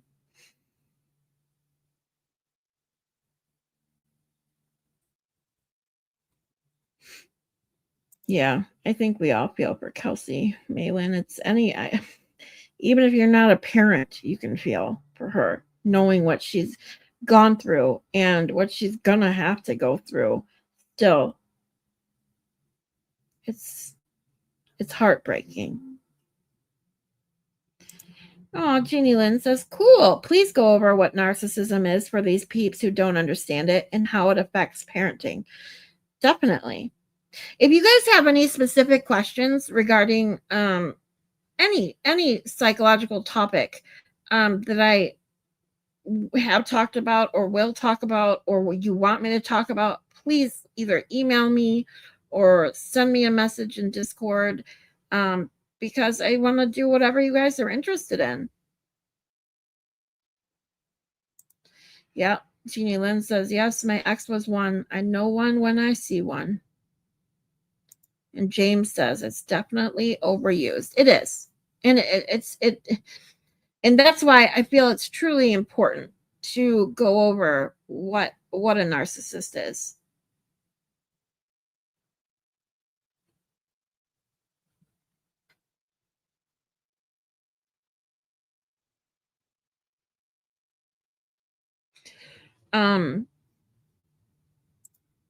Jeannie says, that is true, Scarlett. He just seems so selfish to me, but I don't know for sure. I know that my ex was for sure. Yeah.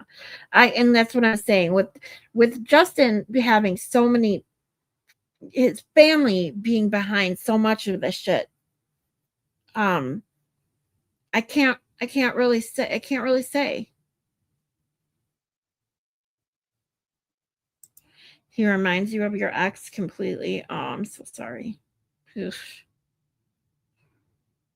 Jean is driving again. Okay, be careful, sweetie.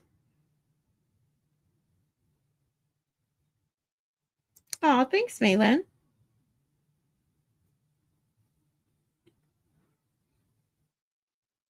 I just thought it would be important to put some facts out there about, because people throw a lot of terms, not just the term narcissist and narcissism around, like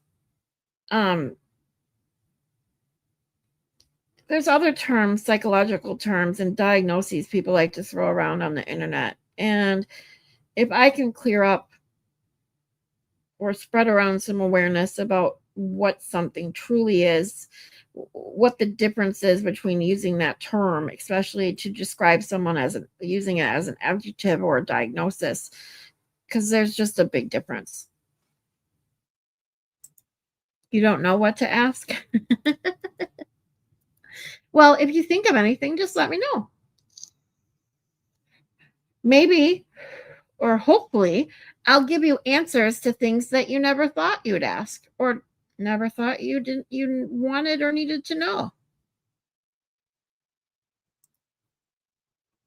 Maylin says there are so many personality disorders that are close to narcissism but are different, like histrionic. Yes, personality disorder. Yeah, that's another one. And it also goes along with when I learned about 5150 and people throwing around terms like, I mean, you wouldn't believe how many psychological diagnoses I saw thrown in chats about her. People that know nothing about psychology are throwing terms they've heard or, maybe know someone that's been diagnosed with it. And I mean, even bipolar, people that call, like, just because you have a couple mood swings or you you can go from high to low kind of moods, doesn't mean you are bipolar. Bipolar is another one that's thrown around ridiculously to everyone everywhere. You're bipolar, they're bipolar. Like, seriously. And again, it's different if you're trying to use that word as an adjective to truly just kind of describe someone's behavior or personality, but to actually try and throw out a diagnosis at someone, there's a huge difference. And you using a diagnose, like a psychological or mental illness diagnosis like bipolar, and throwing that around so casually, it's I think hurts people that suffer from it, because it also makes it seem like when you describe someone who just has some wild mood swings or some weird personality traits as bipolar, and then you meet someone who tells you, oh yeah, I have bipolar disorder, you start to assume things about them that may not be true, just because you don't know what the actual illness entails.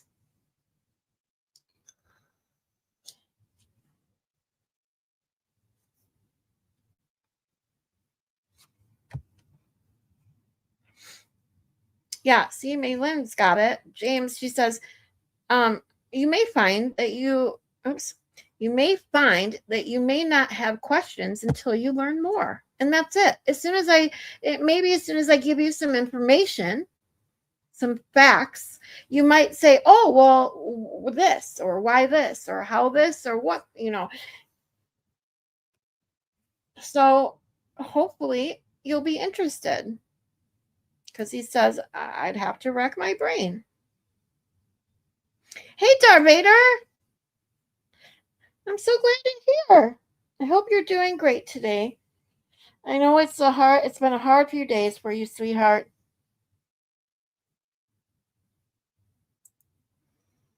My stepdad's wife is histrionic and borderline, but not narcissist. Diagnosed. Yeah, that's a rough combo there. Because histrionic and borderline personality, they're kind of similar too, but there are some distinct differences there. And when you put them together, oof. And that's the thing too. A lot of these diagnoses, like, especially when you talk about personality disorders and not like schizophrenia, which is a mental illness, you can't, there's a lot of them that you can't be all of the above. And people don't realize that either. Like, if you're diagnosed with a certain mental illness, you're not going to be diagnosed with a certain other one. And I'm not going to, I could literally talk for hours about this shit. So I'm not going to give examples right now, but just it's simple as that. There are certain disorders, certain illnesses, certain whatever you want to call them, that you that don't intermingle. It's you have one or the other. Because you qualify for bad term. You what's the word I'm looking for? You exhibit a certain amount of symptoms that put you in this one or put you in another one. It's not both. However, on the personality side, there are a lot of them that can commingle, so to speak.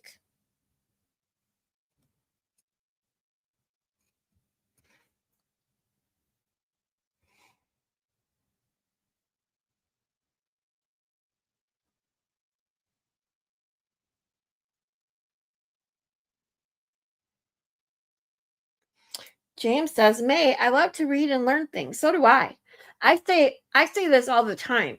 If I could be a professional student, I would do that in a heartbeat. Like if you paid me to, like, my job was to go to class every day, and I mean college, not high school. Let's put it that way. It would be my dream job. I'm a dork. I love to learn. I love to take things in. I just, and especially when it comes to the human brain, I get so fascinated by it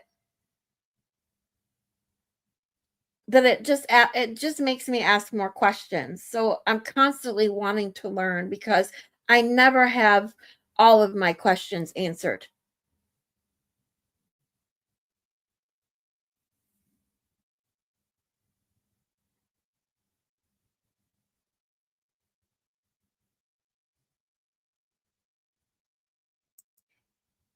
James says, I don't even know what histrionic means. I'm going to look it up.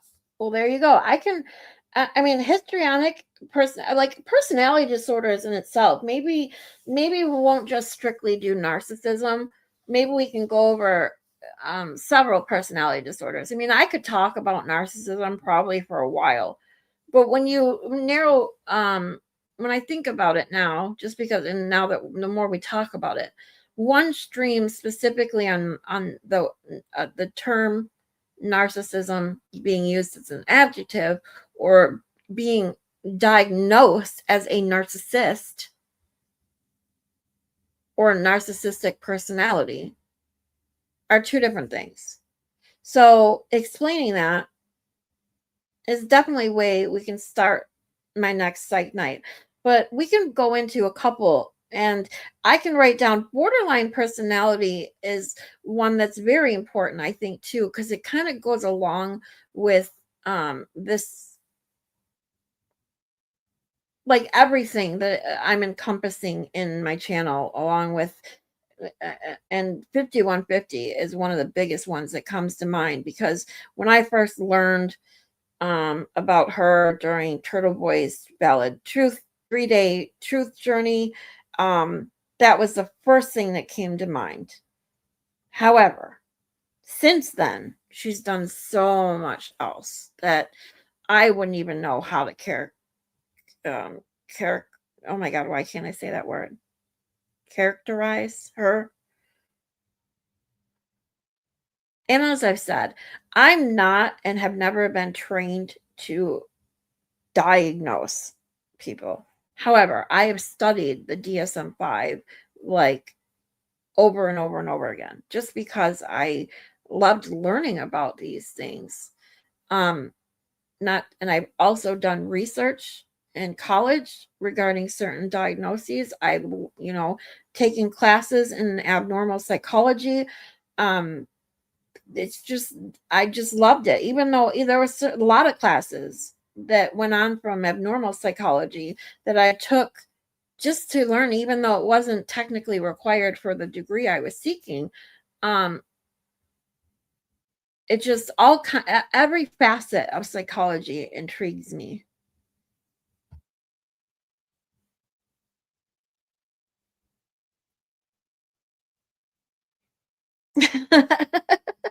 Maylin says, my only experience with histrionic is my stepdad's wife, but she is not a walk in the park. Well, maybe Jurassic Park. Yeah. I mean, like I said, oops, hold on, I added that by accident. I'm trying to get rid of it. So yeah, so with that being said, let's plan on psych night. If you're interested, I'm trying to find a day of the week that works the best. That's not when everyone else is streaming, especially like Tuesdays and Saturdays during Turtle Boy. And I tried to do Sunday nights, but Turtle Boy, not constantly, but a lot of the times switches from Saturday to Sunday. So I don't do Sunday nights either, or then I have to reschedule because I want to watch. Plus, I also want people to be here if they want to be here during the live.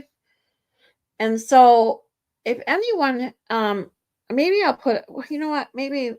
We got 17 people here. Maybe I'll put up a quick poll before we go for the evening. I learned how to do these. Which would be better for you?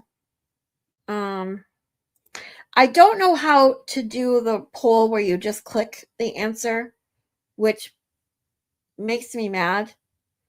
I need to learn how to do that, but at least I can do it this way. The poll, you have to type your answer in the chat and it will automatically register. So I'm going to make a poll. What night and time would be better for psych night? And then we're going to do Wednesdays at 9 p.m. or Fridays at 10 p.m.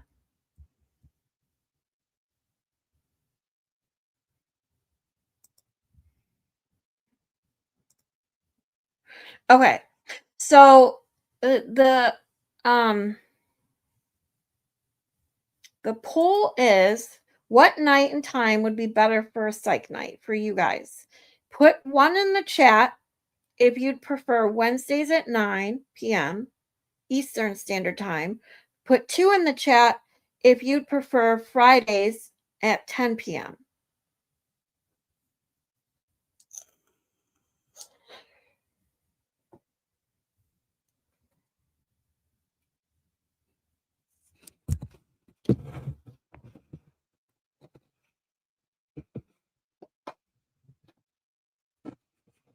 So it looks like Wednesday is the winner.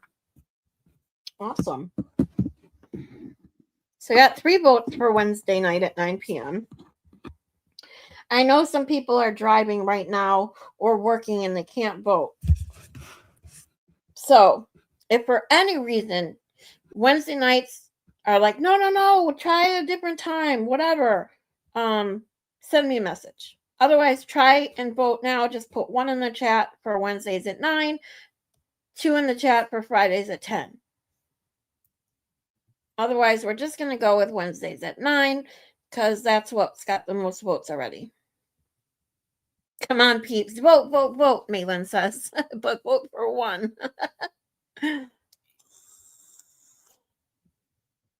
Where'd everybody go? Everybody must be working or driving.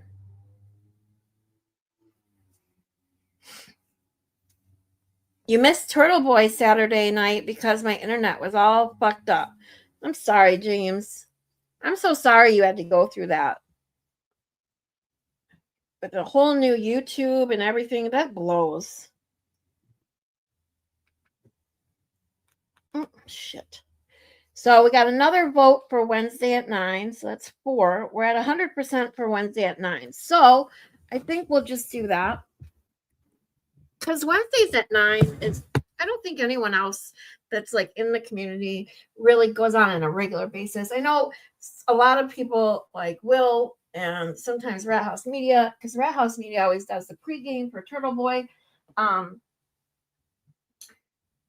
I don't think anyone else big like goes on a regular basis on Wednesdays at 9. So I think that'll be a good one.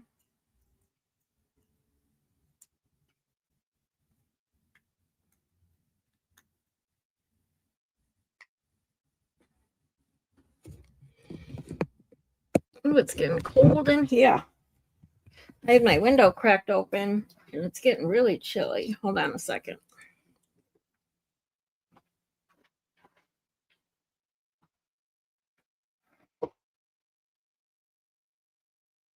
All right. So it is 7:15 and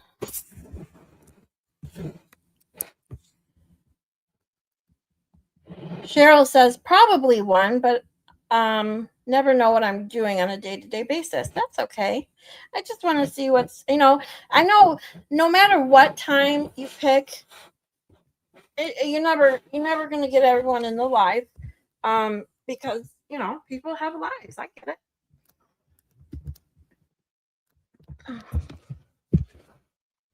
Just trying to see what works the most for everyone, because I like to have the interactive chat, as you guys know. I love to do the back and forth and get discussions going, and especially for my psych nights, even more. I want to be able to have a back and forth, and I also have, as I've talked a little bit about, I have a game I'm sort of working on. Plus, if I ever get around to it, I have, or if anyone wants to supply me with, I have put on my Amazon wish list.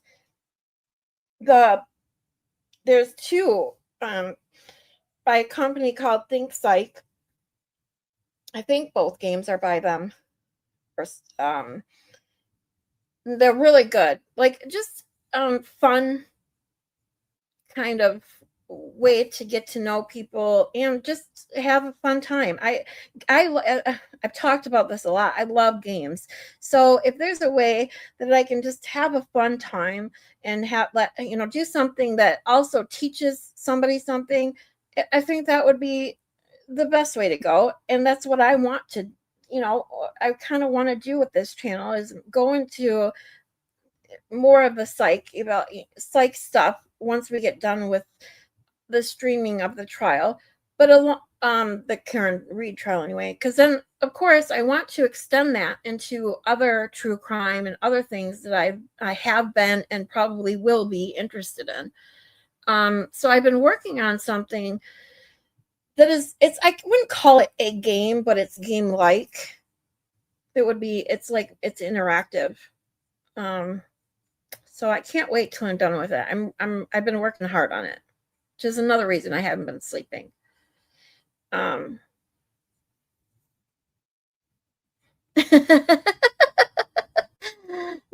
says, I'm not trying to taint the jury pool, though. She says, vote, but vote for one.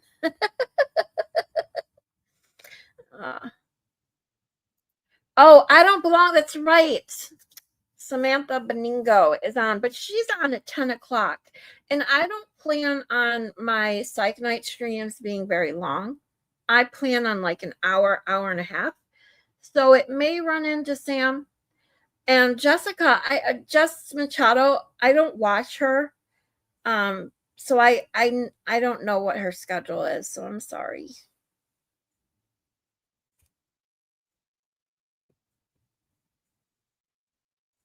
Yes, I did know that, but I forgot. So thankfully you reminded me. So this week, because I was thinking I wanted to do it tonight, but since TV and Rat House are going Wednesday,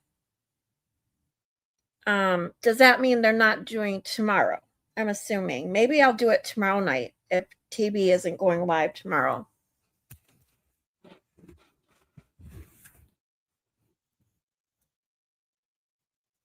Oh, James is going to the courthouse on the 14th.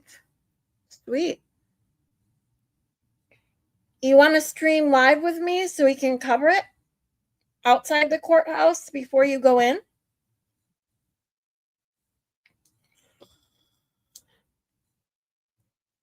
Dude, my vape is all fucked up.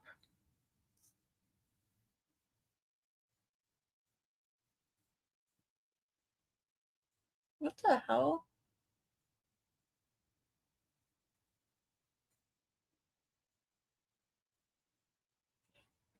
Something's in my vape. I don't know what it is. I gotta fix it later. Yeah, exactly, Cheryl. I know. He says you can't go by others or you'll never go live. Just do you. Thank you, sweetie. It's very true. I learned that really fast. Because I tried to go around when I first started streaming, I tried to go around like Turtle Boy and Will, and I still try to go around Danny, especially because I like to be in the chat in his the most. But Will goes on whenever, I mean, he just sporadically goes on. He never really has, besides his clubber walks in the morning. But I don't stream in the morning, so because that's when I'm sleeping, or at least trying to sleep. So, but I learned that really fast, because you'll never, like you said, you'll never go live if you constantly try to work around everybody else. So many people stream, and so many people already have established times and obviously a following, and that includes the people that I too want to watch and be in the chat in the live. So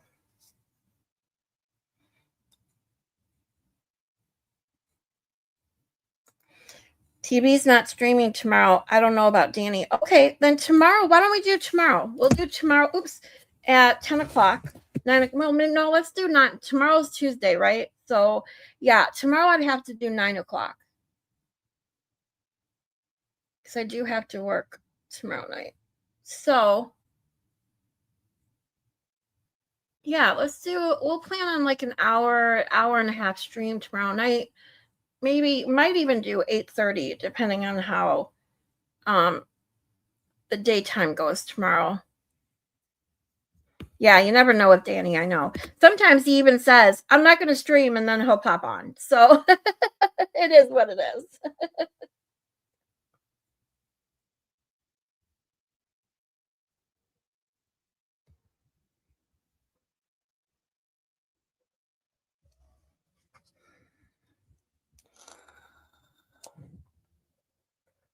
You'll check in with me right here? Sweet. Oh, Danny, look who I'm talking. I'm literally where your ears ringing. Hey, sweetie. Thanks for coming, Danny. Just talking about how it's so hard when you first start streaming, when you want to work your schedule around everyone else that streams live, and when there's people that you yourself want to be in the chat and watch the live, it's so hard to work things around it. Hey, Cheryl's got too many dishes. I hate dishes. I had to get some groceries today. I was out of dishwasher pods, and the last couple of days I've been doing dishes by hand. I can tell you, I didn't have dishwasher growing up. My mom refused to get one. And then the last few years, the last place I lived at did not have a dishwasher either. And so when I moved into the place I live in now and has a dishwasher, I got so excited over a freaking dishwasher. But then when you have a dishwasher and then you don't use it, you can't use it, because it was like the last thing I needed to spend money on when I'm broke is dishwasher pods. So I've been washing them by hand. I hate it. It's like one of the chores I hate to do. That and dusting and dishes. I don't mind doing laundry. Laundry, like, is like, I've said this before, is like a Zen exercise. Like, I just get in the zone and do laundry. It's relaxing to me. I don't even mind sweeping. I can't stand doing dishes or dusting. It's just a pain in the ass. So I'm sorry. Speak of the devil and he shall appear. Yep. Yeah, he was a drive-by. He was in and out. I think he's gone. I don't know. But at least he stopped in to say hi.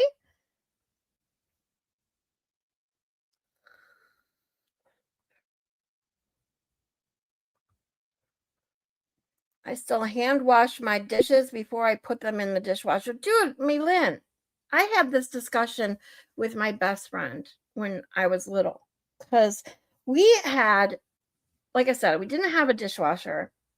And my best friend at the time growing up, she used to live 7 houses down from me. We used to play outside. She would get called in for dinner, and she would take forever to get back outside after dinner. And she's like, "Well, it's my day to do the dishes." I'm like, "Well, why does it take you so long? Like, just stick them in the dishwasher." Because she had a dishwasher. I didn't. I knew why, someone who didn't have a dishwasher took so long to do dishes. And she's like, "No, because I don't know what brought it up specifically, but I do remember her saying, well, you got to rinse them off." And then I was like, "What? Why? I mean, you got to rinse the chunks off, but why are you washing the dishes before washing the dishes? If you're going to wash them by hand, why even put them in the dishwasher? Just fucking wash them by hand." Like, if you're going to take that much time to wash them before putting them in the dishwasher, why even use a dishwasher? I never understood that. Because if you take your plate when you're done with it and you do a quick rinse after you're done with it and you stick it in the dishwasher, it takes about 5 seconds. If you're doing more than that, you might as well take the extra minute and just scrub all the dishes with a sponge or a washcloth, whatever you want to use, and wash the dishes and put them on a dry rack, instead of then wasting more water and more money on dishwasher pods or dishwasher soap and running them through a dishwasher. To me, it makes no sense. Cheryl's never had a dishwasher. See, that's how I was.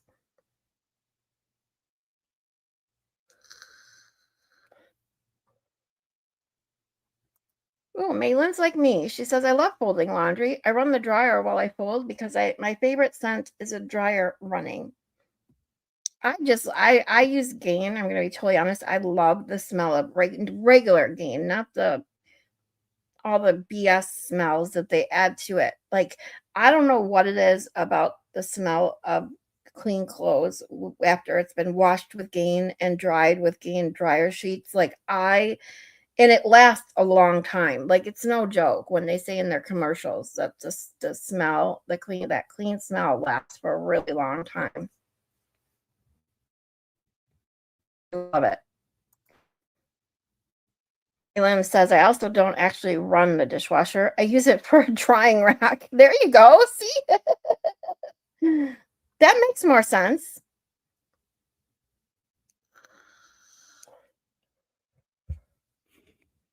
That makes total sense. If you're going to use your dishwasher as just a drying rack, that makes more sense than actually scrubbing your dishes, putting them in the dishwasher, and then actually running the dishwasher. To me, that never made sense. Anyways, with that being said, Danny is about to go live, or is going to be live in a minute. So I appreciate each and every one of you being here. If anyone can help, let's just say donate to the channel or support the channel and a somewhat difficult financial situation that I am in, I do have a PayPal QR code in the left-hand corner top, and link is in my bio, or not, yeah, in my bio description of my channel and in the ticker at the bottom. And most importantly, pinned in the chat is my Give, Send, Go. If you cannot donate monetarily, all I ask is if you can share it anywhere and everywhere that you can possibly share. I would truly, truly appreciate it. And again, I appreciate each and every one of you coming here every day, hanging out with me when you can. It truly gives me joy now, waking up in the morning and doing this every day. I love it. And I love all you guys. I thank you so, so much. I will see you all in the chats soon. Love to you all. Have a great one, guys. I'll see you guys tomorrow for Psych Night at 8:30 p.m. Let's make it 8:30. Love you. Bye.